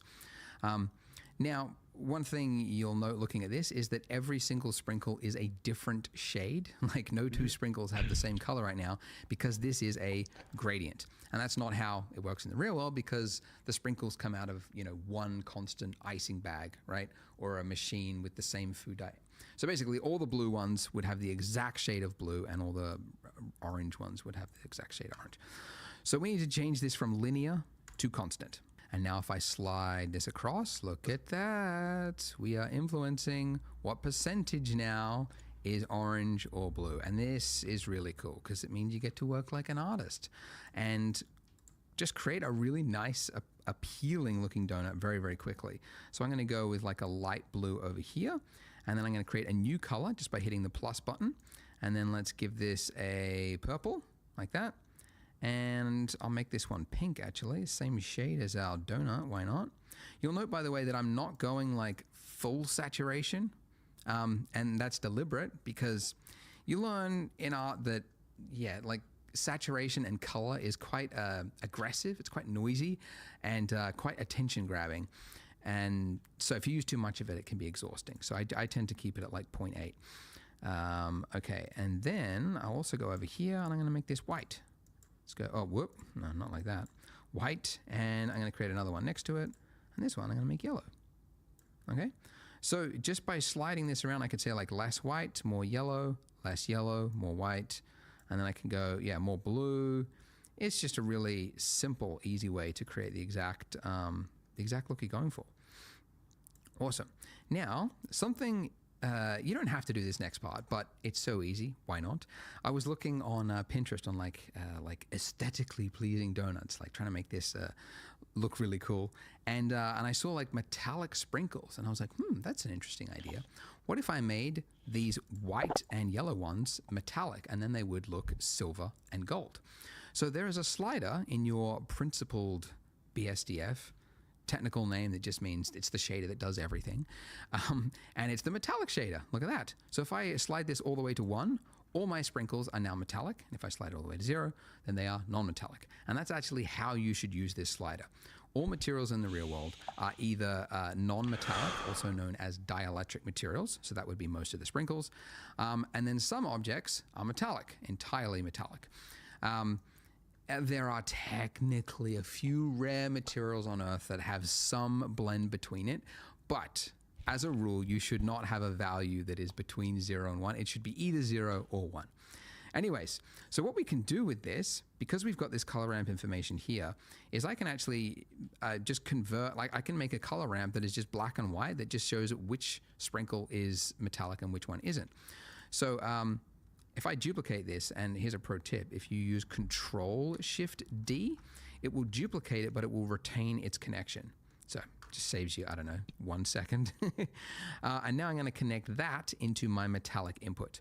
Now currently this is wrong because this information is, it's just using, it's like color. So we need to be black and white. So this one here, because this is going to represent my dielectric colors, I'm going to set this to black. So it is non-metal. And then this I can delete, and this I can delete, because on the left-hand side of it, it's all black. Sorry, so it's all non-metals. And then over here, these two, the silver and the gold, they're going to be metal. So actually I can delete the gold, and now that's doing exactly what it should. So we've now got dielectric, non-metals, and metals. And the reason it doesn't look like metal, by the way, is because your roughness is here. So if you set it all the way down, you can see it starts to look a lot closer to a metallic sprinkle. And by the way, you can get the exact like position. You can go like 0.7 and then here 0.7, type it in, and then that way it's definitely correct. For whatever reason of mine, this has to be a bug. There's something weird about it. But there's one sprinkle on my donuts, probably not on yours, but it's like, it's purple up here, but then it crept over into the metallic category down here, which shouldn't be possible. But evidently it's just on my donut. I've never seen it before, but one of them has actually snuck over. Doesn't matter. It's it can be the rare purple metallic one. All right. But I don't want these other ones to be shiny, at least that shiny. So I'm going to again duplicate this, Control-Shift-D. And with this, if I plug this into my roughness input, just like before, these black and white values will decide what is the roughness of the metallic and non-metallics. So this one here, I want this to be essentially the opposite of what it is. Almost entirely black, a little bit, so there's a little bit of roughness to it, like that. And then this one over here, I want this to be a lot more diffuse. Not entirely diffuse, like somewhat of a blend, because if you look at reference, which you should be modeling off reference, there is some shininess to them. So, yeah, but that... What? Hold on. So, he's got...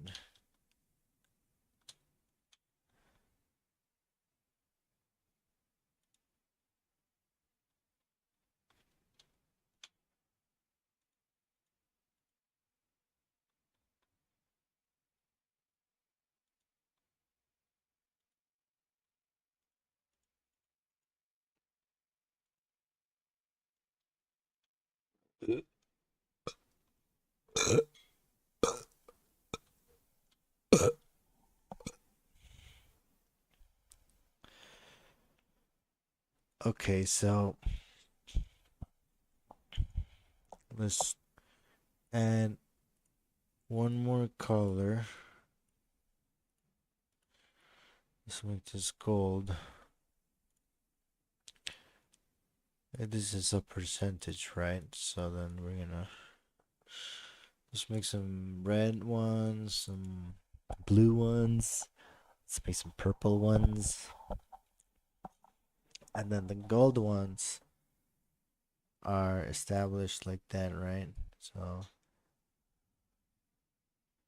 like this, they're all gold. Like this, none of them are.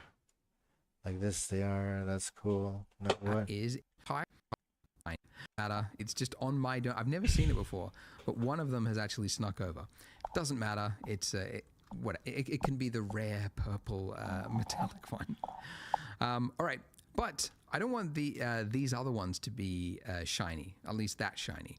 So I'm going to again duplicate this, Control-Shift-D. And with this, if I plug this into my roughness input, just like before, these black and white values will decide what is the roughness of the metallic and non-metallics. So this one here, I want this to be essentially the opposite of what it is. Almost entirely black, a little bit, so there's a little bit of roughness to it, like that. And then this one over here, I want this to be a lot more diffuse. Not entirely diffuse, like somewhat of a blend, because if you look at reference, which you should be modeling off reference, there is some shininess to them. So, yeah. But that is it. So you can see very quickly, we have created some very aesthetically pleasing donuts, and have fun with it, guys. Like, create a cool looking donut. You can use whatever color combinations you want. I really do like it when people experiment and not just follow a tutorial down to a T, but like... Let's see, how did he control that though? My roughness input, just like before, these black and white values will decide what is the roughness of the metallic and non-metallics. So this one here, I want this to be essentially the opposite of what it is.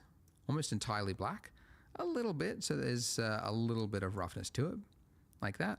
And then this one over here, I want this to be a lot more diffuse.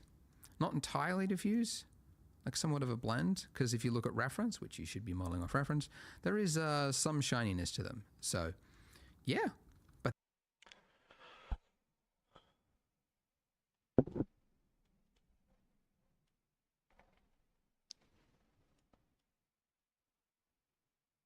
What?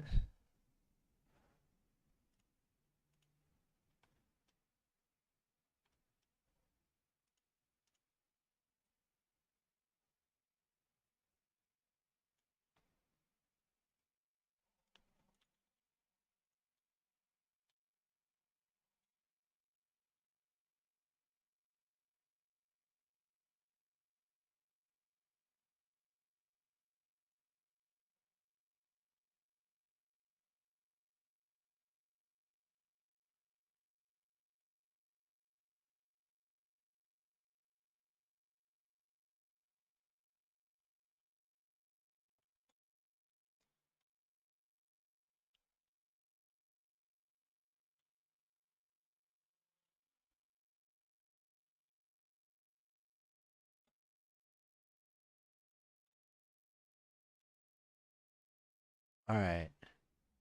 Let me zoom in. Let me zoom in and let me fucking see. Why can't I fucking see?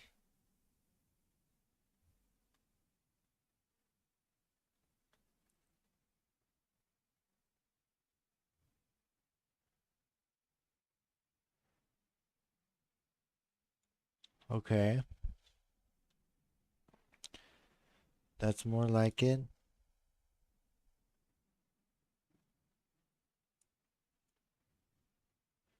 Oh, it's like right here.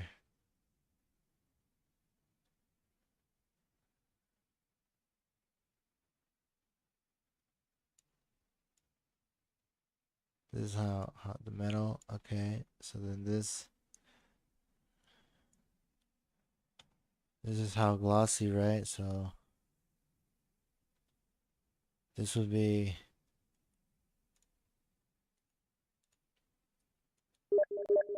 non-glossy at all. Okay, this would be non-glossy at all, just a little bit. This would be the other colors. Let me pick a different color right here. Let me go with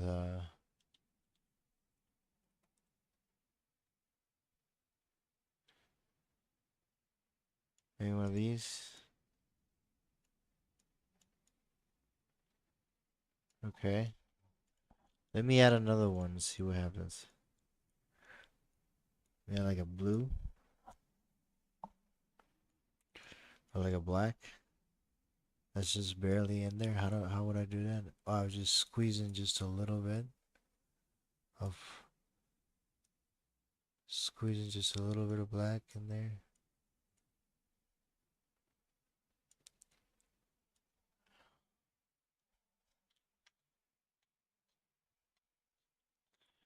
Maybe. Let's change the black to a. I have no idea.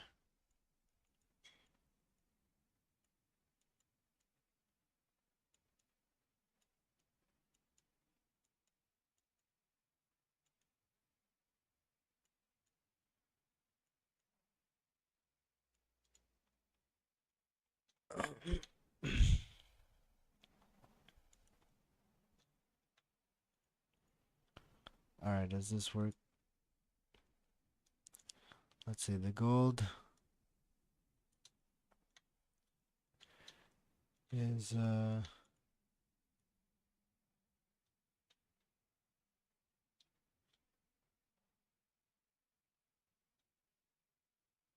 it is completely metallic. But that is it. Why don't my shit look good? Oh, it looks good like that. What about here? Oh, do I have to hit cycles? Oh my god. Dude, my shit look clean. Yo, I can see now. So I can make them all of these metallic if I wanted to. Like, how? I wouldn't know how. I wouldn't know how, and I would probably break it. There. Oh, I just gotta look at these. Okay. Let's duplicate this. But if we duplicate this, it adds it to the collection. Um.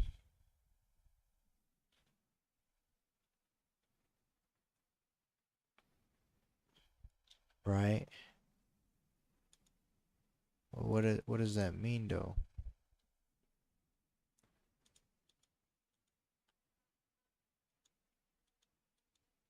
Oh, they sprinkle like 8. Hold on. I have to duplicate this. No. Duplicate that. What?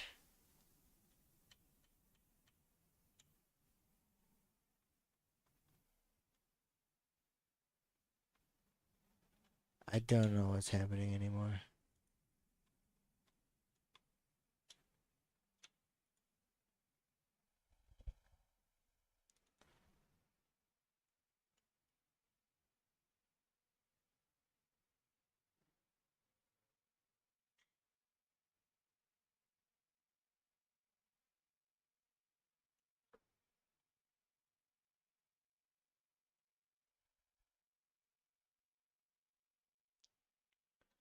I'm not sure what's going on anymore.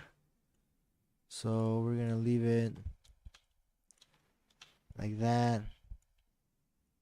I think this can go in here. And then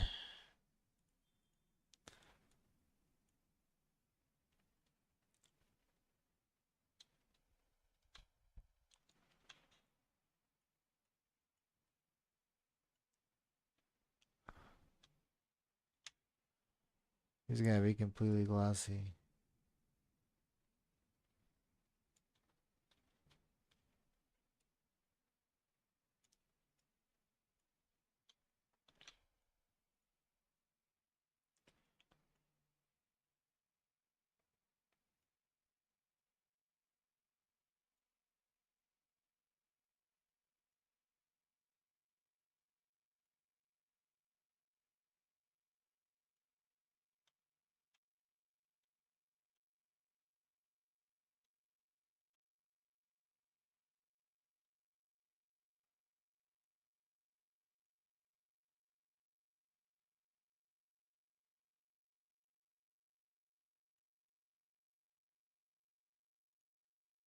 What the fuck?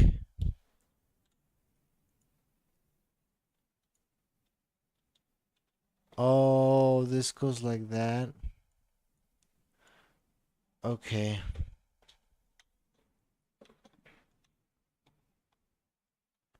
Now the light is like chill out light.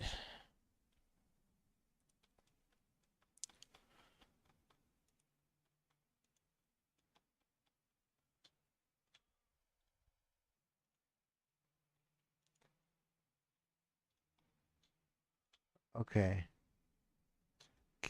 Sorry, sorry, sorry, sorry, sorry, sorry. Now the reflections are kind of weird because the reflections are weird. Period. All right. Now what? So you can see very quickly, we have created some very aesthetically pleasing donuts, and have fun with it, guys. Like, create a cool looking donut. You can use whatever color combinations you want. I really do like it when people experiment and not just follow a tutorial down to a T, but like venture out there and, you know, do interesting things. So try different color combinations, try different icing colors, and you can make something that looks really cool. But that's almost it for our donut. It's pretty well done, which means we can now finally talk about rendering. So as a recap of part one, if you hit F12, that's going to put you into the rendered state. Our camera is really far away from the donut. So actually, let's first fix that. If you go to your camera view, you can just by clicking that little icon there, or by hitting number pad 0, that'll take you there as well. This is the camera view. We're really far away. I mentioned in the start that if you use this key, this button, view, lock, camera to view, that'll let you like grab it and move it around. But there is actually another way. I didn't want to introduce you to too many keyboard shortcuts at the start, but if you hit with the camera selected, shift tilde key, that will put you in fly mode. The other way to do that, by the way, is to just go view, navigation, fly navigation there if you don't have that key. So anyway, in this mode, it's almost like you're playing a video game. So like I'm playing a first person shooter looking around my scene. W is move forward, just like in a video game. A is strafe left, D is strafe right, and S is back. So WASD, just like a video game.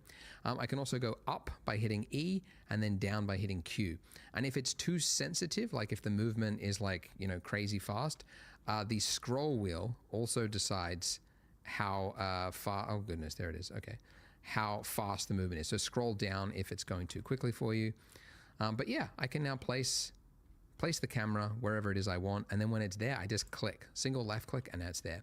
And This by the way, is that so mode bad, is, dude. called fly navigation, and it works also not just from the camera view, but anywhere in Blender. If you ever want to just like, move around, you can do use that fly mode. So shift tilde key for that. All right, so we do a render, we get something that looks hideous. Why is that? Well, for starters, it's not a very the scene has just got one light in it. But the primary reason, and by the way, yes, that's the rendered view mode, but also if you go to rendered view shading up there, this is the exact replica of that, but just in the viewport, okay? Now, the primary reason this looks bad is because of the renderer, okay? So Blender's default render engine, if you go to your render properties, is called Eevee. Now, Eevee is fast, but it is not accurate. If you are familiar with games, most of you probably are, Eevee is basically a game engine. So it's designed to be really fast. Probably not 60 frames per second, but really, really fast. And it's in terms of the renderer types, there's usually actually, you call them like real time is what this type is, and that is a rasterized render engine. And then you have ray traced or path traced engines, sometimes called offline renderers, which are a lot more accurate but much slower. So this is good if you don't really care about realism. Like maybe you're making a title effect for a TV, thing, whatever, or you're on a really tight deadline, you just want to get something out fast, you can use Eevee. Now you can make it look better than what we have. Like for example, I think because we're using like really small sizes for our donut, you want to increase your cube size and then your lamp, the bias. There you go. You set that all the way to 0, and now it's more appropriate for this size. We've got shadows, but it's still not great. We don't, for example, have shadows on any of our sprinkles because it's just too fine a detail. And the shadow itself, it's just like a blurry mess. So it's just a fakery, and it's just like what's going on with video games. I will briefly mention also that Blender 4.1, which is what this is here, it's in alpha state at the time of this recording. I've been using 4.0 for this whole recording, but this is 4.1, and it's Eevee, but it's completely rewritten. And it is better, right? So the shadows are better. There is actually even some bounce lighting happening, but it's kind of like a fake bounce lighting. And it's definitely better, but it's still not great. So that is the limitation. It's fast, but it is not great. Wait, what? And that's what basically a game engine. So it's designed to be really fast. Probably not 60 frames per second, but really, really fast. And it's in terms of the renderer types, there's usually actually, you call them like real time is what this type is, and that is a rasterized render engine. And then you have ray traced or path traced engines, sometimes called offline renderers, which are a lot more accurate but much slower. So this is good if you don't really care about realism. Like maybe you're making a title effect for a TV, thing, whatever, or you're on a really tight deadline, you just want to get something out fast, you can use Eevee. Now you can make it look better than what we have. Like for example, I think because we're using like really small sizes for our donut, you want to increase your cube size and then your lamp, the bias. There you go. You set that all the way like freaking out fast, you can use Eevee.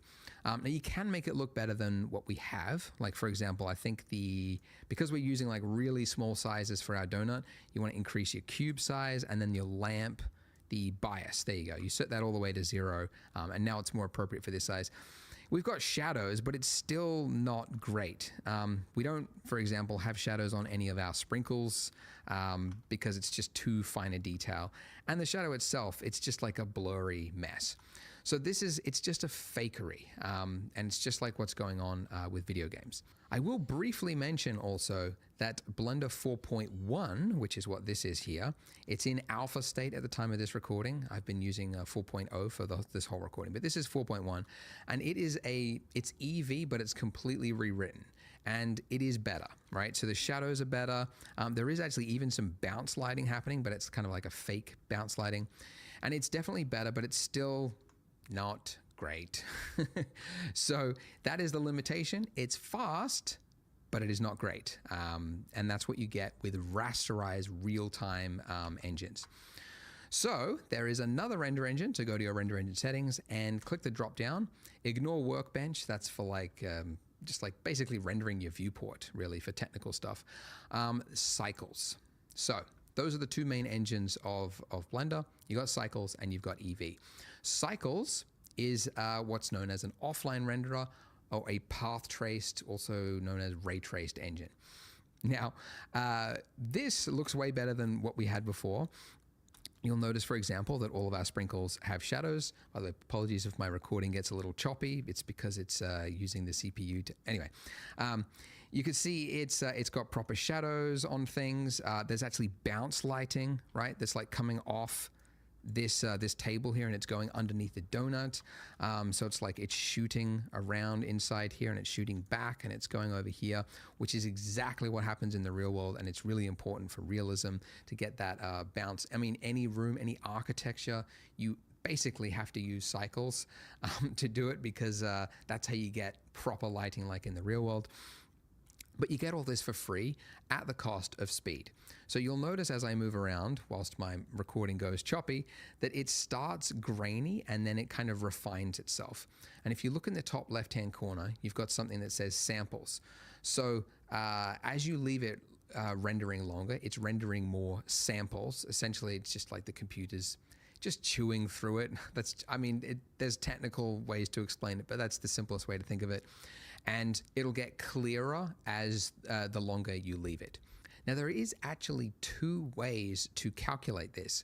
One is to use your CPU, which is what it's on by default. Another is to use your GPU, which is grayed out by default. So let's fix that. Go to Edit Preferences, and then go to System, and you can see at the top there, Cycles, Render Devices. So try switching to one of these tabs and see what you get. If you have a device, like myself, that is a GPU that is supported, then you can render on that and it'll be way faster. So just as an FYI, CUDA is NVIDIA, and it's for like cards, like I think 1080 backwards, so like 90s, 800s, I think they used CUDA. Optics was around the 2000 series further on. So Optics is the one that you use if you're using a NVIDIA card today. HIP is for AMD cards, and then you got one API. And I think actually on Apple devices, you'll have a metal option. But see what you have, and then see if you can render with that, because that, with GPU on now, it'll, going back to this, it might actually, the first time you use your GPU, it will say, I think at the top left-hand corner, doing this for the first time, it'll do some pass. It'll be really slow. It might take like 2 minutes, but then after you've done that, every time you open Blender, you should never need to do it again. So it might be slow the first time you activate it, but it should be faster. Now, this is way faster than what we had before. Like you can see how quickly it's clearing through those samples. It's basically real time. In fact, actually, so that noise that I mentioned, right? It's still there, but when you render and also in your viewport, you can use a denoiser. So it's actually not that new. It's like 3-4 years old. I think we started using AI denoisers. NVIDIA released their one for optics, and since then Intel have come out with one. And it basically takes that noisy image, it uses some of the information from the 3D renderer to clear it out whilst preserving the detail. So if you can actually turn it on in the viewport by hitting the denoise one. If you've got an NVIDIA card, it'll be way better. If you don't, it'll have to use the Intel denoiser, which is a lot slower. But you can see the noise is practically gone, right? So this is almost real time, which is really, really cool. Now, obviously, not all of you are as lucky, right? I've got 4 3090s. I started though on a Pentium 3, I think back in 2003, and with one, and it basically takes that noisy, actually way faster than what we had before. And I think actually on Apple device, I gotta Now, there listen is to everything actually again. two ways to calculate this. One is to use your CPU, which is what it's on by default. Another is to use your GPU, which is grayed out by default. So let's fix that. Go to Edit Preferences, and then go to System, and you can see at the top there, Cycles, Render Devices. So try switching to one of these tabs and see what you get. If you have a device, like myself, that is a GPU that is supported, then you can render on that and it'll be way faster. So just as an FYI, CUDA is NVIDIA, and it's for like cards, like I think 1080 backwards, so like 90s, 800s, I think they used CUDA. Optics was around the 2000 series further on. So Optics is the one that you use if you're using an NVIDIA card today. HIP is for AMD cards, and then you got one API. And I think actually on Apple devices, you'll have a metal option. But see what you have, and then see if you can render with that, because that, with GPU on now, it'll, going back to this, it might actually, the first time you use your GPU, it will say, I think at the top left-hand corner, doing this for the first time, it'll do some pass. It'll be really slow. It might take like 2 minutes, but then after you've done that, every time you open Blender, you should never need to do it again. So it might be slow the first time you activate it, but it'll it should be faster. Now, this is way faster than what we had before. Like you can see how quickly it's clearing through those samples. It's basically real time. It's in fact, actually, so that noise that I mentioned, right? It's still there, but when you render and also in your viewport, you can use a denoiser. So it's actually not that new. It's like 3-4 years old. I think we started using AI denoisers. NVIDIA released their one for optics, and since then Intel have come out with one. And it basically takes that noisy image, uses some of the information from the 3D renderer to clear it out whilst preserving the detail. So if you can actually turn it on in the viewport by hitting the denoise one. If you've got an NVIDIA card, it'll be way better. If you don't, it'll have to use the Intel denoiser, which is a lot slower. But you can see the noise is practically gone, right? So this is almost real time, which is really, really cool. Now, obviously, not all of you are as lucky, right? I've got 4 3090s. I started, though, on a Pentium 3, I think back in 2003. And I mean, look, they made Toy Story on computers that you couldn't even sell today because they would be just garbage. Maybe you could for like nostalgic. Anyways, the point is that everybody, when they start 3D, is using a device which is crappy. Don't let it limit you, or don't think, oh, I can't use 3D until I get a better computer. A graphics card is definitely one of the best investments you can make if you're thinking like, I want to do this as a career. This is definitely for me. I'm really enjoying this. It's definitely a good investment because you will be able to produce more renders throughout the day faster. But it is not essential. You can get by with just a CPU. It just means that when you do your render, your final render, instead of it being, you know, done in an hour, you might have to leave it overnight. In the past, when I started with Blender, I was making crappy renders at like 600 by 400 resolution, and I was rendering for over a week just to do a really crappy basic animation. So don't let it hinder you. It's totally normal that you'll have a bad computer. If it's for you in the future, definitely worth investing in a card that is fast. Also, if you want to know which card to buy, Blender actually put together an open benchmark. So if you go to opendata.blender.org or click the link in the description, you can see it's showing you all of the people that have done this benchmark, what have their devices been, and what are the times that you can expect. So you can see, actually, mine is at the bottom. It's the 3090. But I've got 4 of them, so it's obviously churning through it faster. The fastest is, I mean, basically it's going to be the top card, or like the go-to. NVIDIA is just crushing it. I think, where is the AMD? They used to be on, I think AMD's made a mention there. You've also got CPUs on this side. But essentially, I mean, just buy the top like gaming card. Usually that's the one. But do go here, check it out if you want. All right, so we're going to be using cycles for the rest of this tutorial. And we'll really dive into it in the next part, but I just want to quickly, my lamp is way, way away. So let's just bring that in closer just so that we can see things. And you can actually clear the rotation of an object to make it appear at the center of your 3D scene by tapping Alt-G. Okay, so now, hey, look, that's actually kind of cool. I'm going to move my lamp over to here. Just check my recordings. Yeah, my recording's not being affected. I want to see his lamp settings. And I'll just now reduce the strength of this because it's obviously now way closer. But look at that. Like, look at the shadow that we get coming off this donut. It's like properly tapered. It's not like some fakery, so it's like tight here and then it's like really faded at the end there. That kind of stuff is really difficult to do with a rasterized real-time engine like Eevee. And you also get like all of this proper, like look at the shadows on the sprinkles, the reflections is actually true. It's not like guessing and fakery. Yes, it's a type of fakery, but it's much more accurate. Anyways, I like cycles. I'm a cycles guy. I think most people actually are. The first version of Eevee was not that great. Eevee Next in 4.1 might be better. We'll see. But yeah, the first version of Eevee was not really that great. Now, one thing you might notice looking at your donut, they're going to make one big tweak to this, is that it kind of feels hard. Like the donut doesn't give this kind of like soft feeling to it.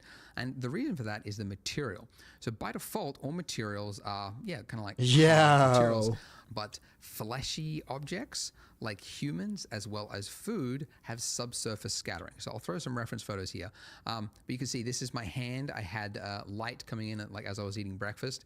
And I can see the light is actually going through my fingers, right? So that's light that is it's a mushy, fleshy object. So it's passing through it, scattering amongst all the other atoms in the finger, and it's the light is going through to the other side. You also see it in a lot of food. So took these photos at a party. Yes, I am that guy. But you can see that's how you get light that goes to the opposite sides. My daughter was eating a banana, and I was like, look at that banana. Look at that subsurface scattering right there. So donuts and icing have that, and we can do that. We can add that, by going to the materials, and then down here you've got subsurface. Okay, so here, the biggest one to turn it on, and just like metallic, apparently, this is, by the way, a new setup for 4.0, but just like metallic, it's supposed to be a weight of either 0 That's or sick. 1. All right, now when you do 1, it suddenly turned blue, and you're like, what the hell happened there? Got spring right there. So donuts and icing have that, and we can do that. We can add that, by going to the materials, and then down here you've got subsurface. Okay, so here, the biggest one to turn it on, and just like metallic, apparently, this is, by the way, a new setup for 4.0, but just like metallic, it's supposed to be a weight of either 0 or 1. All right. Now, when you do 1, it suddenly turned blue, and you're like, what the hell happened there? That's because the radius, this radius, is this is your X, Y, Z, but also it's your R, G, and your B in this case. And these values are different because it's designed for skin by default. So this is a great setup if you've got skin with blood inside, but we don't. So click, drag down, and then just set these values to 1. All right, so now it's closer to the material. Still looks weird, and that's because the scale of this is wrong. It's saying that the thickness of the object is 5 centimeters, but this icing is not that. So let's make this 0.01, and now you can see it looks a lot closer. It's still a little dark, because I think it's not 1 centimeter thick, so let's go 0.005. And now we can see it's pretty close to its original material. The biggest difference is if I just zoom right in here, let's set it to what it was before. See how it's hard? It almost feels like, it just feels like concrete, right? But then you set this to 1, and look at that. The shadow just starts to feel a little softer, and you get this bleed effect where kind of like the shadow gets like an edge to the shadow where it gets a little more saturated and pinker. And that's subsurface scattering. You don't have to tell it how to do that. It just does it. So you set the weight to 1, these to 1, and then you just set your scale to whatever it is you want. And I'm also going to do it for my sprinkles. So I'm just going to click on one of my sprinkles, and yeah, right in here for the subsurface, I'll just do the same thing. Set the weight as 1, these radiuses to 1, and then I'll use a really low value here. Like let's go 0.02. And now you can see, because these sprinkles are, it's like icing, right? It's just the exact same thing. We want some of the light to pass through it. And we don't actually have to bother setting up that color ramp system for the metal, because metals automatically, that shader, when you set it to 1, it means it's going to cancel any subsurface scattering that would have appeared there. So we don't have to bother with it. The subsurface is not going to happen on metals. But you can see it starts to feel a lot softer, a lot I don't know, more pleasing, more delicious looking, like real food, because that's really one of the telltale signs of food is subsurface scattering. Awesome. So in the next part, we're going to start really building out the scene. What I want to do though, at the end of this video, I want to give you some homework, and that is to try to model this plate.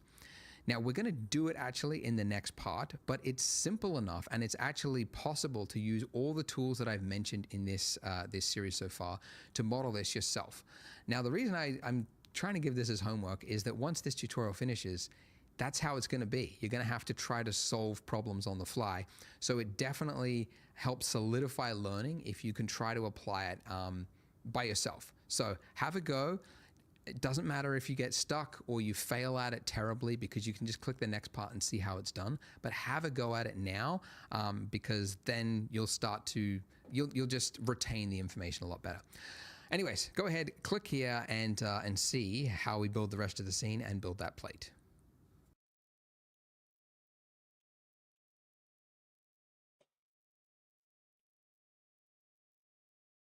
Do you guys know that in 2022, Blender was downloaded 17 million times? Crazy number. It's not the total number of users, because some people are downloading every release in the year and then others are using a release from years prior. But the best guess of Blender's total user size is about 10 million. 10 million Blender users. But I now have to follow it with some rather sad news. Only about 3,600 of them are actually contributing to the Blender Development Fund. That means, and this is the scary bit, if you were to fill the Yankee Stadium with 46,000 Blender users... Okay, I fucked up. This is the part where we start making our donuts look... Hey guys, and welcome back to another video. What the fuck just happened? This is the part... So here, the biggest one to turn it on, and just like Metallic, apparently, this is, by the way, a new setup for 4.0, but just like Metallic, it's supposed to be a weight of either 0 or 1. All right. Now, when you do 1, it suddenly turned blue, and you're like, what the hell happened there? That's because the radius, this radius, is this is your X, Y, Z, but also it's your R, G, and your B in this case. And these values are different because it's designed for skin by default. So this is a great setup if you've got skin with blood inside, but we don't. So click drag down and then just set these values to 1. All right, so now it's closer to the material. Still looks weird, and that's because the scale of this is wrong. It's saying that the thickness of the object is 5 centimeters, but this icing is not that. So let's make this 0.01. And now you can see it looks a lot closer. It's still a little dark. Yo, so it's going, the light is going into the object. So let's go 0.005. And wow. now we can see it's pretty close to its original material. The biggest difference is if I just zoom right in here, let's set it to what it was before. See how it's hard? It almost feels like, it just feels like concrete, right? But then you set this to 1, and look at that. The shadow just starts to feel a little softer, and you get this bleed effect where kind of like the shadow gets like an edge to the shadow where it gets a little more saturated and pinker. And that's subsurface scattering. You don't have to tell it how to do that. It just does it. So you set the weight to 1, these to 1, and then you just set your scale to whatever it is you want. And I'm also going to do it for my sprinkles. So I'm just going to click on one of my sprinkles, and so the scale is where the magic happens.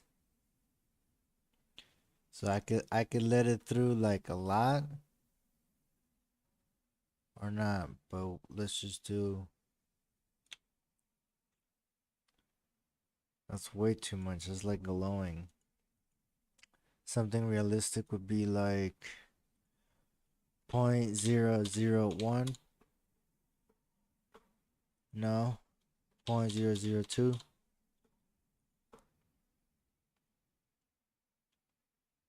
That's kind of realistic.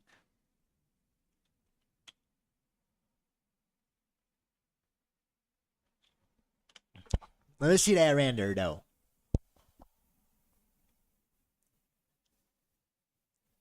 Yeah, dude.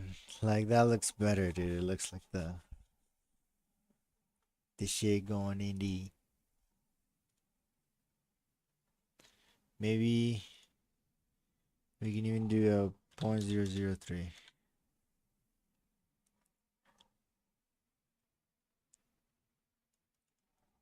Point 0.01. 0.09. 0.009.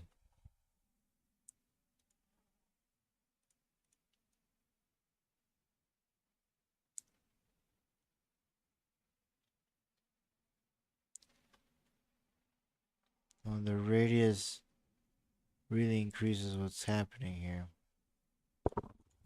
So if I go to 0.1 on the radius, then with the scale I think I can dial it in a bit easier. 0.02.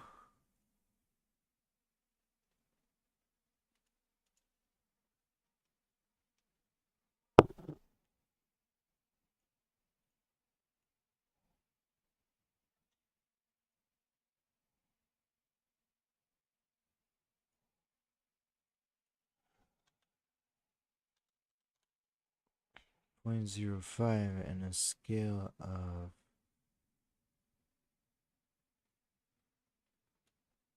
0.5.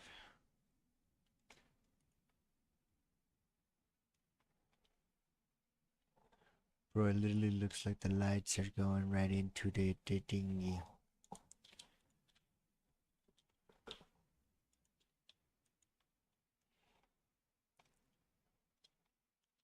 See, what do y'all what do y'all look like now?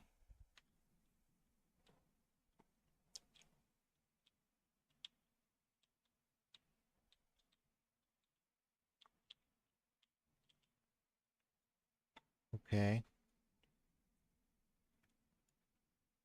Hold on a minute, just a minute.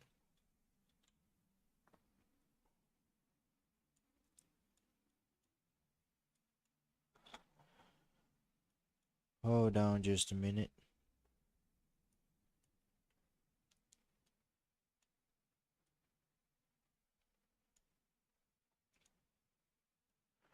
Hold on just 1 minute.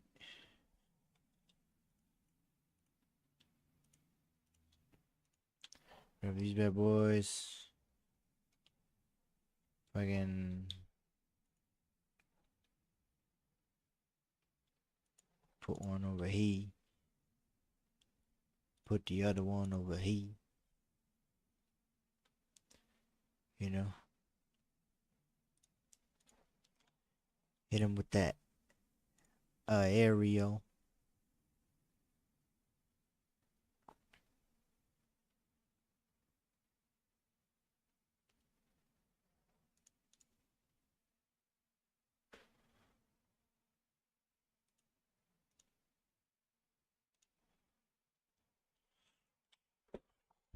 Let me see that. Yo. Not bad. Not bad. Not bad.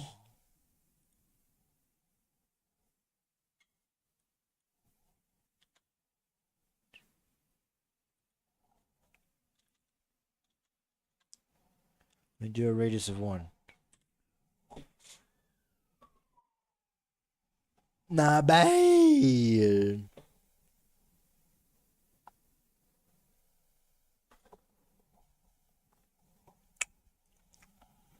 Alright, what do we do now? We see what this guy got to say. Yeah, right in here. For the subsurface, I'll just do the same thing. Set the weight as 1, these radiuses to 1, and I'll use a really low value here. Like, let's go 0.02. And now you can see, because these sprinkles are, yeah, it's He uses 0.002. What I use? 0.005. Yeah, I knew it. I knew it. like icing, right? It's just the exact same thing. Oh shit, the icing looks sick, bro. How do you do that?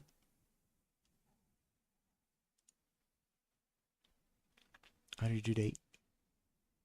Wait, you set the weight to that, something like that. And then you do 1 on here, and then do something like 0.002. And oh my god, they look like they're made out of fucking gel, like it does. It's just like I. It's fucking dope.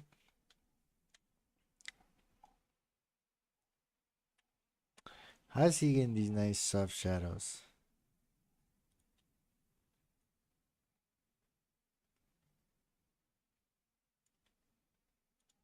Okay, that's like one. That's like two.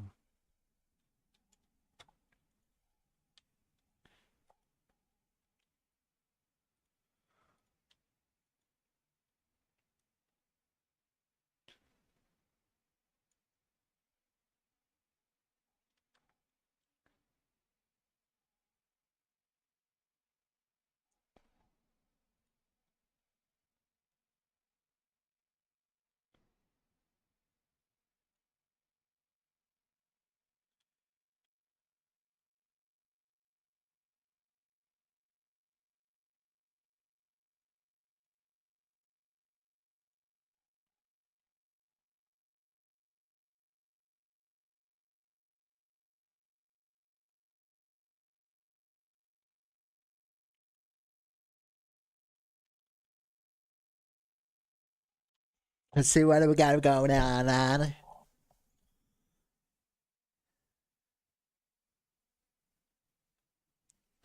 Pretty fucking bad. That's because our angles are not juicy. Our angles are not juicy enough. Recalculating angles.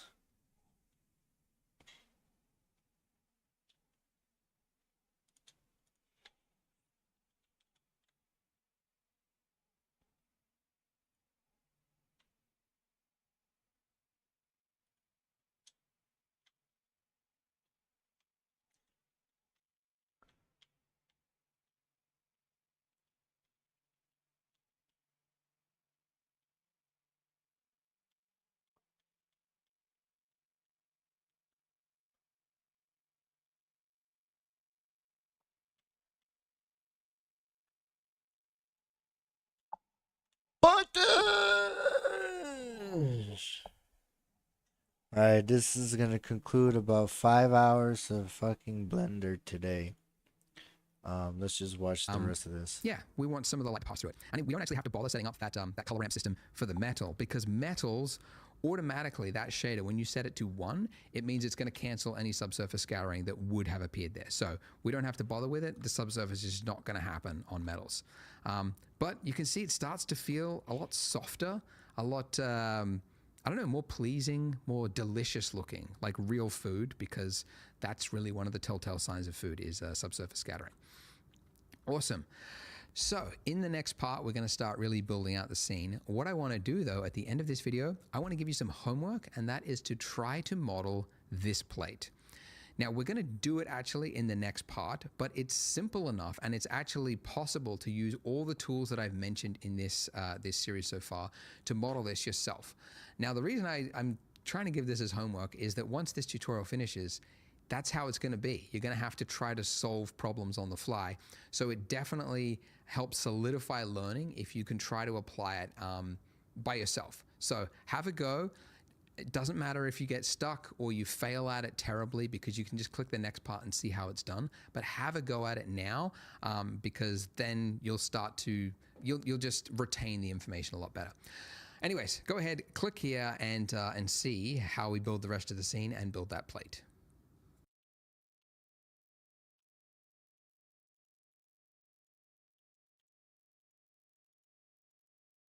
Do you guys know that in 2022, Blender was downloaded 17 million times?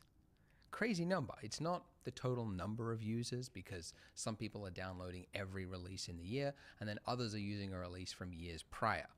But the best guess of Blender's total user size is about 10 million. 10 million Blender users. But, okay, so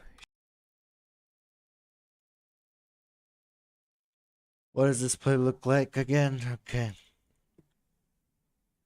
How do you like duplicate this or add this?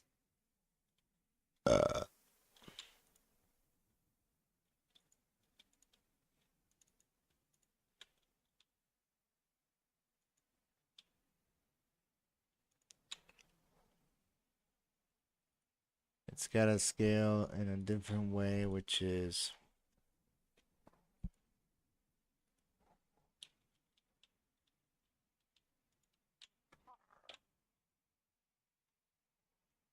oh no, it's a bevel, no?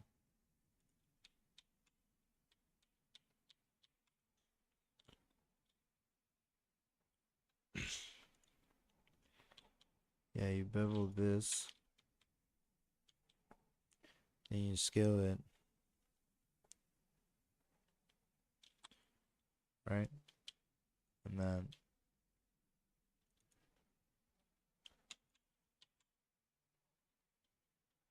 I guess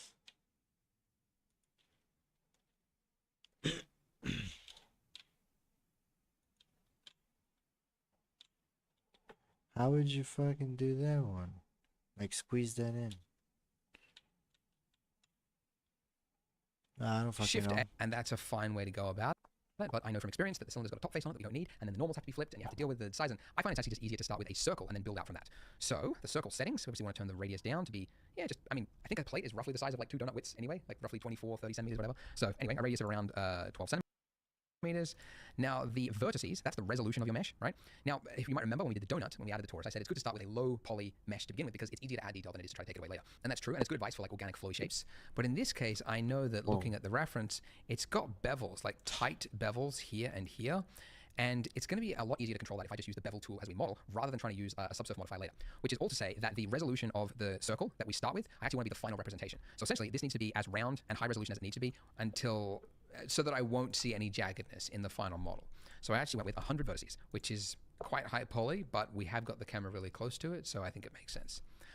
Okay, so in edit mode, make sure you're in vertice select mode. I've done recording so many times I can't remember when I've actually taught something or not, but you can swap in and out of these modes, by the way, by hitting the 1, 2, and 3 key. So 1 for vertices, 2 for edge, and then 3 for face select. Okay, so with vertice select, I'm going to start by creating this lip that goes up. So E and then Z to lock it on the Z axis to about there. I mean, we don't have measurements, but that looks like it could be plausible. And I think it's on a slight angle, very slight. So I'm going to scale out just by hitting S. All right. Now for this next part of the lip, I'm going to hit E to extrude again, but I don't want to move it anywhere. I want to do it exactly where it is, but then scale it out. So right click and then S to scale out. All right. And it's a good idea also to just zoom out and see in proportion to the plate, is that lip about the right size? I think it is. That's pretty good. And now I'm going to do another lip on the other side, just going up. So E, Z to about there. That's pretty good. And then S to scale out as well. Okay, awesome. Now, when you add in a circle, it doesn't come with a face by default. So if we go into wireframe mode, which also you can swap, sorry, not that mode, wireframe mode. You can swap in and out of these modes at the top here by holding down the Z key. So solid view and wireframe. I usually just quickly flip in between those like that. All right. So if I hold down Alt and click on this line, you can see there's no face in the middle because wherever there is a face there should be like this orange tint. So when I Alt click here, I don't see the orange tint, which means I need to have a face. So F to create a face. Now we need some bevels, okay? So we need a bevel that goes here, another one that goes here, and another one that goes here. So we did that when we added the sprinkle, and the hotkey for it is Control B. But I don't want to just create like the same bevel here and then do another one here and then another one here. I can do them all at the same time. So if I hit Alt and Shift and then clicked on these lines, if I did Control B now, I would get a bevel everywhere. But the problem is that I'm also getting the bevel on the lines that are going this way, right? Like these lines, which is not what I want. But it doesn't know that I don't want them there because those are edges that are also selected, right? This line that goes like that.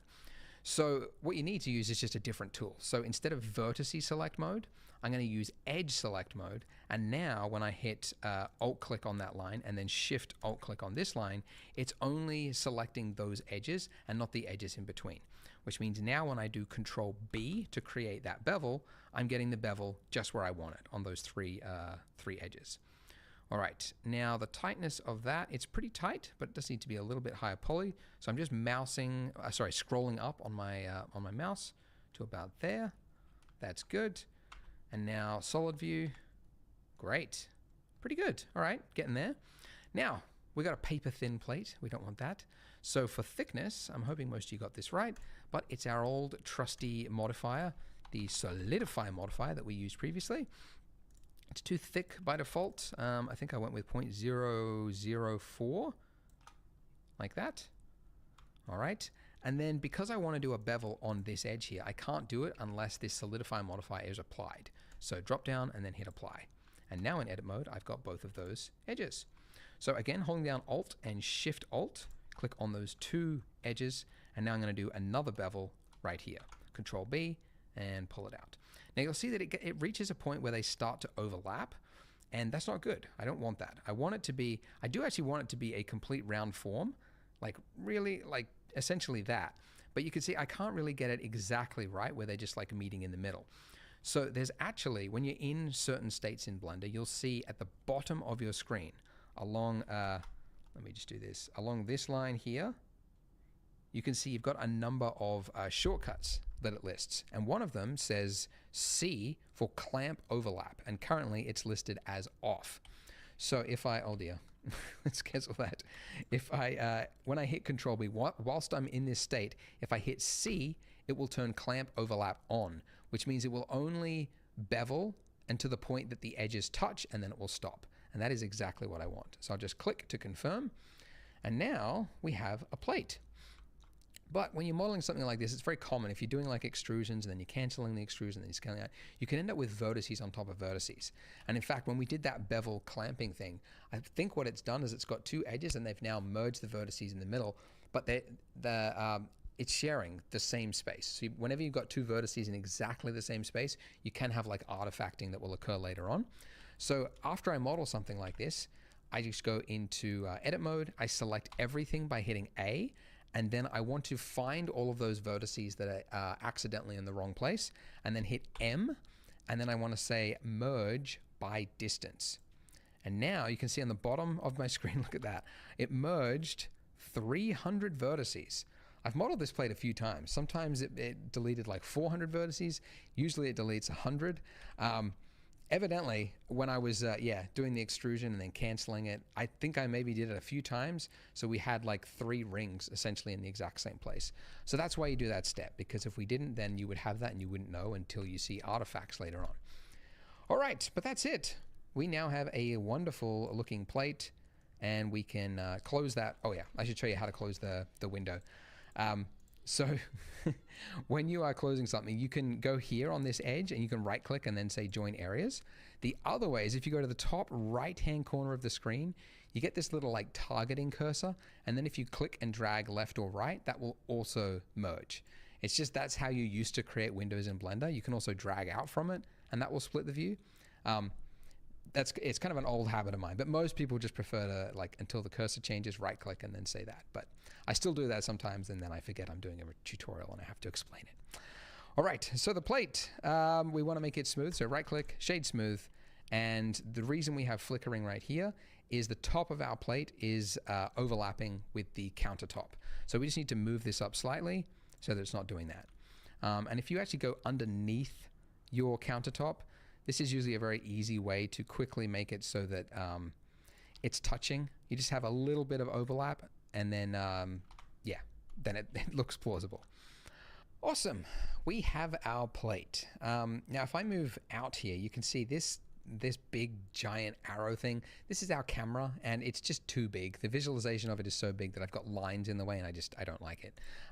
It's actually a pretty good scale for a normal scene, which is, usually tens or hundreds of meters, but we're so small that this camera is just too big. So in the camera tab, go to viewport display and then just turn down the size, right? And I'll go for, like 10% of what it was to about a 0.1. Okay, great. So what we want to do now is start laying out the scene. So first and foremost, I'm going to go into looking through my camera view, and I want to get the camera placement right. So hitting Shift tilde key to put me into fly view, and then just scrolling down so that you get really small movements. Not that small, so scroll up a little bit, all right? And then I'm using Q and E to just change the height of the camera to be roughly where I want it. All right, so I'm going to have a stack of donuts. So I'm going to have like one here, one here, one here. So I'm just making room for that, essentially. I shouldn't use this annotation tool. It's being replaced in Blender. Like the new grease pencil is going to be pretty amazing. But anyways, it's the old annotation tool. So yeah, let's start stacking some donuts. So selecting the base donut and then shift selecting the icing. I'm going to duplicate that by shift D and then moving it up along the Z axis until they start to touch. Now there is actually some new snapping tools in Blender that is pretty handy, but from experience, having tried it for this, there's so many like little pieces of sprinkle and everything that you're going to have overlapping anyway, because donuts are quite spongy, so they would be, you know, it would be plausible that it would be like kind of squishing the sprinkle. So it's okay to have some clipping. So something like that is okay. Now I'm going to do another donut. So shift D again, move it up along the Z axis to about there. And I want to make it an interesting stack, not just like a straight stack. So I'll move these around so that we've got kind of like an S shape like that. All right, duplicate these again. So this is going to be a stack of 4 like so. And then this one, I'll pull back this way, rotate that, go down. All right, and pull it back a little bit. Okay, lovely. Now, looking from the camera, you can see a pattern that has emerged. So you can see this is the same as this, is the same as this. And the eye is very good at detecting patterns, so that's going to be a very big deal breaker for the viewer. They're going to notice that, and it's just going to make the picture look worse. So with each donut selected one by one, I'm going to hit R and then tap Z, and that's going to just rotate along these Z axes. But you can see if I just tap Z, that axes that I put it on a little bit, like just tilted it, it's now like reverse the tilt because I'm rotating along the Z. But what you can do is you can rotate it along its original axes by not tapping Z once, but twice. Okay, and you can see that the line has now changed a little bit because that's putting us now into the local Z axis. So the original rotation of that donut, it's the Z axis on that one, not the scene one. So yeah, that's the way I will do it. And I just want to rotate it until I get a different pattern. So now I've got these little wavy shapes. That's good. Now this one, I'm going to tap R and then Z and Z again. So it's the local axes. That's pretty good. And then this one, I'll do the same thing. R, Z, Z, and just move it a little bit that way. All right. And now it's a lot less predictable. Cool.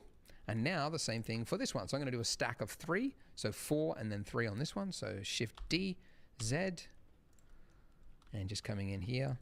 This isn't hard. This is just, it's just a little finicky, right? It would be good actually if you could use motion, sorry, not motion, like a simulation. Blender does have rigid body tools, but it's again, if we had more funding from some people, we could improve it because the rigid body tools are pretty janky. They don't work well for small objects and it's very fiddly to set up. But I've seen other tools, plugins that people have made for like Unreal Engine, where placing objects is actually a simulation. So you just draw across the plane and you could have like donuts just spawn in and like tumble on each other.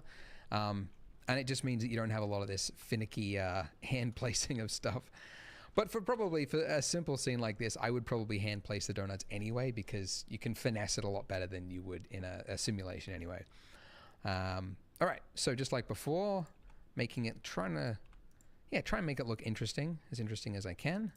Move this one closer. That's pretty good. And then, so that we don't have the repeating shapes, R, Z, Z, like that. And that's pretty good actually. This one, it's a little bit further. Okay, I'll move that a little bit more. All right, there we go. Oh, did I not hit? Hang on, did I? Z, oh, okay. I thought maybe I didn't tap Z twice, but evidently I did. It's got this weird gap, which I kind of have to close now. Okay. Sorry if you can hear traffic. I am right next to a road. I thought, hey, I need an office. Why don't I get an office right next to a busy road with glass? But I'll be moving out of here soon. Planning to move country, if I can. I won't say where I'm moving to. No, I'm planning to move to the United States, actually. Looking to get a visa. because I want to move to LA. LA, it's where all the other YouTubers are. And I don't know, every time I go there, I come back with like a bunch of ideas. And yeah, so I'm moving if I can. Still waiting for a visa to be approved, but we'll see. All right, so I'm just making small adjustments here and there.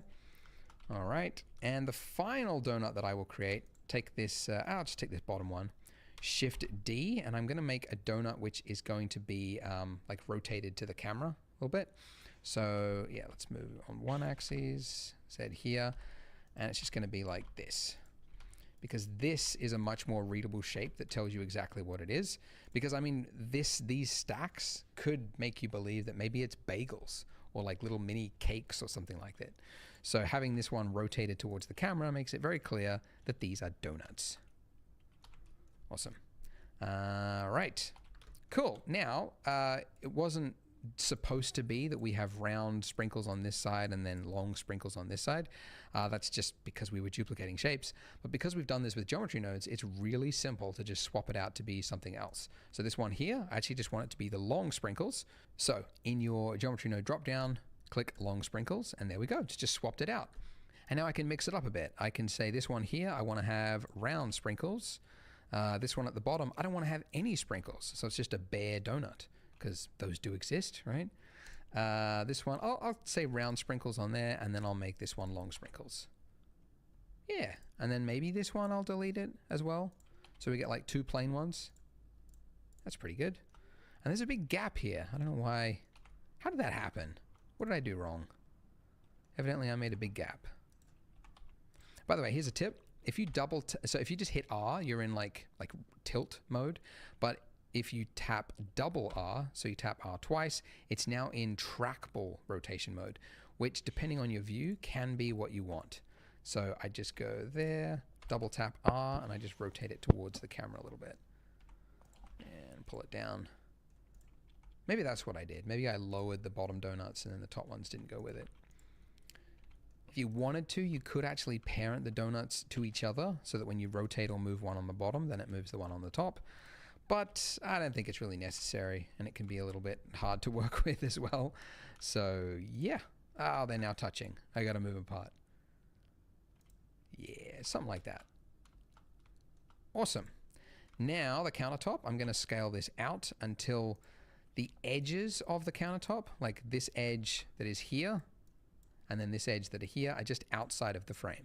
Because our camera, I mean, we are going to add a camera animation so that it goes down, but we're not going to be like doing a 360 pan of the donut. So we're not going to be able to see the rest of the scene. So we don't need a kitchen countertop that stretches all out this way. It's just a waste of resources. So we're just going to literally just stop at the edges of where the camera can see. I used to think when I was starting 3D that that's like lazy, but now I'm like, no, that's like how you use your resources properly. Otherwise you end up doing stuff that nobody ever sees. Gotta pee.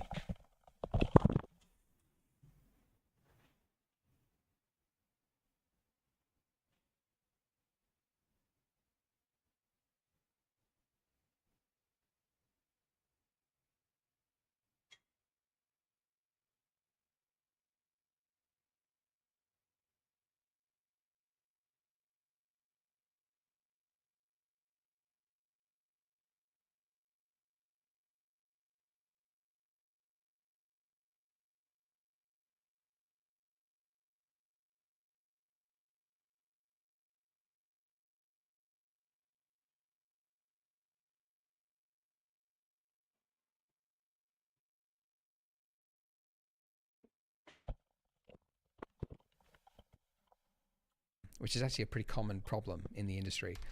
People over-engineer models and things just in case the camera needs to be close, and then it never does, and then, anyway. Now, I do want a backsplash for this, so I'm just going to duplicate the bottom plane here. So Shift D, pull it out to, you know, roughly there, and then I'm going to hit R, and then X, so I'm rotating it along the X-axis, and then just holding down Control to snap it to the nearest 5-degree increment. And in the top left-hand corner of my screen, I'm just looking for 90. And there it is. So I do a single click. I'll move this up like so. And now we have a backsplash. And the final thing we'll do before moving on to the next tutorial is create some different donut colors. Now you could actually do the same thing as we did for the sprinkles and create that random through color ramp option for this. The trouble I've found with doing it for the donut icings is that you can sometimes just end up with a bad batch where you've got like a string of like yellow donuts and you can't change it because there's no sample option for the random thing. So I find it's better if you haven't got enough objects to instead just manually set up the colors. And it also just allows you to finesse it as more of an artist. So a long way to say, we're going to create different materials for each of the different icings. So the one that's already there, we'll just call it pink icing. And now, so I definitely want that one to be pink, which means these ones that are directly behind it, I definitely want to be a different color. So I'm going to click the little number to make it a single user, and I'll call this one blue icing. And then the color, I'm going to make it a kind of an aqua-ish color. Let's go into material select. There we go. This one here, I'm going to make it a yellow icing. So clicking the little number next to it. There we go. Yellow icing. And then about there, that's good. And then this one at the top, you haven't got enough objects to instead just manually set up the colors. And it also just allows you to finesse it as more of an artist. So a long way to say, we're going to create different materials for each of the different icings. So the one that's already there, we'll just call it pink icing. And now... how'd you do that?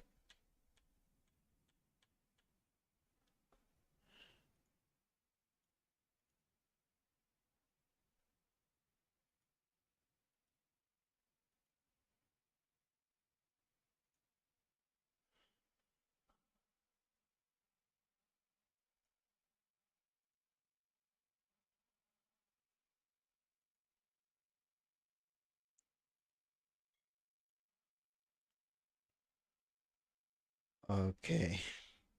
Could actually do the same thing as we did for the sprinkles and create that random through color ramp option for this.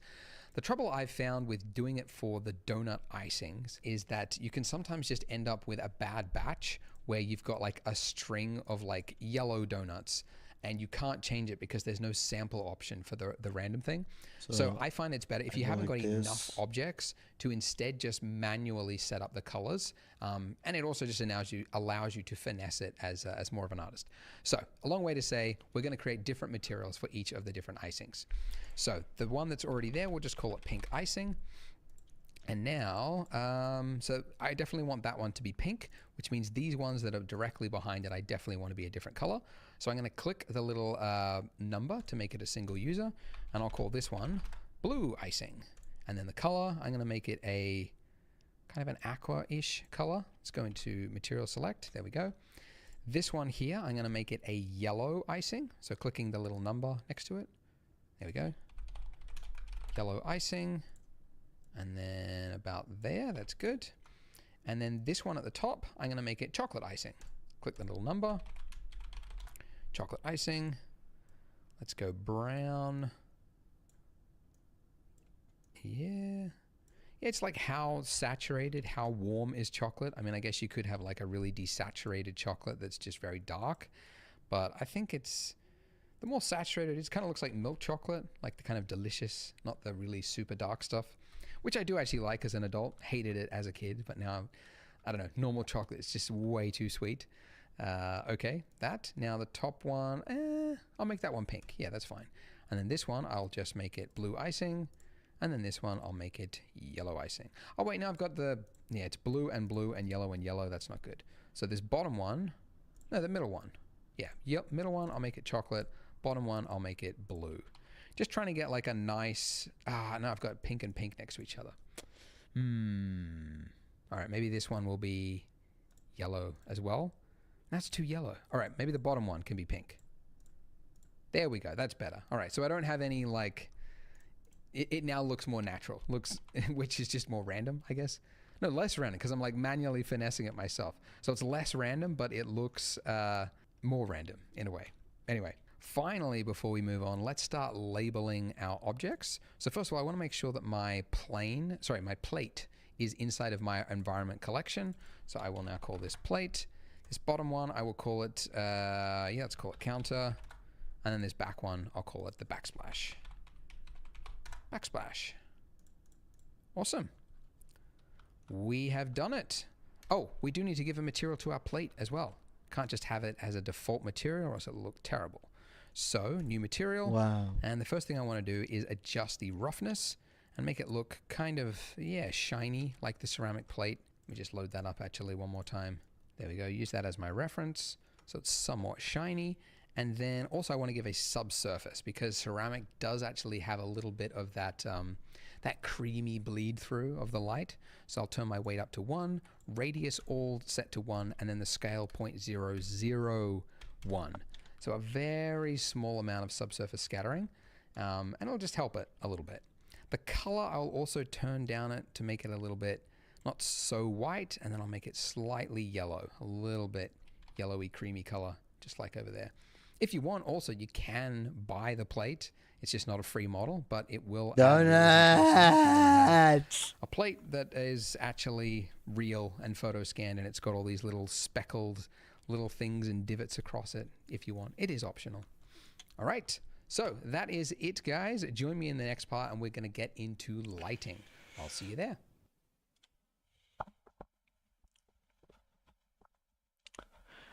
5-hour stream. We've been doing donuts. And all then time. God said, "Let there be Donuts? light," which is the topic for this tutorial. Now, we want to create the look of a morning kitchen countertop. Like you just woke up in the morning, the sunlight's coming in, and it's warm and it's inviting. So we're going to want to have some sunlight coming in from the left. Okay. And we could take our default lamp here and turn it into a sun lamp and then try to angle it like that. But the reason that this looks so terrible, Your sprinkles are todas juntas. I don't know what that means. is that one of the key components of natural light is not just the sunlight, but the skylight around it. The Getting skylight. the right shades of blue and white and the gradient as it goes towards the horizon. We know and that's that. actually quite difficult to do. But thankfully, there's a relatively newish feature in Blender which we can use. So rather than using any lamp at all, I'm going to delete the lamps so there is no light in my scene whatsoever. And instead, go to my world tab here.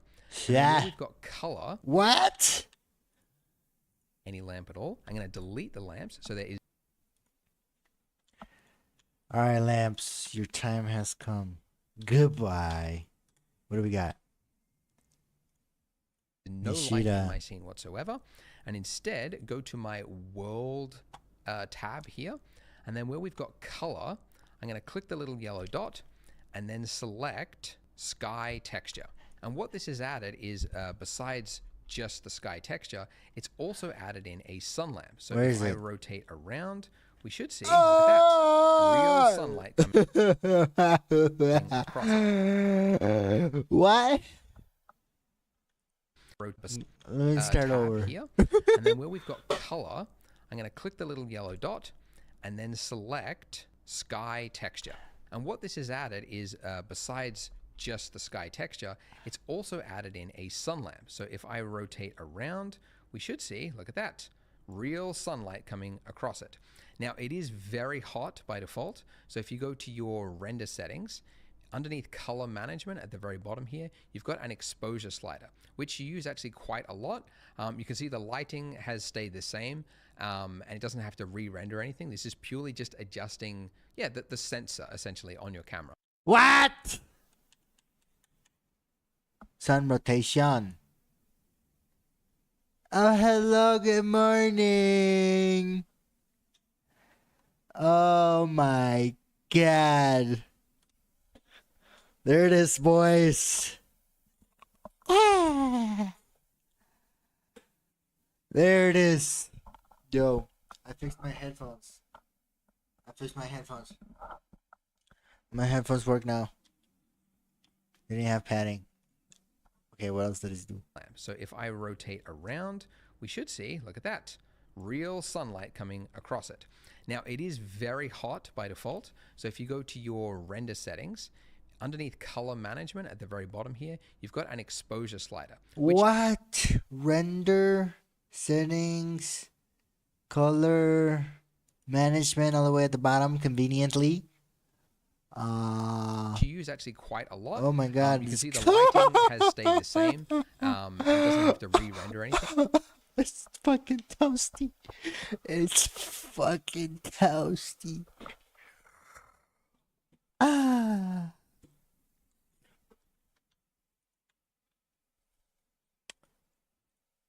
Let's see what else we got. This is purely just adjusting, the sensor essentially on your camera. And if you hold down control, I usually just snap it to a -2. Now back to the sky settings. So what this is, essentially it's created the exact look of the sky, -2. a real sunlight, that little sun disk over there, and Sun everything will change elevation. depending on what you set, like the elevation, right? If you set it to be like really low in the sky, well, that's like morning light. And you can see it's changed everything to be like a warm look, right? So we got like really warm light over everything. And if you change it to be like noon, like the sunlight is coming directly above it, you can see it's a lot colder.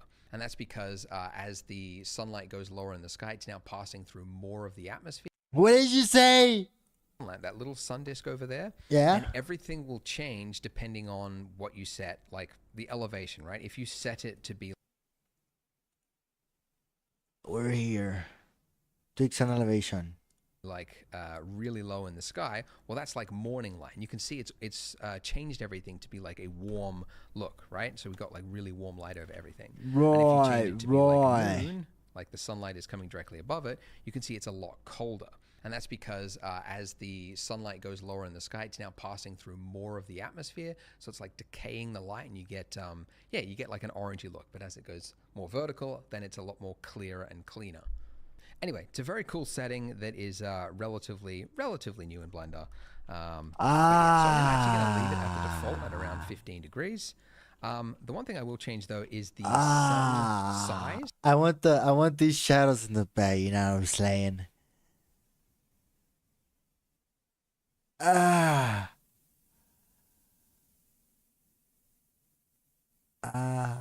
got my schmeckles in here. How do you select these? What the fuck is this?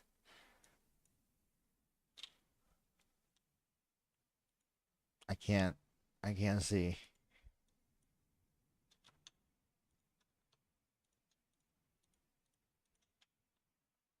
Get him out of here. What did you say?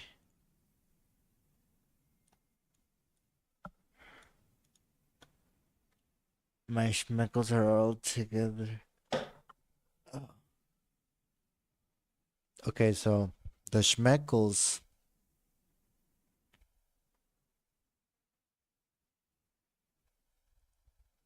The schmeckles. How did we do the schmeckles? I don't remember. I was just following the tutorial.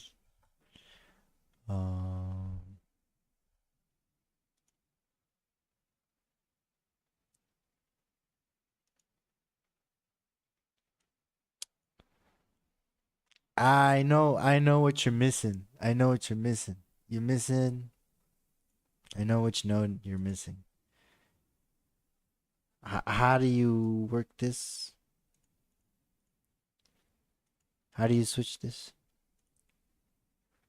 La géométrie. La géométrie, you need a object info, sprinkle into the instance. Hold on. Distribute points on the faces.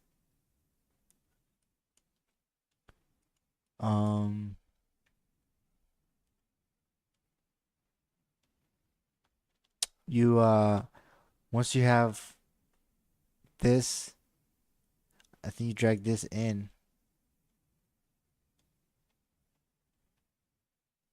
Nah, don't listen to me. Don't listen to me. I don't even know. Don't listen to me.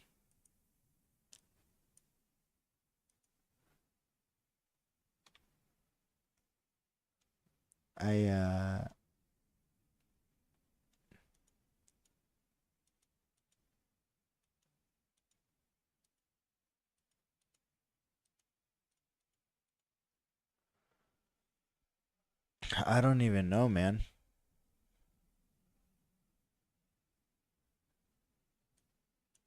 I don't even know, man. This is what I got for the geometry. Um,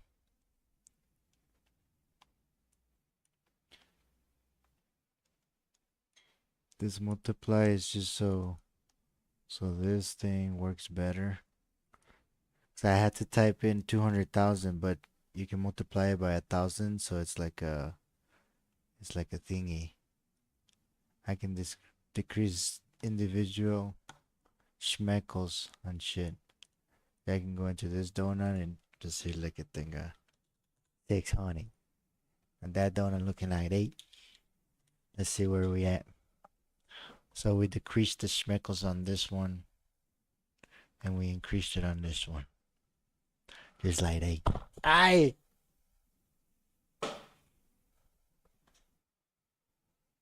Wow! I don't know. I think we're doing good. So you get like really, like clean, hard shadows from the sun. And this sun size here, the reason for this very weird measurement, 0.545 degrees, is because it's actually the real sun size in relation to the Earth. But there are reasons for changing that, because if the sun goes through a cloud, then obviously the cloud is now lighting up and it's creating more of a dispersed look. So from the look of the camera, I usually just adjust this to be like a 2 or a 3, and it just makes the sun a little bit softer around the edges and a little nicer, at least according to me. Awesome. So looks better, but now we have another problem, which is that the skylight is just bleeding in from all directions, right? Because obviously it would. So we need to create an enclosure around it to obviously act as an indoor space. And just before we do that though, whilst I was preparing for this tutorial, I noticed that the donuts are a little close to my backsplash here. And that matters because we're going to use depth of field later to make things that behind it are like out of focus, but we can't really do that if it's too close to the backsplash. So I'm just going to increase the distance there and also just scale it up a little bit because now that it's in the background, yeah, otherwise you'll see like the corners actually appear in the render, which we don't want. So just make that a little bit bigger, move it up. Okay, that's pretty good. So essentially, yeah, you just want to have like 1, 2, 3-ish plate widths, I think will do it. But yeah, something like that. And I also now just want to make sure, just fiddling around with this now, but yeah, this has got to be positioned exactly on the plate as well. Awesome. Okay, so that enclosure. Obviously, to create that enclosure, we are going to be adding in a cube. So Shift A, Mesh, Cube. And I want to scale this down because although it is like a kitchen, right? Wow. Nothing outside of the frame is going to be in the shot. So making it bigger than it needs to be is just going to add to the render times because then light has to bounce around those things and yeah, not good. So yeah, something scaled about that. I don't know, something like that. Now, really what I... So that enclosure. Obviously, to create that enclosure, we are going to be adding in a cube. So Shift A, Mesh, Cube. And I want to scale this down because although it is like a kitchen, right? Nothing outside of the frame is going to be in the shot. So making it bigger than it needs to be is just going to add to the render times because then light has to bounce around those things and yeah, not good. So, yeah. Made a kitchen. What the fuck? Alright, my boy. Oh, this is when box cutter would be cool. You could just like fucking cut a window. Something scaled about that. I don't know, something like that. Now, really what I want it to do is just like that corner here, I want it to be locked to this point. Like I want to move it to that point. And previously in Blender, this was a really fiddly process. I would have to tap G and then Z, move it along that, and then try and time it here, and then hit, tap G and then Y and move it. And it would never be exactly correct. It would always just be slightly off. Well, now there is a new feature in Blender, literally, that came in this release, 4.0, that has changed the game. So there was a bunch of snapping improvements. So I will show you them now. So it's actually easy to understand if you just go into wireframe mode. So if I tap G, so Okay.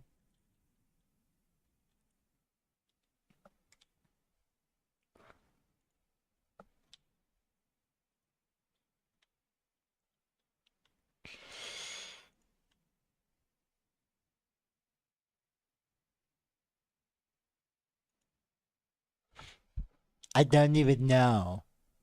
I don't even know.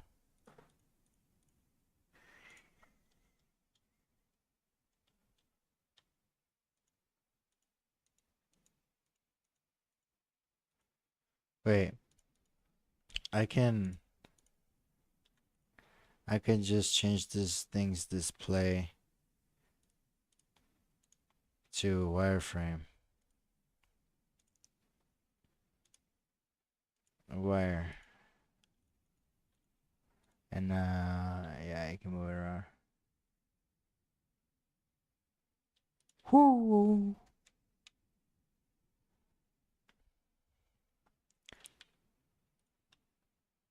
Sabadingo. Sabadingo. Oh, hello. It don't work. It don't work like we thought it would. Oh my god. I said, oh my god.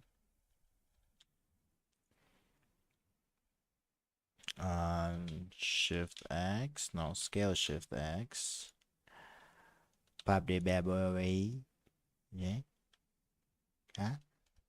Nope. Nope. Nope. Nope. Put in. Haz un rectángulo in the side. Para que te la luz. Ya me voy. Here it is. And here it is.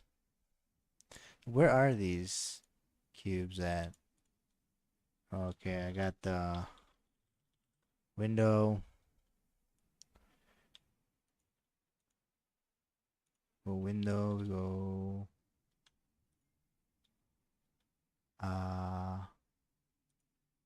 we go Scooby-Doo, and then we hit why yeah. I don't understand. I don't understand.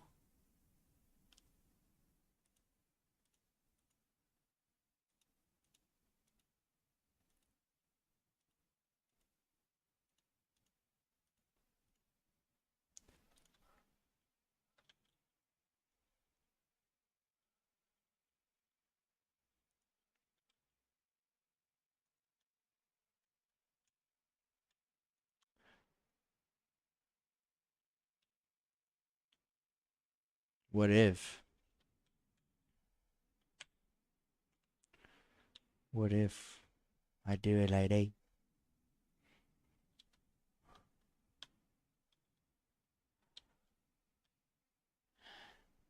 Get the fuck out of here.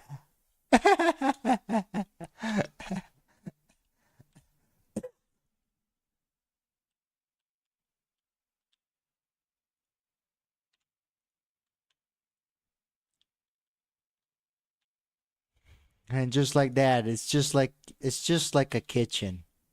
It's just like a fucking kitchen, dude. Uh-oh. All right. All right. What if this is and this is all parented and this is all parented to the floor. Control P, set parent to object. Now if I hide this and hide this and then rotate this, rotate. Wow! Or rotate this. Oh wait, no. Get the parent. I don't know. Okay, now we do a what you may call a donut. I sing donut. I sing donut. I sing donut. I sing. No, I don't think that's how you do it. Fuck that.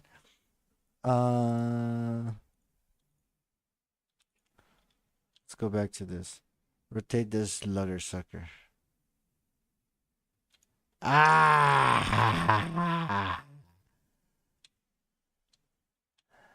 Ah. Ah. Donut icing. And then. Wait, hold on. Oh, what the fuck? Hold on. Okay, there we go. Okay, there we go. Donut icing. Yes, give me the job with my guys. Why?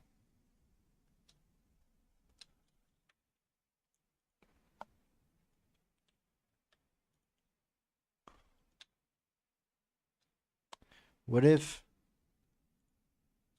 if this window has an array? Array. Donut icing. But the array goes to the bottom. You know what I'm saying?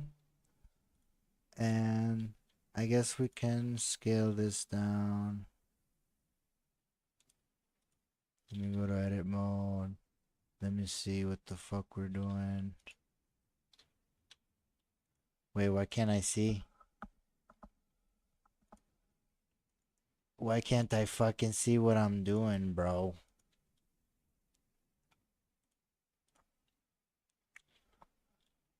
Fuck it. Scale it to the go down.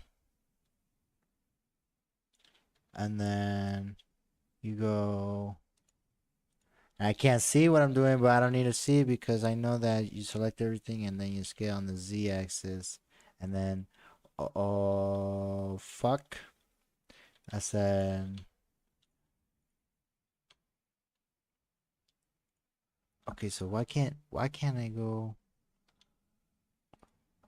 Why can't I see anything?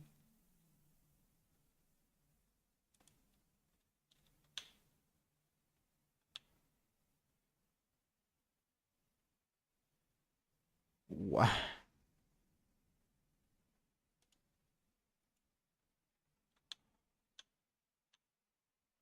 Just show me.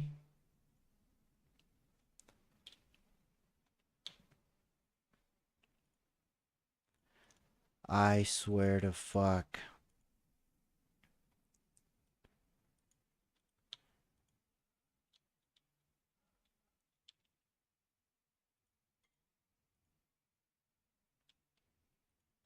Ah.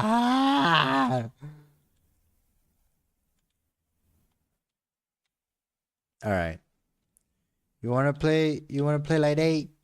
You wanna play like 8?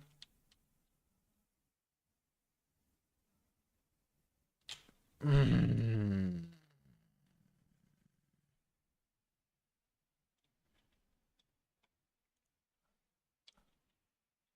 Like how am I supposed to fucking how am I supposed to change the world here if I can't do this?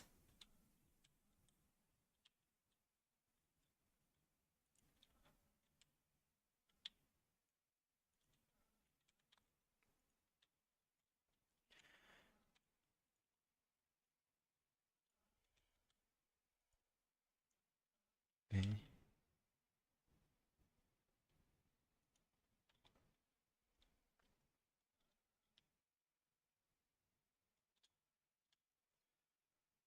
I am gonna have a fucking aneurysm. Ah! Woo! Okay, that looks interesting.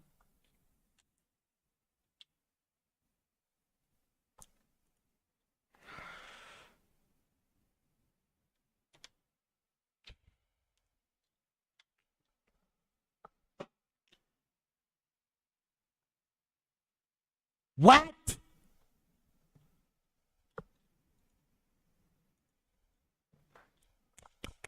Okay, so there's let's just apply the booleans. Let's just apply the booleans. Apply the boolean. Apply the boolean. And then we can delete the cutters.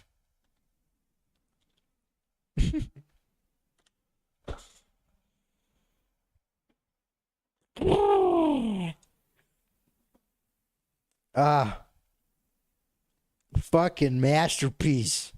All right, now we just wait for the money to come in. You know what I'm saying? uh Woo. Okay, so let me put the plates. Let me put the donuts. Let me put everything more. Where am I? I can select. Uh oh.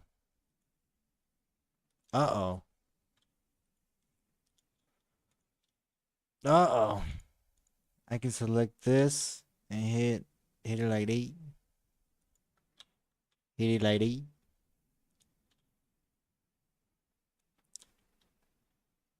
Oh shit!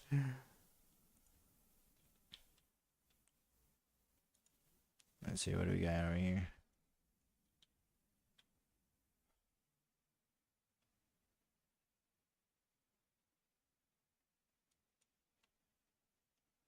Ah!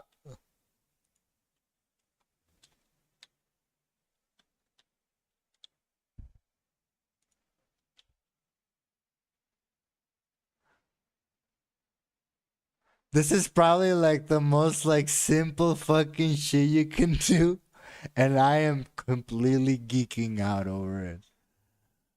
Go.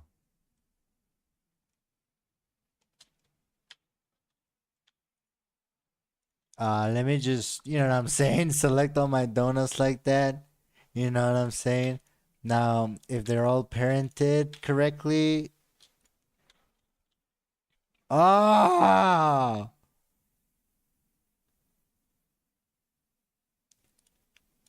You know what I'm saying?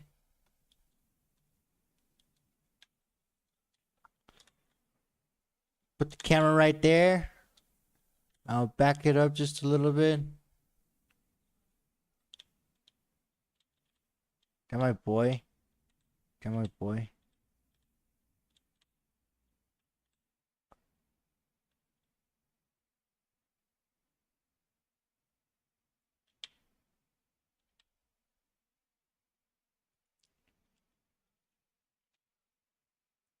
Back!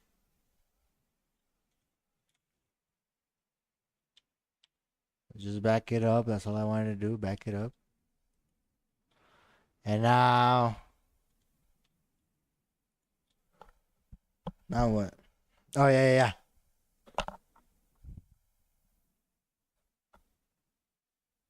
Ah!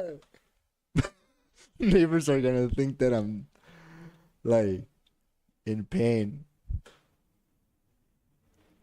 Bro, come on now. We got the little spaces in between you now. You know what I'm saying? I'm moving my cube.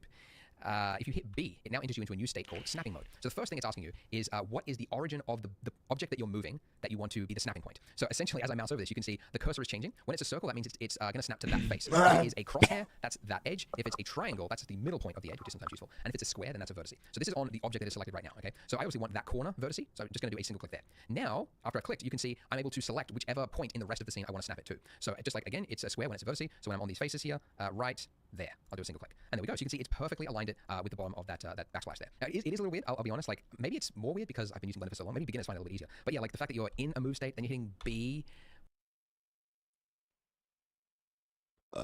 See, I wanna fuck with the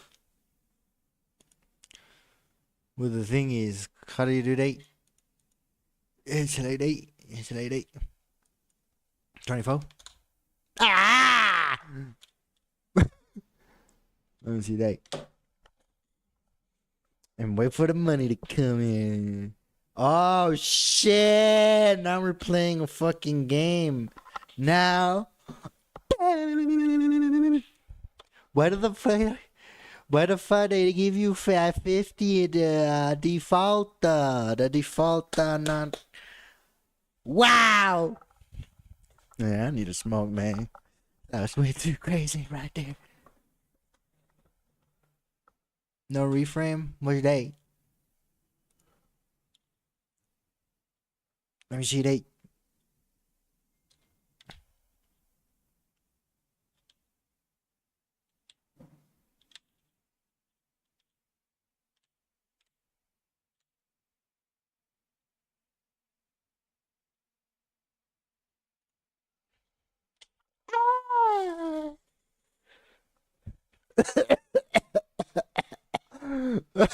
Wow, that looks cool. Wow, that looks cool, dude. I don't even know what's happening here. Oh, it like chopped up the whole box. Fuck it, that looks cool. It's so you don't understand what's happening. Um, we can't.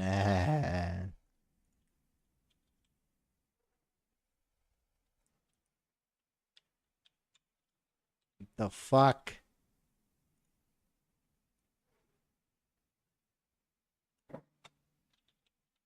Ah.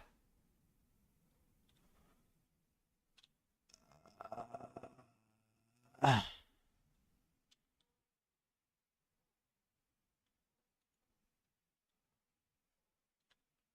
Ah.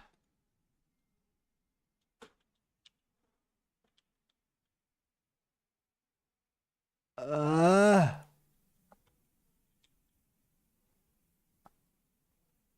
Whoa. The fuck are you doing, dude?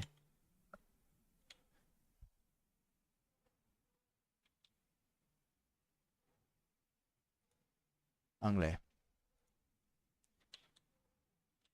Look at the fat!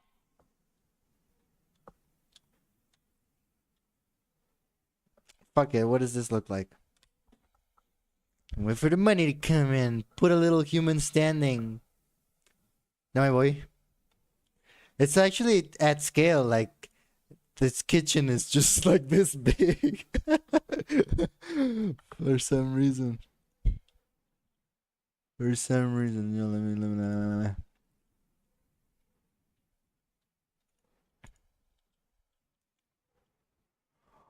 Wow.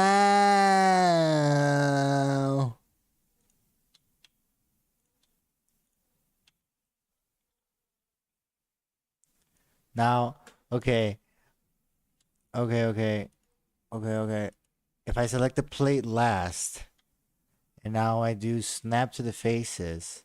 Now, and if I put my cursor on this and hit G, I absolutely do not get what I wanted. Okay, that's cool. And the donuts fell out of the off the plate. Okay, that's nice. It's okay. Just carefully don't spill the donuts. Put the donut over here. Put the donut over here and grab this. Come over here. Go material. Material roughness. Bam.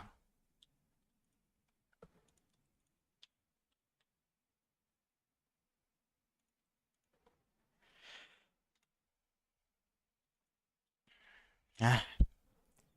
Fly over to the here.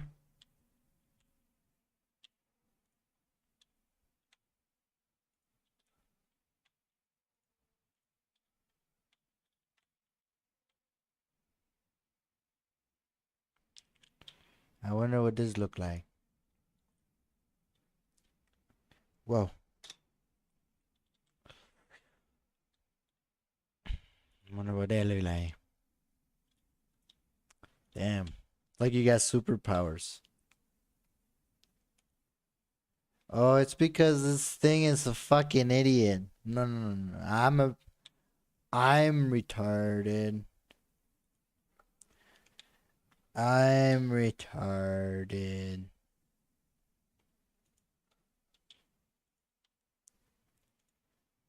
Just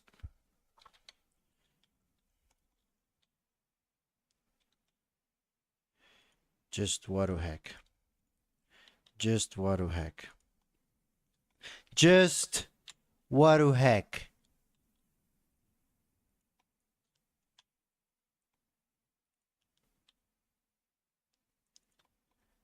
What the fuck? What the fuck is going on here, man? Get your ass back over there. And you get your ass like right there. And you get your ass like over there. And okay, that's weird, but we're gonna go with it because we're in the future and we're working for Kanye and we're making his new kitchen.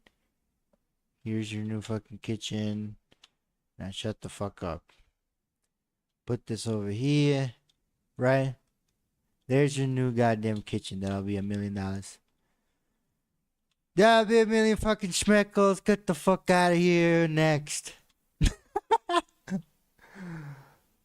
What am I doing? I give up. I give up, but this is gonna look cool. I don't give a fuck. I don't give a fuck. This is my art. This is my art. Stop. This is my art right here. Boom. What the fuck is that? Oh my lordy. Oh my lordy. Where's my shit? What the actual fuck?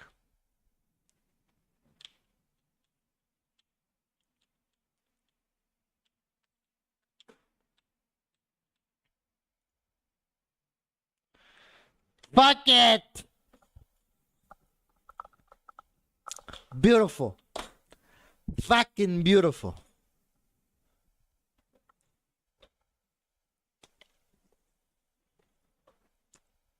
I spilled Coke all over myself, but I don't give a fuck.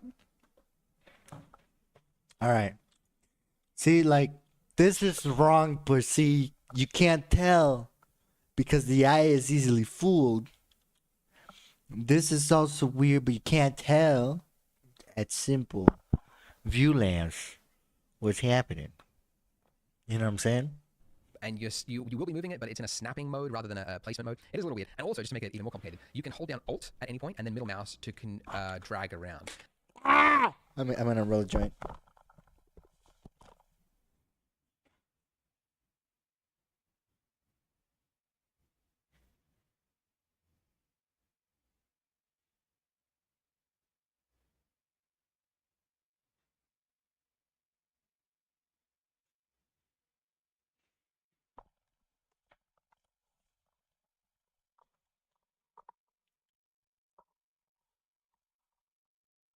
All right. Here we go. Here we go. Here we go. 'Cause sometimes you want to snap like that point, but then you need to select a point underneath an object. So you can hold down Alt middle mouse and then find that point. Oh, I'm and so snap it to that. stupid. I'm so stupid. I could have just grabbed this geometry.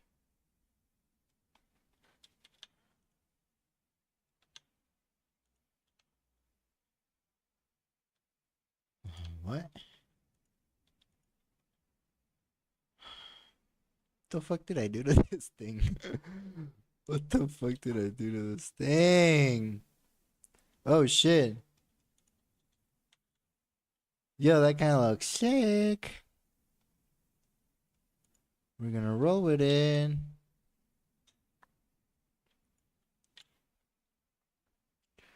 We're gonna roll with it. Yeah, fuck this shit, bro. I'm gonna take a little breaky. I've been doing it for... It's about to be 6 hours. I've been doing it for 6 hours exactly. And I think that concludes a full day of fucking Blender, dude. Well, let's finish it up. Let's finish it up. We So got that's even weirder. 6 minutes but left. I'm very glad it's in there because it is great, but it is just like takes a little bit to wrap your head around. But I will continue using it actually. So in face select mode, in edit mode, you can see this is too high up. So I can just, I could try and place it like this, or I could hit B and then go this point to that point. Same here. G, B, this point to that point. Yeah, it's pretty useful. I mean, it doesn't have to be this exact. I mean, this is just stuff that's outside of the frame, but anyways. All right, and I'll move this out. So I This guy's doing it so easily. The camera needs to sit here, obviously. So there needs to be a bit of space there. But if I move inside, you should see some flickering. Yay for flickering. The flickering is because obviously the cube comes with 6 faces, but we've already got 2 planes right here. And we don't really need those. Because we could actually map the marble texture to the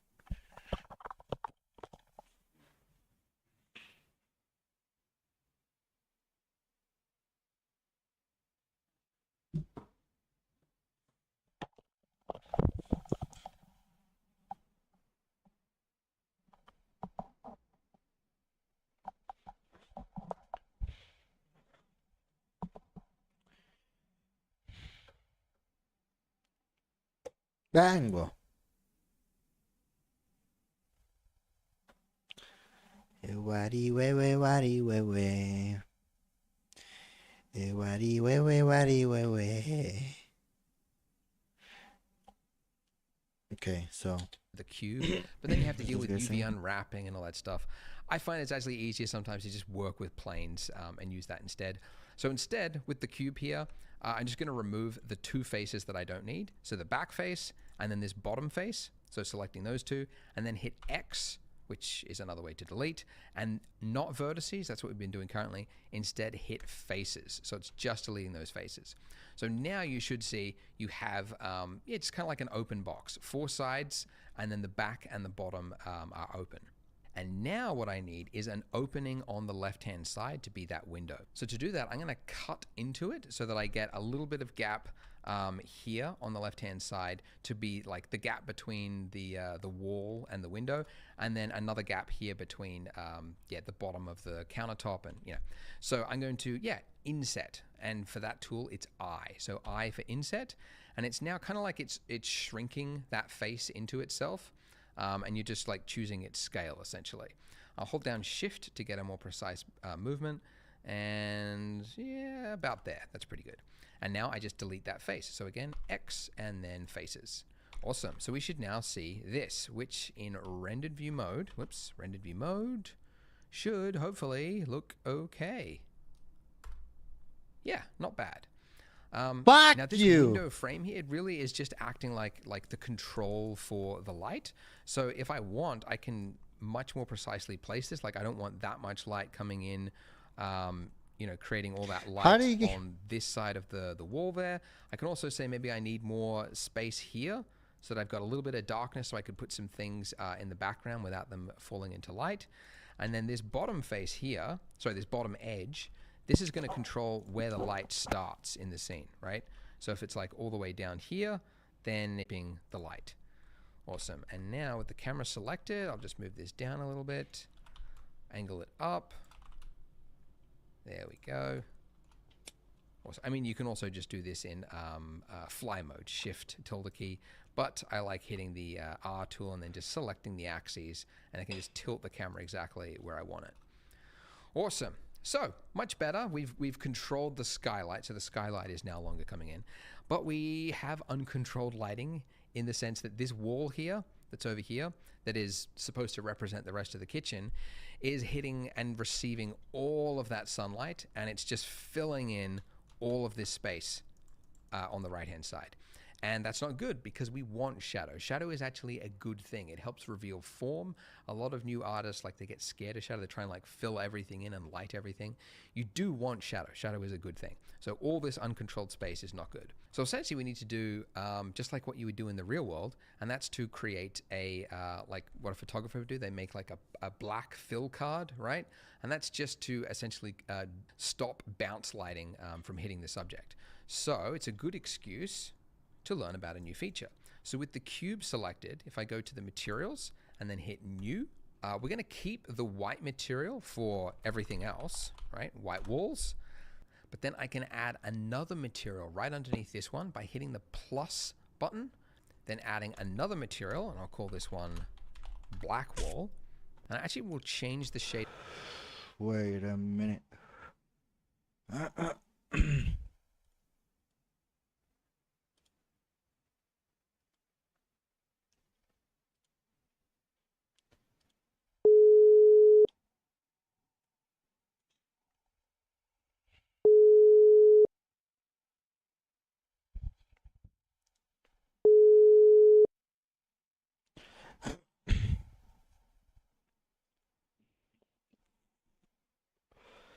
Get Yogi, it? yo, what up, E? What happy? You busy? Nah, I'm just working on some some music. I'm bajé unos plugins, güey. Unos plugins que Wait. están vergas. Okay, okay. ¿Tú How's, qué pedo? I was watching you, bro. thanks. Este, Eh, es que I like to stream because sometimes I want to make videos of what I'm doing, and I hate recording and not doing anything with it, so I just stream. So it's like, if I do want to Está cabrón que se puede quedar ahí grabado. say, Sí, güey, that's what's up. eh, Aparte se te quita, you like, it helps you sí, with like, stage fright type shit, o aprender a hablar y cosas así. sí, ajá, o sea, you just gotta do it. A Este, huevo, güey. I was gonna tell you there's a free game on Steam que se llama The Finals, and The finals, bro. see, it's supposed to be good. On Steam. Yeah. A ver, déjalo, calo. See, I'm gonna download it right now and try it out for the first time. Pero Güey, es como que un shooter, pero estás en un estadio y se escucha así, ¡wah! And like you're like, los mapas eh, están bien locos, güey, and todo se destruye in the game. ¿qué pedo de eso de Human Needs? ¿Qué es eso? Se ve, guay. It Human looks what? like a Human Needs. Human Need Z. No sé, lo vi en Steam. Oh, man. Oh, the finals, ya lo vi. Es como Call of Duty, ¿no?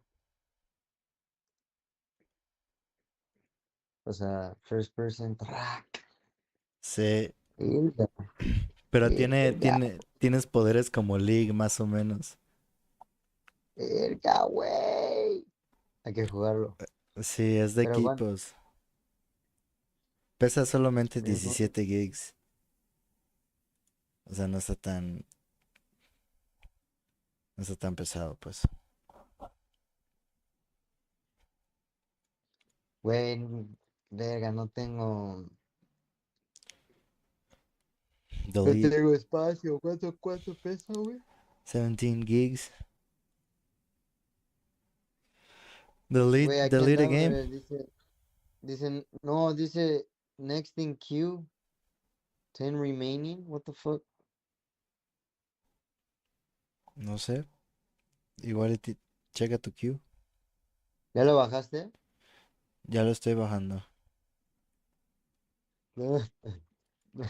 Ajá, pero bueno, I was hitting you up para que lo instales, güey.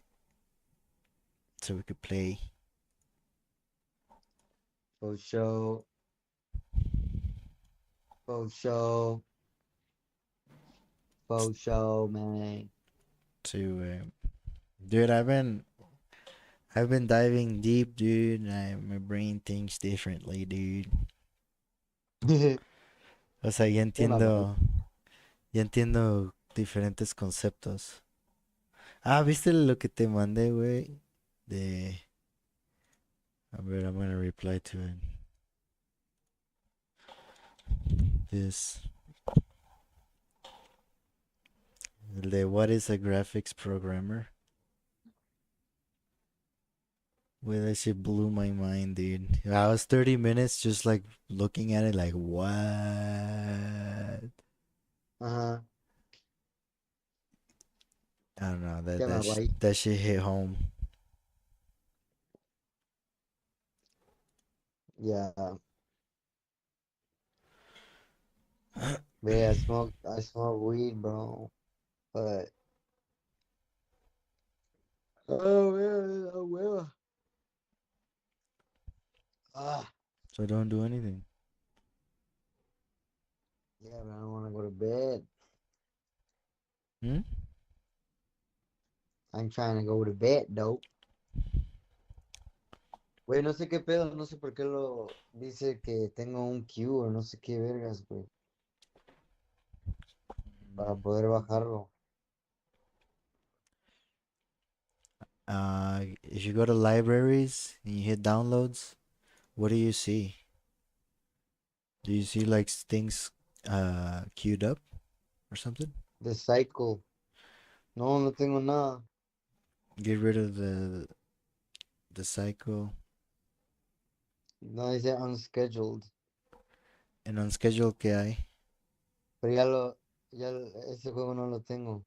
No sé qué pedo. Just get rid of it. Ahí hay como una X. Maybe it's tripping. Eso nunca me ha pasado. I don't think.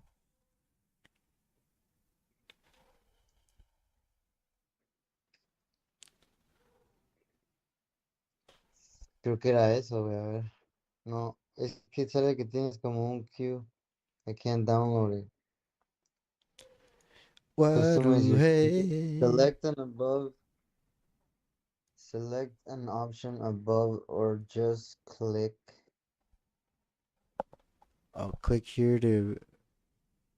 or just click next in queue to skip this item I don't know. Go to and see the go to the next top where it product says in the search bar. queue. Uh-huh. You see the search bar? Ahí ponle the final. I I mean, see, I can. My brain took me there. The finals, free. Uh, click on it, and I'm back at this page. Oh, Did it work? hold on. Stay free. Add to library. The finals have been added to your account. Wait, no No me mames. salía eso, güey. Wait, because you're looking at I don't know what. Yeah, that's a high moment right there, dude. Wait, I'm like, what the fuck? Yeah, I Wait, are said you it took me serious? 6 hours to make the donut, bro. Don't worry. Wait, todos mis sprinkles están encimados encima, así, como si tuvieran el mismo origin, pero yeah, I was fucking with that shit and like the location and or set all transforms and Tienes un node que está mal, seguramente. Let's just watch the video again. Ya no feel? way, no way, it's fucked. Maybe you have to like set the confirm the rotation on it, like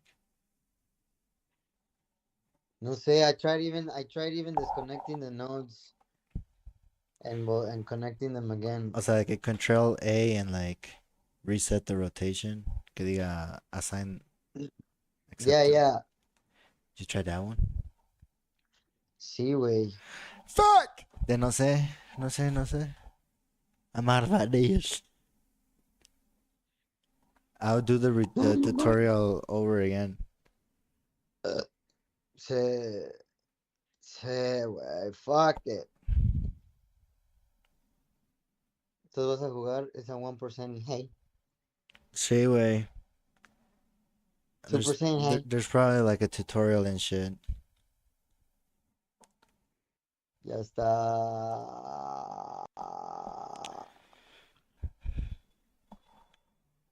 Es que me Um, da ganas de jugar League, pero me da hueva. es que tarda, güey. Yeah.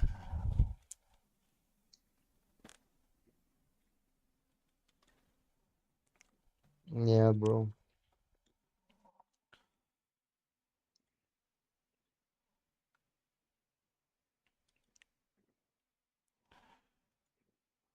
What's up with this game, though? It don't work.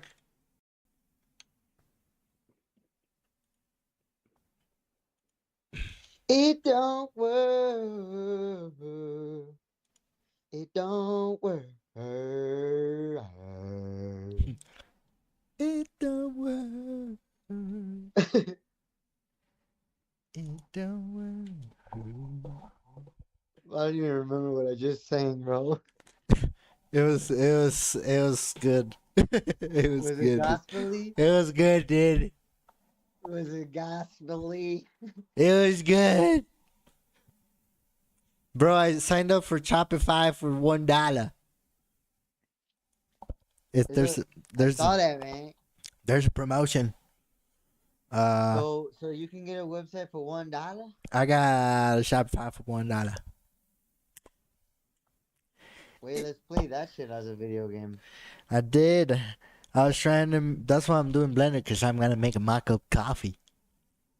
Mock-up like coffee bag. You know what I'm saying? I already made one last night. I was like inflating it and like making it cloth, pero making it like rigid. So it was like aluminum. It was like aluminum, but then I was like, yo, this don't look real. And then today I saw one video and the guy started sculpting a coffee bag, because I looked up like tutorials on how to make a coffee bag. This dude started sculpting it and I was like, what the fuck? You know what I'm saying?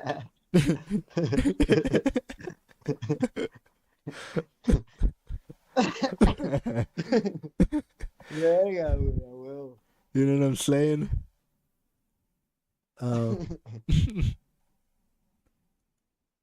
Güey, mi pinche 38 no puede ni handle Blender and like. Oh, that's what's going on. I got Blender open and I am trying to run. I'm trying to run the finals. This shit's all stuck. Sí, no mames, güey. Like, Hold también on. League creo que te lo chinga o no sé qué pedo. Man, League is Doesn't actually mining in get the it. back, dude. Is that? Come on now, Riot is out there mining, dude. Ben them biddies is, you know what I'm saying? Riot is out there mining the biddies, dude. You know what I'm saying? You know what I'm playing? Güey, esta mierda. Bro, my computer's about to blow up. Got everything running right now. Tandem. Got everything running right now. Tandem.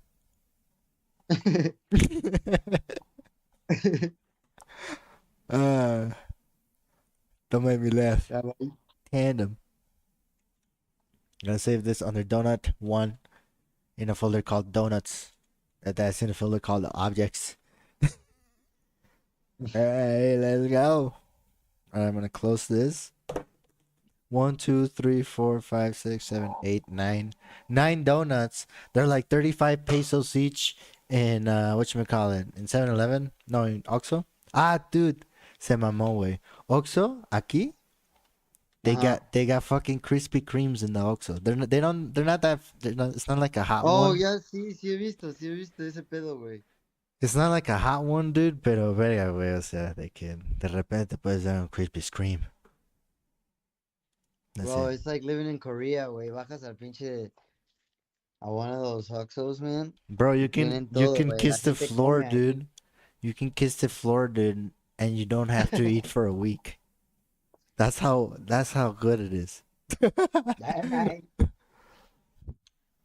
Yeah. No, so yeah, Matter of fact, I gotta go kiss the floor later on because I'm hungry. Okay. you gonna get some food? I'm broke. I'm broke. I got apples, cereal. That's about it. Coffee. I got coffee. They ¿Qué mate. pedo? ¿Cuándo te depositan o qué? Which me call it.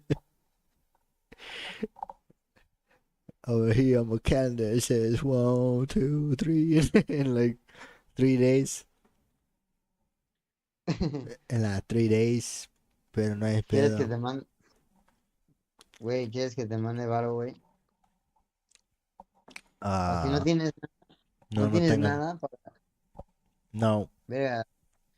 You gotta let a nigga know, bro. Like that's what I'm talking about. You like when you Pero low on pues. money, bro, you gotta start asking for it. You know what I mean? Güey, ¿Sí me puedes mandar?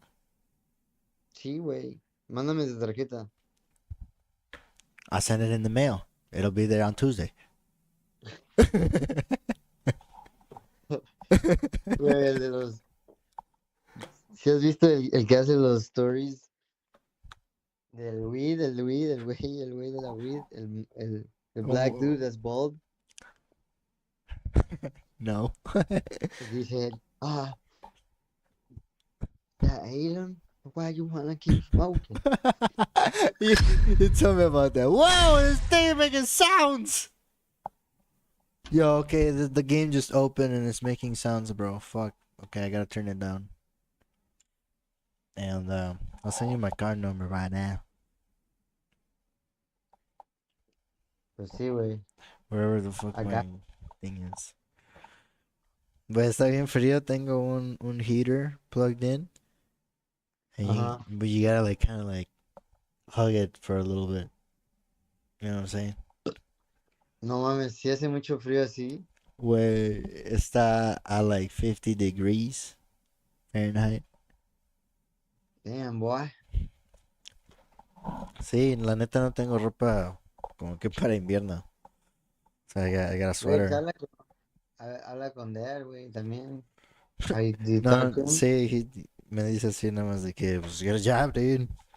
It's the only thing he tells me. So, I'm working on it. Yeah, I'll just ask. Sí, Literally. sí. Y ya es todo, güey. Ask and you shall receive, bro. Hold on, let me go get my phone. I gotta get my phone. I gotta get my phone. Now,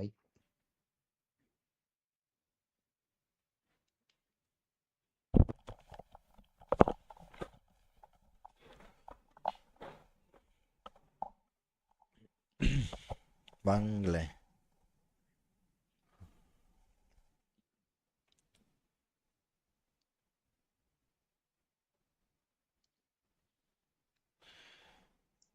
If you've never played the finals before, connecting your Embark ID will ensure progress was I don't know what the fuck that means, bro.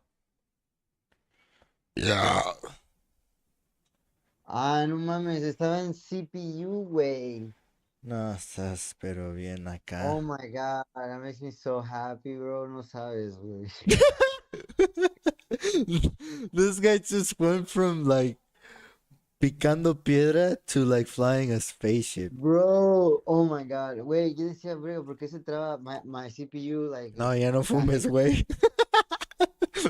No, es que, güey, no se veía la diferencia from CPU to GPU. It looks so similar, you know? De que tu screen se ve todo Windows 90 fucking 8. Y es like, yo, I don't know what's going on.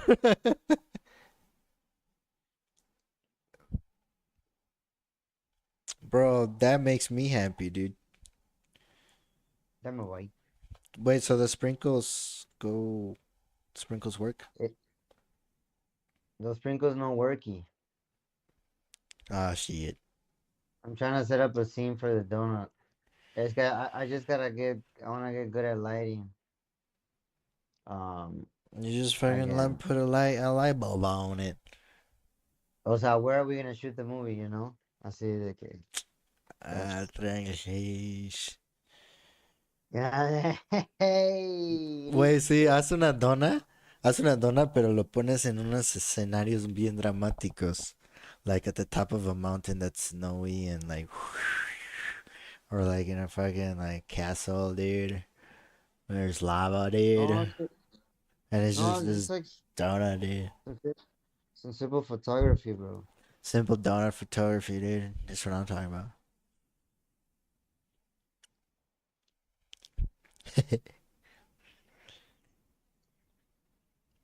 No mames, my shit's tweaking. Güey, te mandé mi número de tarjeta, güey. Si me puedes mandar para that, would be highly appreciated, dude. Yeah, I bro. can repay you No, no hay with pedo. schmeckles, dude.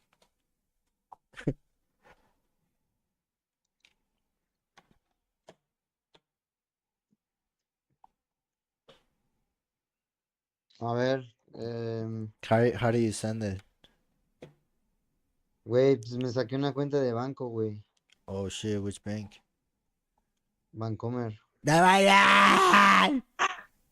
Whoa, I just scared myself.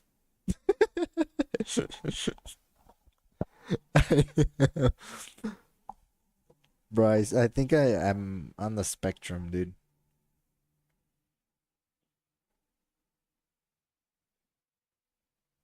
On the spectrum. How? Like, if I'm not normal, I'm like slow. Güey, es la weed, güey. Es la weed. Es la weed. It's the way. Lo comprobé, güey, dejando de fumar y volviendo a fumar. Ah, there my boy. Se me va el pedo, güey. Ahorita, o sea, se me olvidaron cosas 3 veces, güey, ahorita. Like short term. You know what I mean? I'm stoned. Like I'm stoned right now. And like, cuando fumas diario, no te das, ya, you think that stone is being normal. Sound is normal. That's my boy. Deja de fumar, güey. Please connect your existing Embark ID to save progress. What is you talking about, though?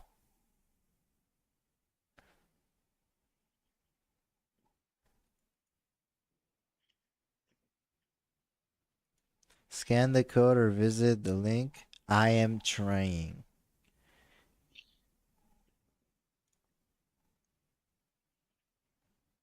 Continue. Please connect your existing Embark ID to save your progress across all platforms. Xbox or PlayStation? I don't fucking know what this means. Luckily I have a fucking thingamabobber. Authentication error. That's what we like to hear. That's what I like to read.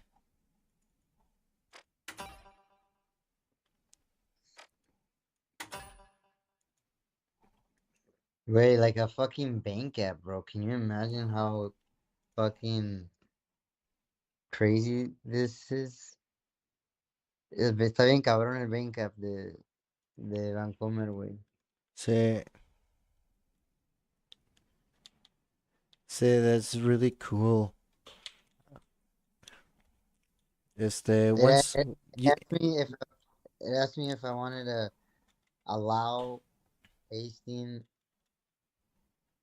from a number from WhatsApp, you know. It, eso está bien chido. ¿Cómo se conecta, güey? ¿Cómo sabe? Cuando te llega un mensaje and it says just paste to like authenticate, I'm always like, yo, I got 500. Thanks, dude. Thanks, you bro. already know what I'm talking about. Hey, Yo, we're going to the championship playoffs. let's make money, man. Güey, Sí, o sea, hoy le terminé. fuimos a dar, güey, listen, hoy le fuimos a dar los presupuestos de Casabuelo, güey. Se los fui a dar a Marcela, güey. ¿Para qué el presupuesto De las de ventanas, las güey. ventanas? Cause I got a fucking guy encontré un güey que lo hace y me puse vergas. Now, my boy, you getting like 10% or Y, what? yeah, guess how much of 10% de cuánto, güey. I don't know. 1.600.000, güey. What? That's Eso es that's lo que... that's like 160,000 varos. Sí, güey, That's eso my me dijo boy. Daniel. That's my boy right there. A huevo, güey. That's what it's about. That's my Yes. boy, dude. Güey, y traemos otro, güey, pero, o sea, apenas, o sea, se lo fuimos a dejar a Marcia, güey, platicamos con ella y todo el pedo, güey, ya sabes. Uh-huh. Y ya, güey, se lo enseñamos todo el pedo, güey, y pues, creo que, pues, no sé, lo va a tener que analizar y, pues, yo creo que sí me lo da, güey, al chill, o sea, la chamba, este, por quedar bien con Dad, yo creo, también, ya sabes. No, pues, o sea, it's gotta be done somehow. Pero sí me entiendes de ese mindset de también puede que esté haciendo el paro o que vaya a hacer el paro a darme la chamba a mí, el hijo de Fer, ¿sabes? Like that type of shit. O vale, verga. Pues es un chingo de lana, güey, el chile. Sí, I don't know, man. Sí, si Güey, llega, si alguien es barato, I'm pues sí me pretty debería sure ser that más barato. Marcela, o sea, seguro dice así que, güey, qué pedo, o sea, de que dame algo, güey, por conseguirte, o sea, Marcela es de one que tiene casa abuelo. Y no le podré decir de que, qué pedo, te doy el aguinaldo por conseguirte la chamba, qué pedo. Pues no sé, no sé qué debería hacer en este caso, o sea, si es.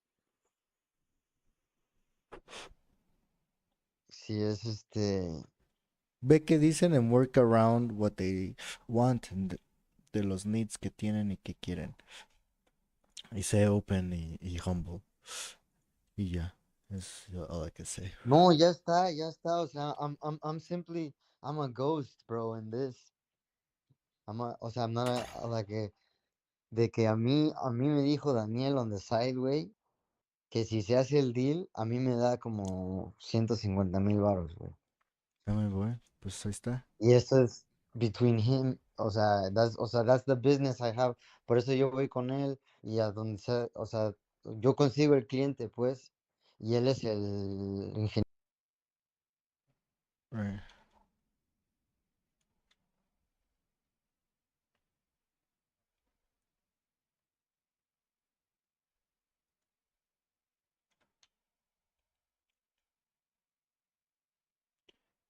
La huevo, sí, güey. Conseguir el cliente es like a huge part of it, dude.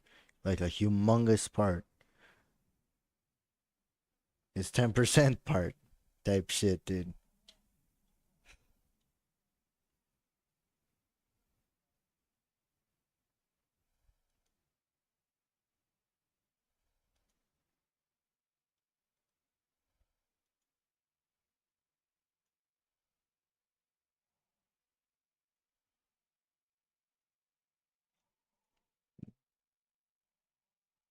No mames, lol.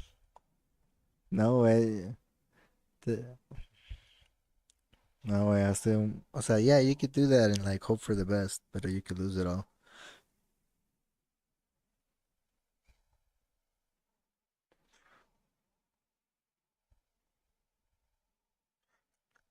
Ay,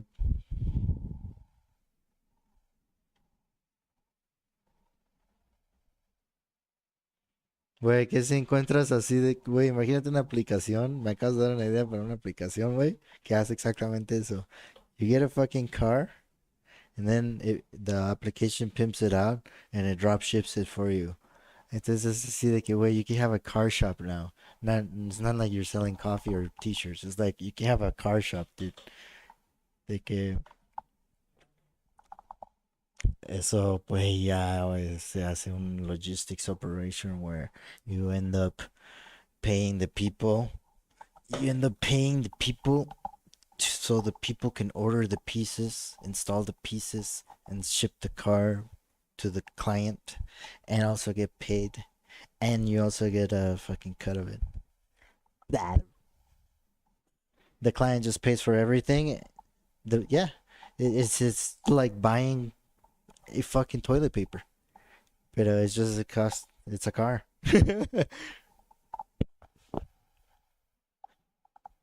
Y- Pero es así de que what you're doing is you're buying así de que fucked up cars, hooking it up to a shop, and then reselling them nicely, and you have that automated somehow.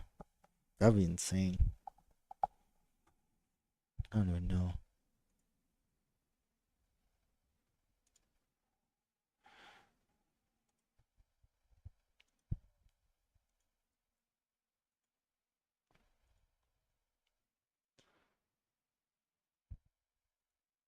What shit?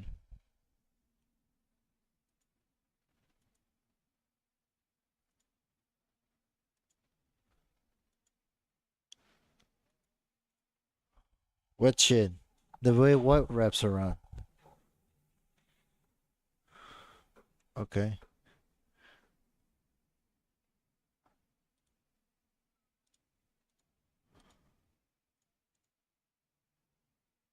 Your skin is stretching.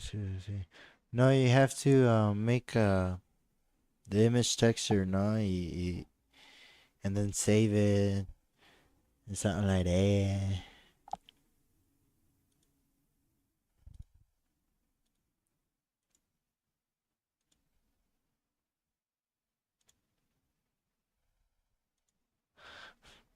Fucking trying to verify this, dude, but I sent myself the email verification code like 10 times, so I'm trying to click on the most recent one, and I finally did. I don't remember, dude. Alt N. Y F3 es para buscar con el search, creo.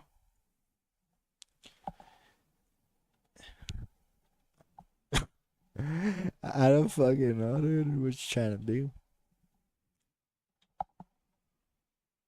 Flip it to normal. Flip normals, yeah. If you're searching for it, yeah. Yeah.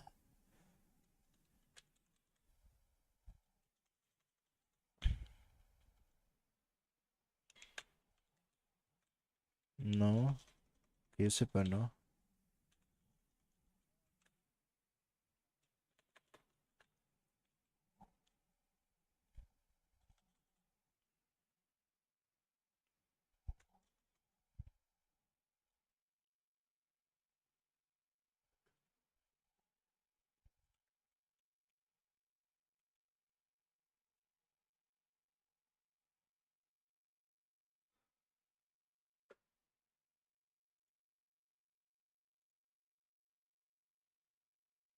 My name is ese way.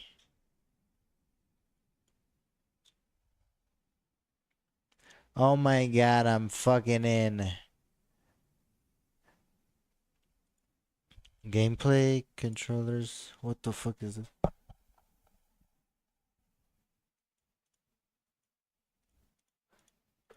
Bájate el juego, wey. I don't know, it's just. Oh shit, it's happening. Watch the stream, watch the stream. It looks really good.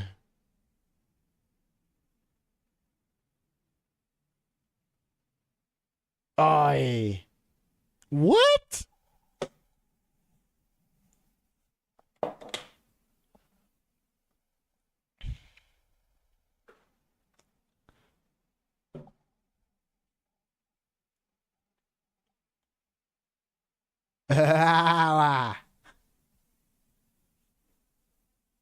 Create contestant.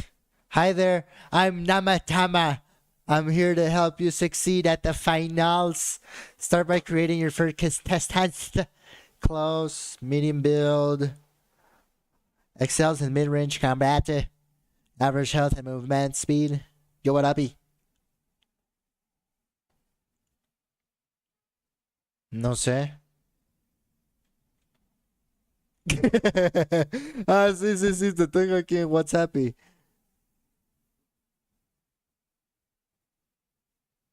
¡Oh! Sí, sí, sí.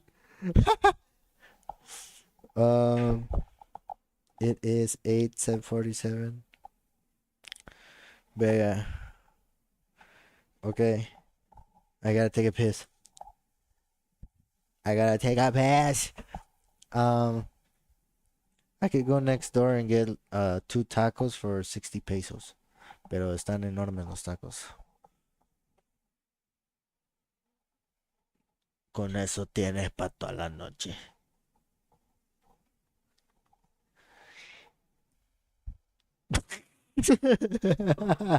Wait, get out of the queue on Steam.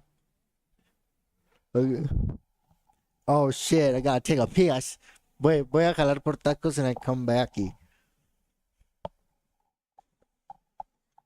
And alright, man. Thanks for sending me dough. I see you, Pete. I hit you up.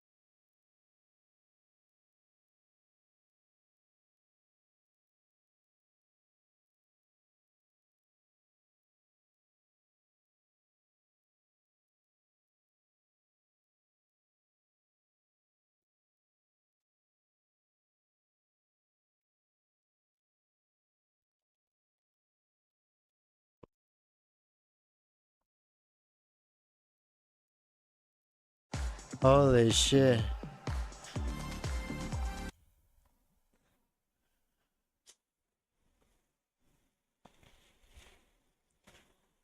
Holy shit.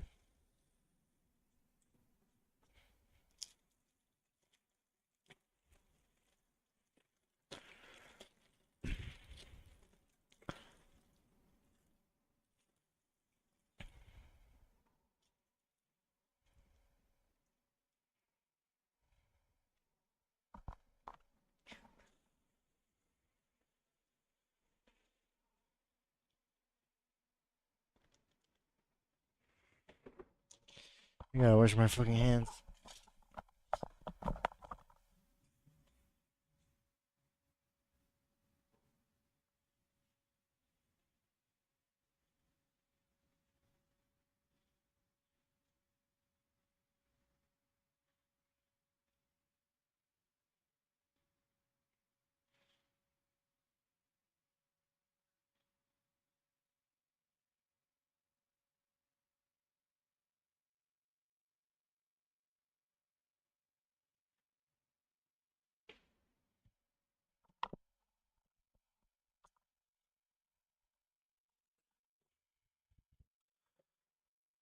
Vale.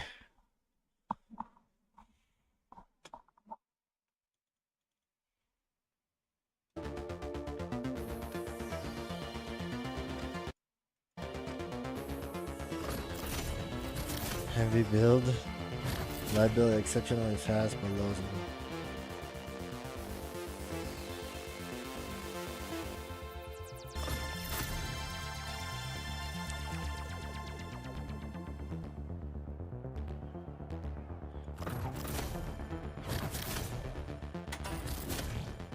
Play tutorial. Futomaki. Yo, can I call you on Discord?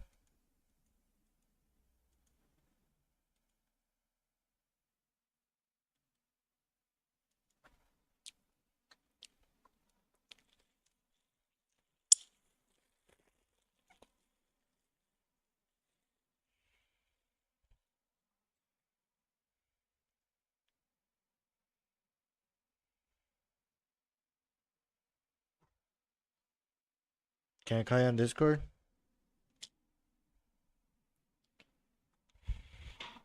Oh shit, you start out with an AK? Let's go.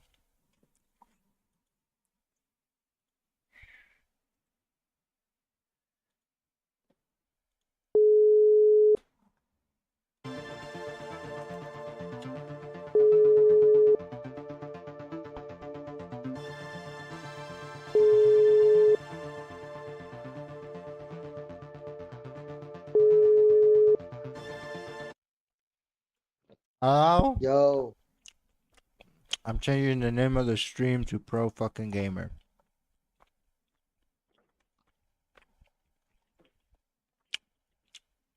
te estoy hablando por Discord. Oh yeah?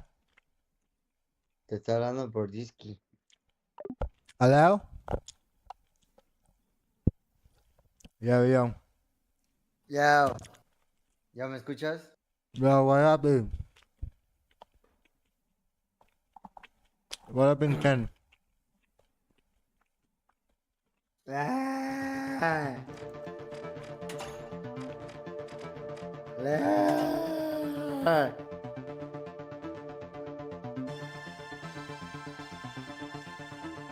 What up in 10, dog? What up in 10?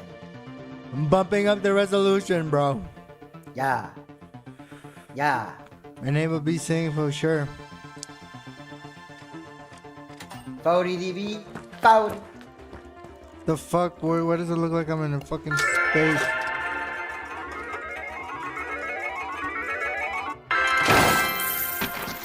How the hell you streaming, boy? What the hell is going on? You did it. Clever. Want to grab that cash box, take it over to the cash station? Oh!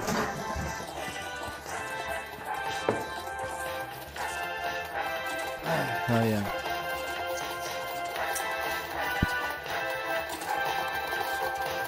Bro, my shit crashes. I think I gotta restart my PC, bro.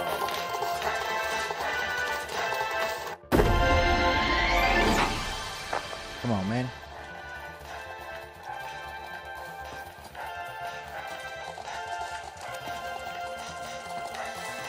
Yeet. I'll be right back.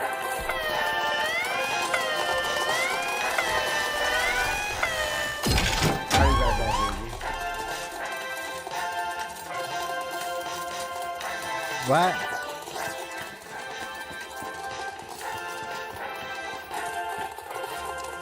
Throwing goo grenades!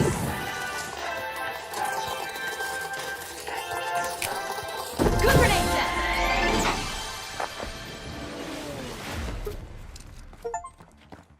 Jump pad deployed!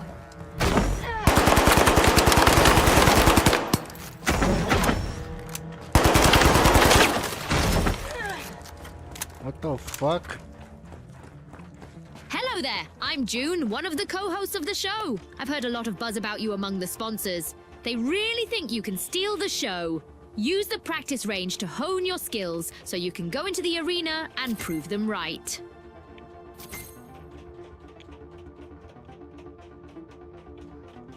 What?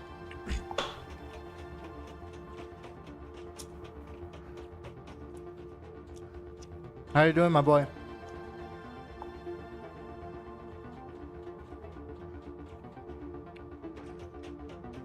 Talk to me.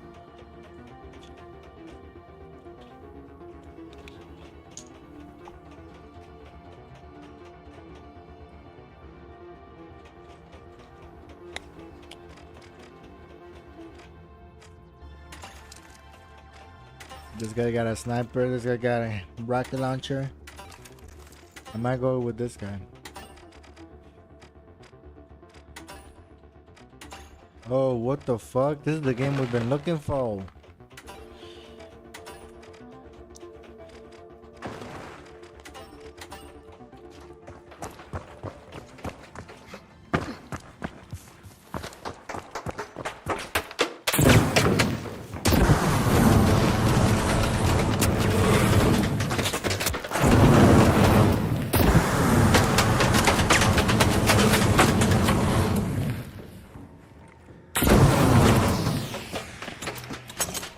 Oh, what the fuck?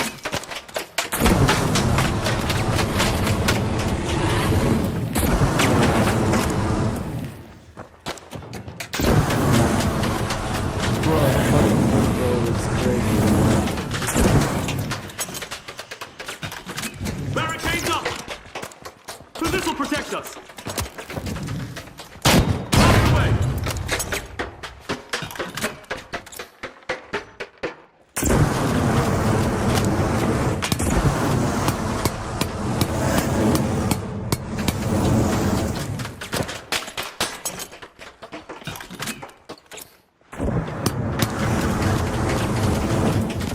Planting a mine!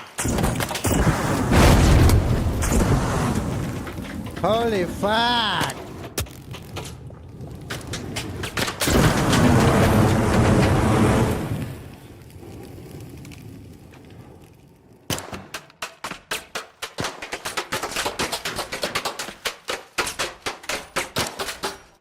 I'm all set. Yeah.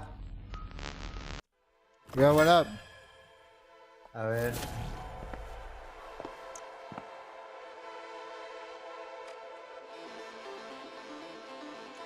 This game just came out. Already got a battle pass. What's that about?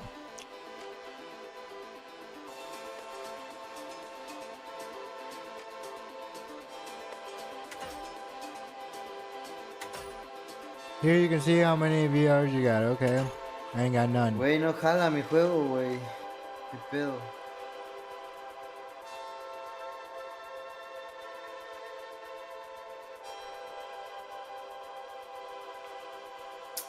Ojalá, güey, dice que corrupt back y no sé qué pedo. Right click it, manage files, view integrity of game files.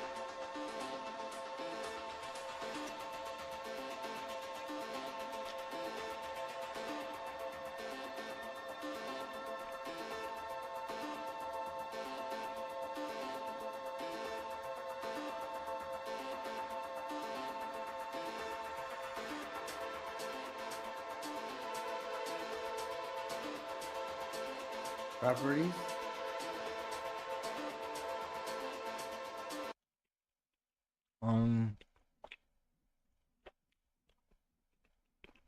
Okay, I got it.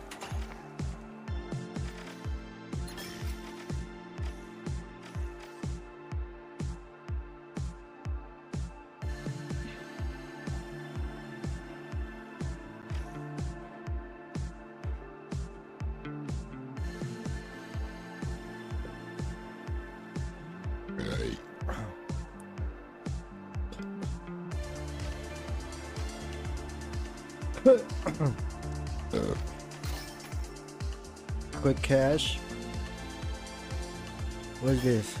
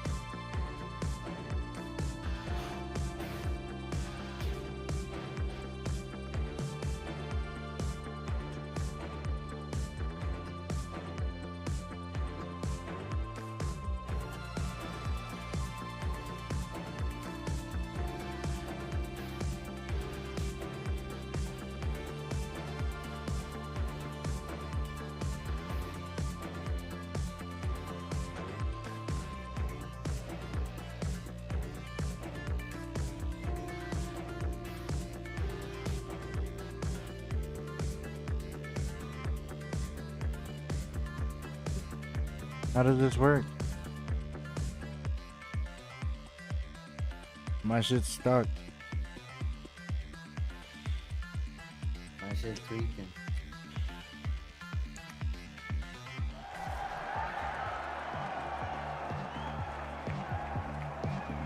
Okay, it's working.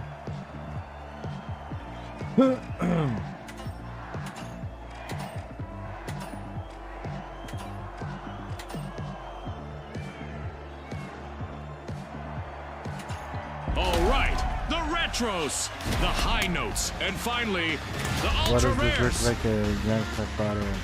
And they are off.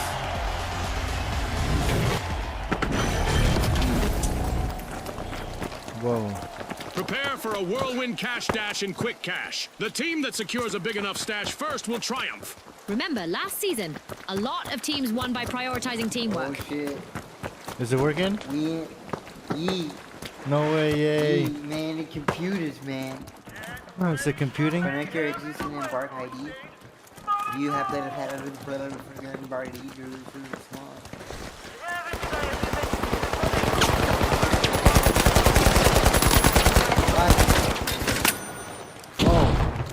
That's our first elimination. Our contestants clearly mean business today, Scotty. We've got some trigger-happy contestants out there today. Love it. Man, you asking for my birthday, nigga?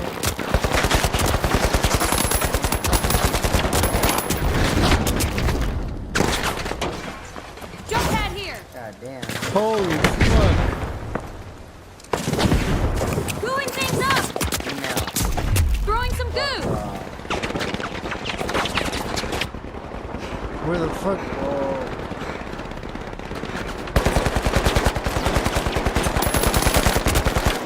Oh, bro, this game is good, dude.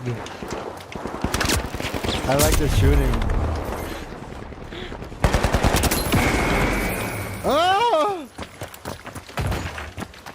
Hey, Should I back out of motherfucker, this? man. I should back out of this. Wanna play together, dude? Are you doing a tutorial, dude? Hey, hey,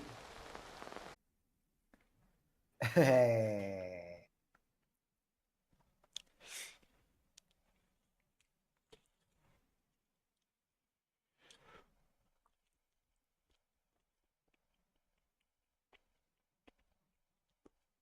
Están bien cabrón los juegos, güey. ¿Qué pedo? Mm-hmm.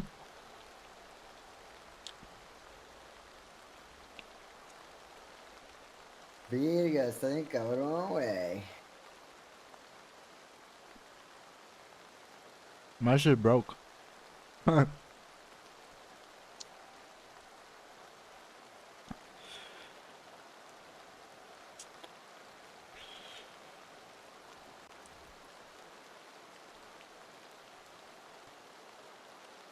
Verga, güey, pinche distortion. Yeah, my shit broke. It like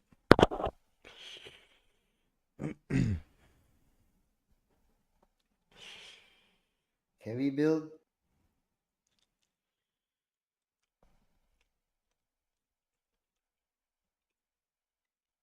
you can change it. Lady, this a play tutorial or skip? Should I skip it or play tutorial? Either one. It's really short. A ver, güey, cara. Oh, yeah. Nigga, nigga, nigga. Nigga, nigga, nigga on a motherfucking trigger. I'm streaming. I.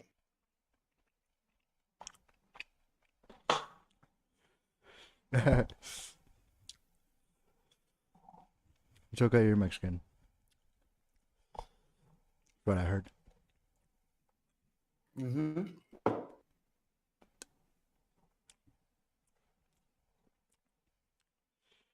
Ah, it's just so spicy. Why am I doing this to myself?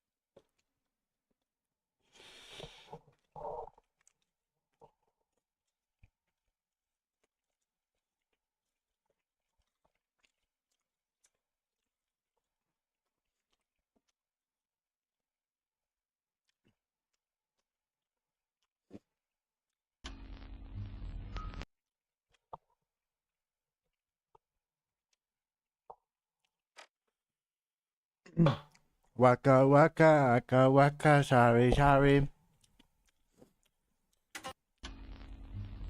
Ah. Why am I doing this to myself? Where's my friends?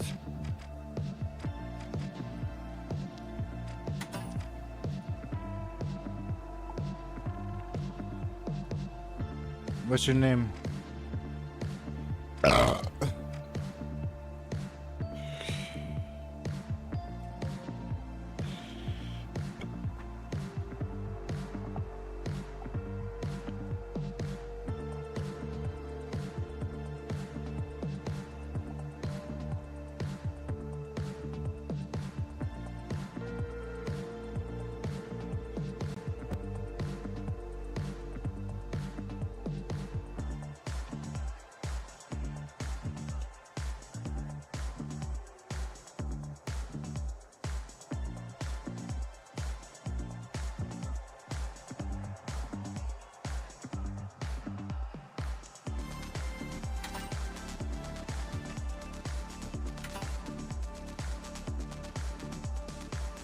Wow, bro.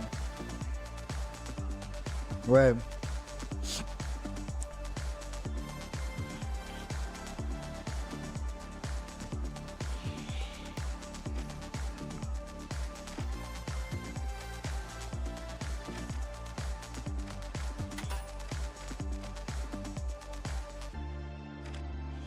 How do I invite? How do I invite you?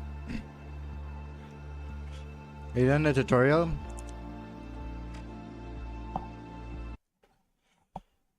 Oh, what the hell? You restarted your computer? I didn't even know.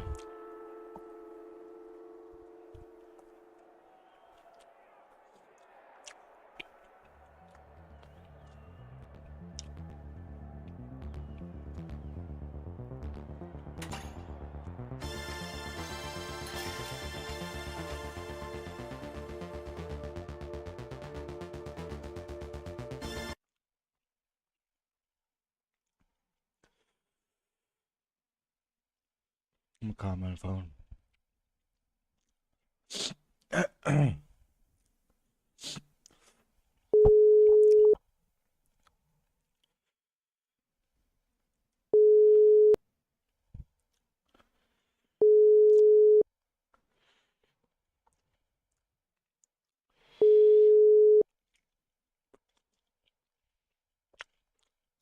Bro, Yo, I'm trying to restart it. Se me apagó la compu, güey. Ya la abrí otra vez, pero ay, no sé si es los shaders o no sé qué pedo. Ya entró, se tardó un chingo.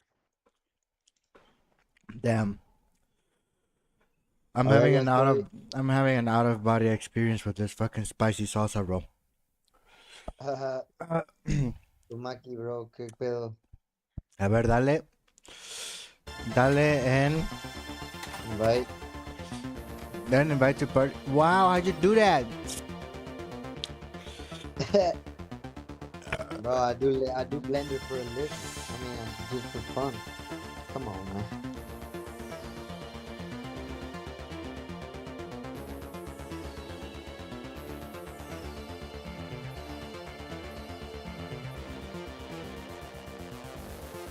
John, my boy.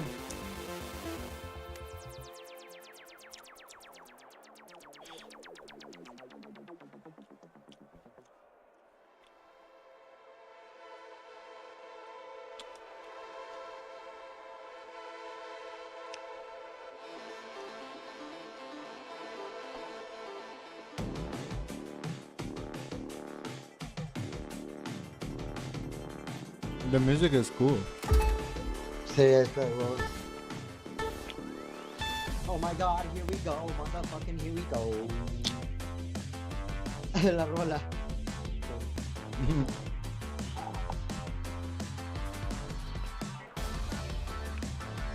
Yeah, out of body experience. I'm having another body experience.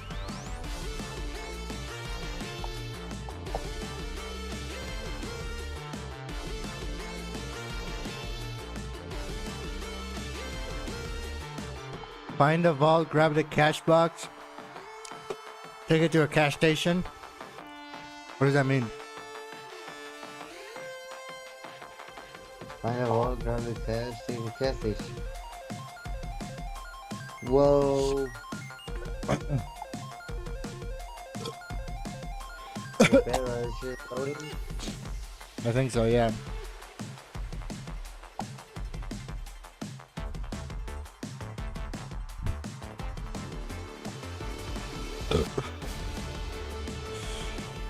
Bro, I can't even do it with the spiciness. Sí, estoy cansado, no.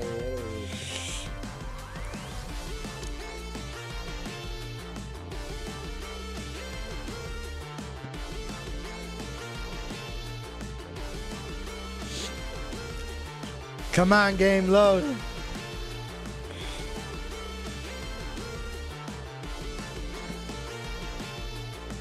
¿Qué pedo? Está compiling all the shaders and shit.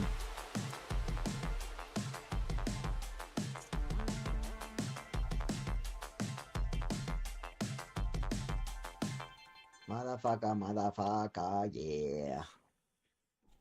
Yeah. I just want to mute the music at this point.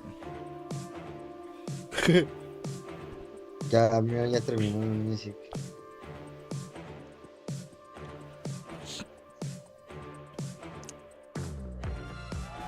Oh, there we go. Wait, who's raw toast? Wait, where are you? I'm not either. What?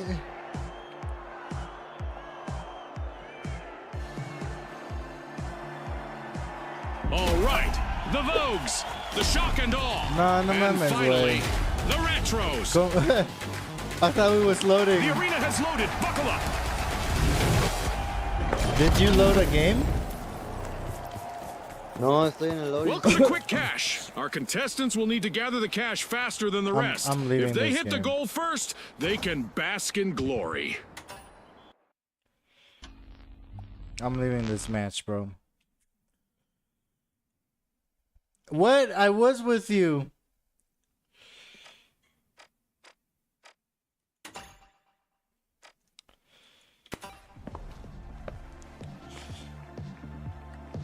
I'm stuck in the loading. Oh, that was I didn't know that. I left the match because I thought you weren't in here. I thought you weren't loading. I left the match. God damn it. Okay, I can't escape. It's fine, it's fine. You can play it if you want. I'll wait. No, o sea, está trabado esta madre, güey. It crashed. Ya es lo que estoy viendo. On the top left, is it like loading and the like a little icon like shining? No. I can't even tell out. Un pedo con mi graphics, no sé, güey.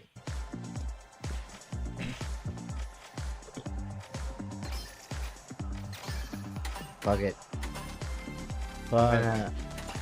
Me voy a poner la pijama, and I'm gonna clean up over here. We'll see. I'll try in a little bit. Alright. Alright, duty. I don't know how to. Okay, I'll see you, dude. Alright, peace. Peacey manky.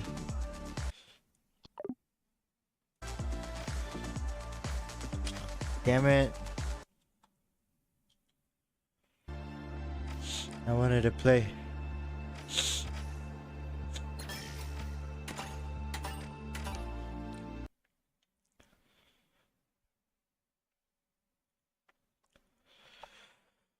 How do I go on Twitch?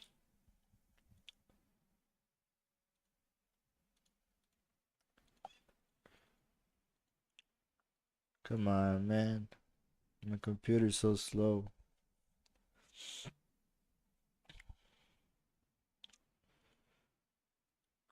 Come on, man.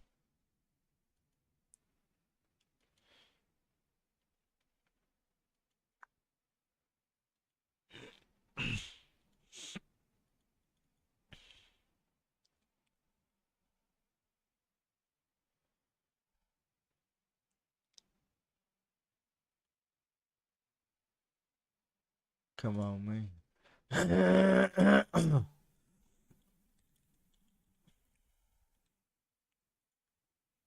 The finals.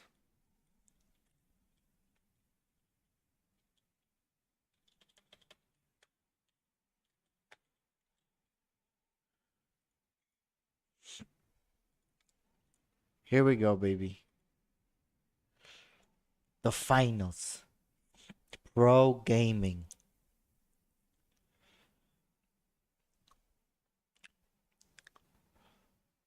This one is for the masses.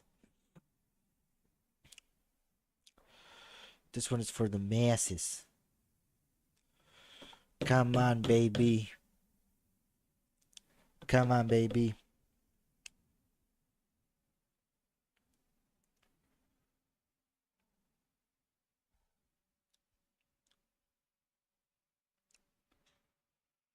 Oh my god, dude. Those were the spiciest tacos I've ever had in my life.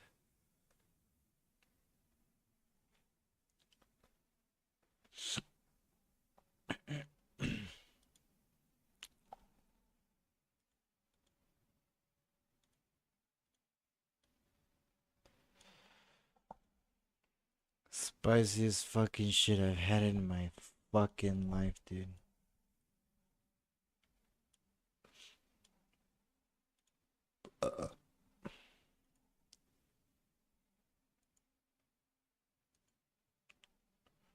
Ay.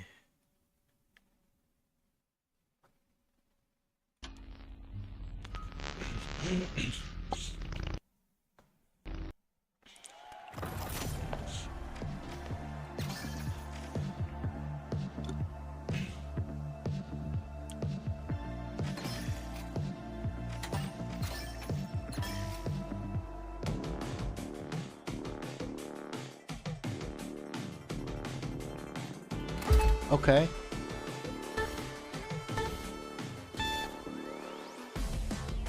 Okay, this looks like it's working now.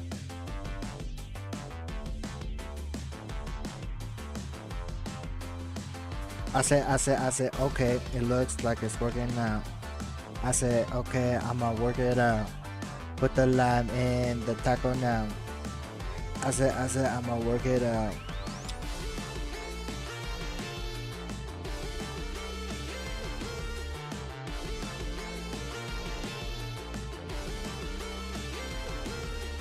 Fuck it, I'ma eat a spicy taco.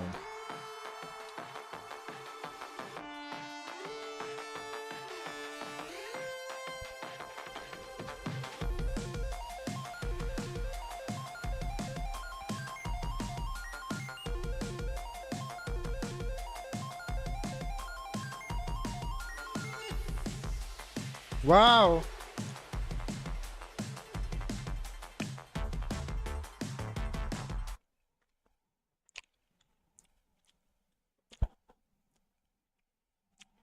That music is crazy.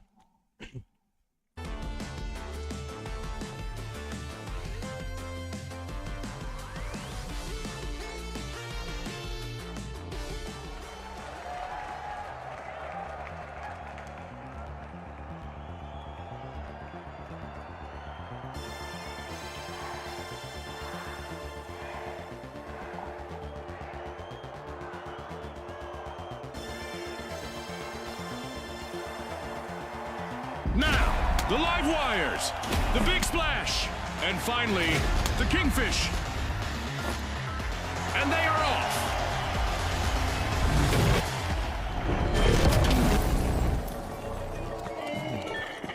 Quick cash. It's a mad sprint to the finish. First team to bank our total target gets the glory. What the Remember, fuck? last season, a lot of teams won by prioritizing teamwork. I think I gotta turn the free sync off.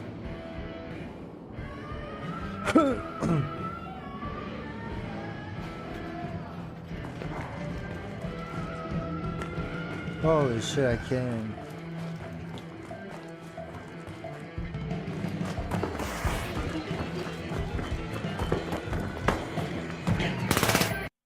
Wow! Computer not working! What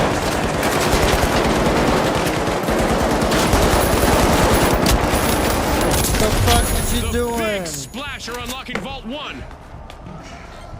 What is this? It's happening, Scotty. We've got our first elimination. It's How do I go heal? time.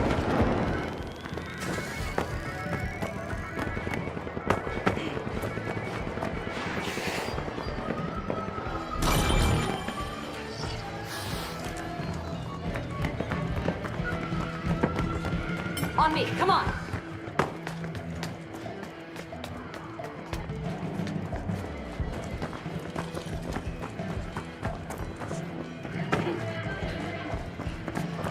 On me, come on. What the fuck? How do we do this? Oh, I think. Reposition in there.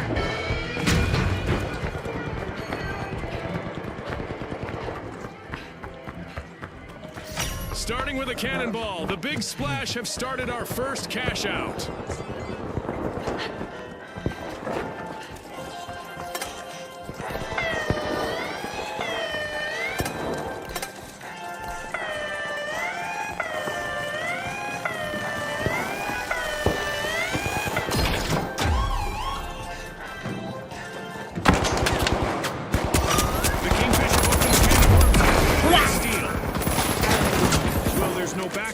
for the remaining member of the Big Splash. How do I speak? Well, how do I speak?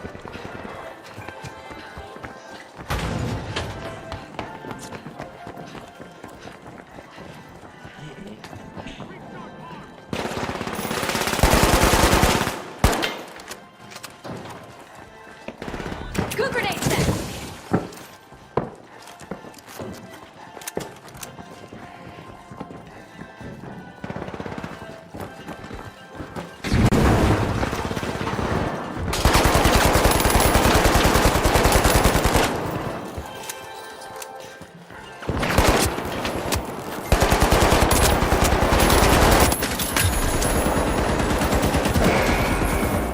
Matter of fact.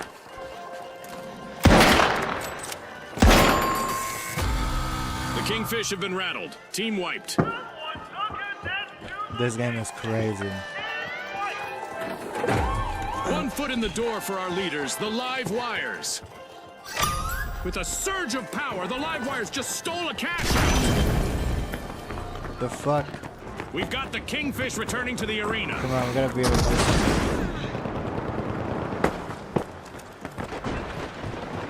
Hop on up. The Live Wires are playing for keeps. Uh-oh. They've snagged the match's first cash out.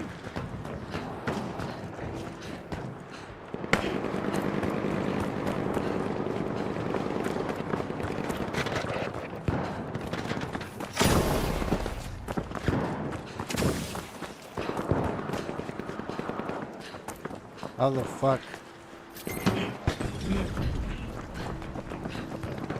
How the fuck am I supposed to do this?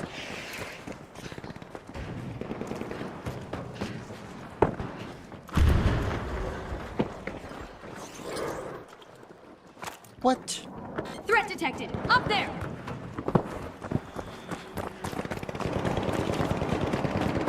Let's go over there.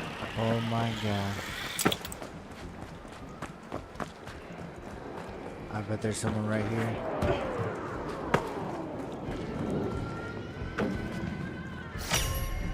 I'm scared. The Live Wires have connected with Vault 2 and they're opening it. What the fuck? How do you do that? How they in there?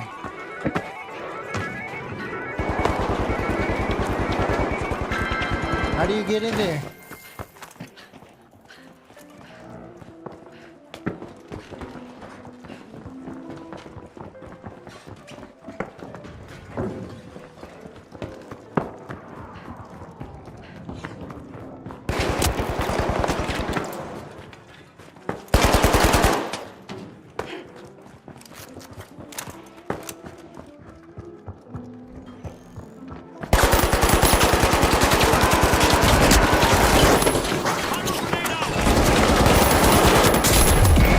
What the fuck? Bro, this is just like just sticking to me, dude. I don't like that. Watch out there. Attack here.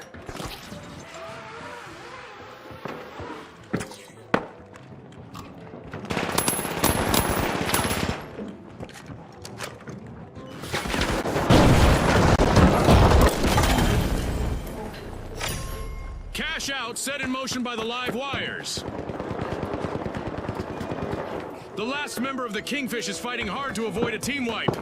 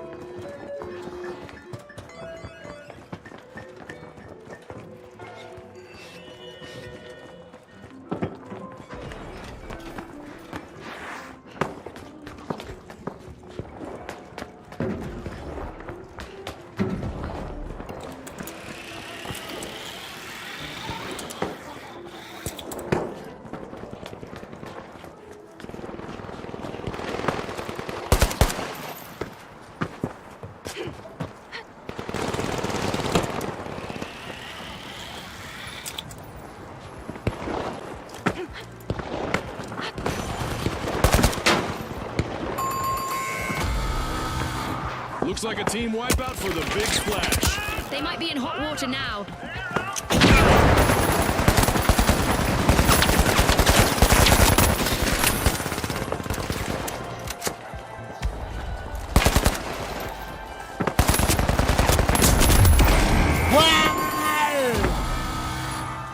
I'm so bad.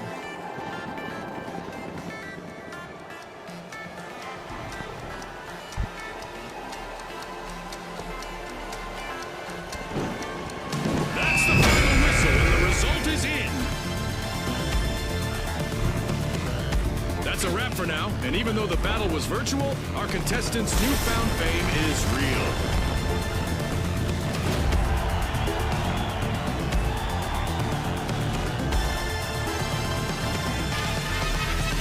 Extracted $0. You can extract coins. What you mean?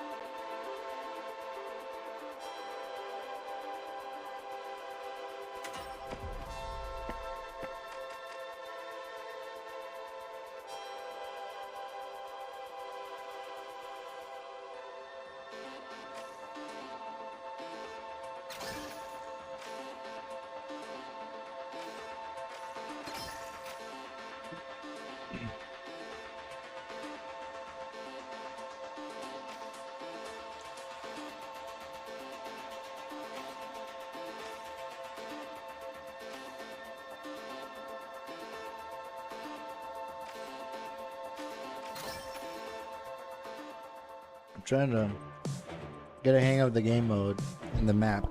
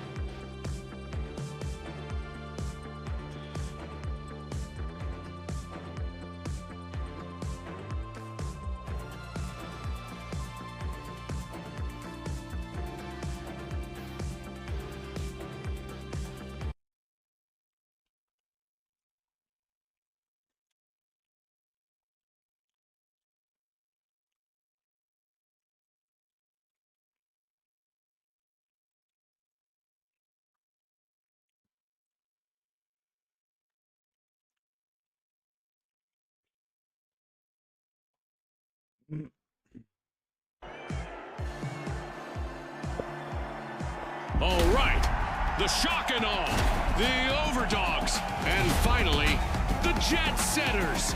You goddamn right. Unleash our contestants. That's so cool. All right. Brace yourselves for the ultimate dash for cash. The first team to reach the cash target will win. Okay. Exactly, Scotty. Let's see who rises to the occasion. Hello. As always, in Monaco, the cards are not stacked against you, right? Bienvenue dans les rues magnifiques de Monaco. Nos participants vont s'affronter aujourd'hui sous les regards de nos sponsors. Jump pad ready. The overdogs are standing firmly on their hind legs, unlocking vault one. And just like that, we got our first elimination of the match. This is what it's all about, partner.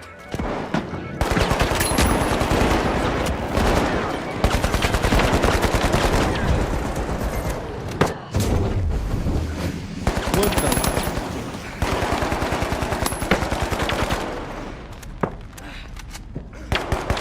Jump pad deployed.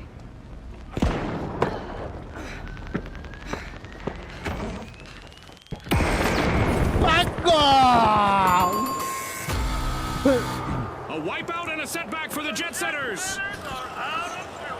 They've been grounded.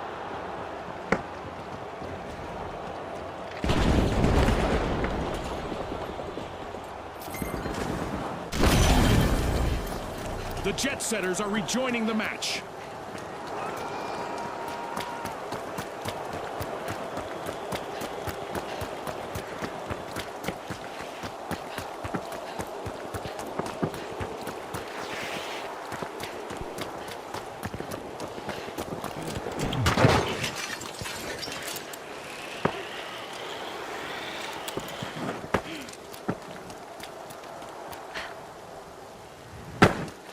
Jump zone here!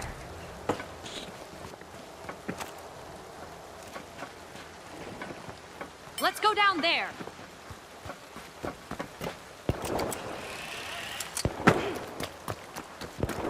We could see a team wipe on the shock and awe. They're down to just one contestant.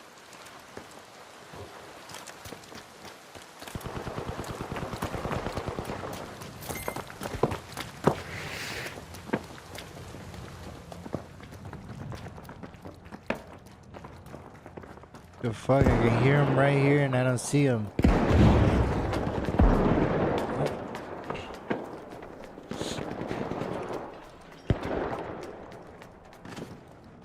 Better see something right here.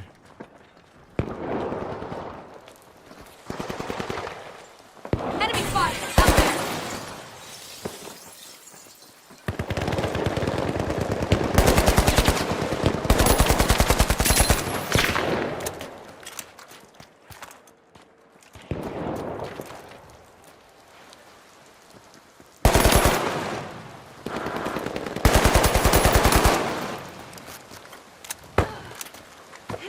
Jump pad deployed!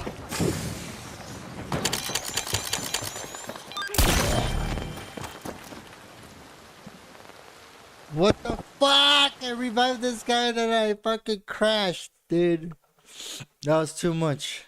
That's too much for my part, dude.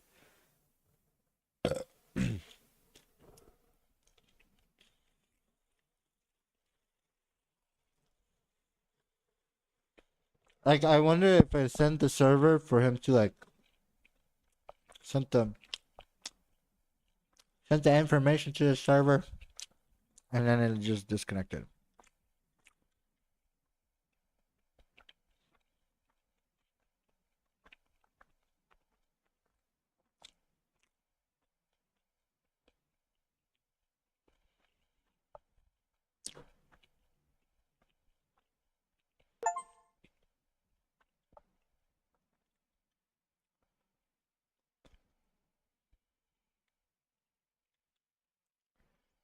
What the fuck?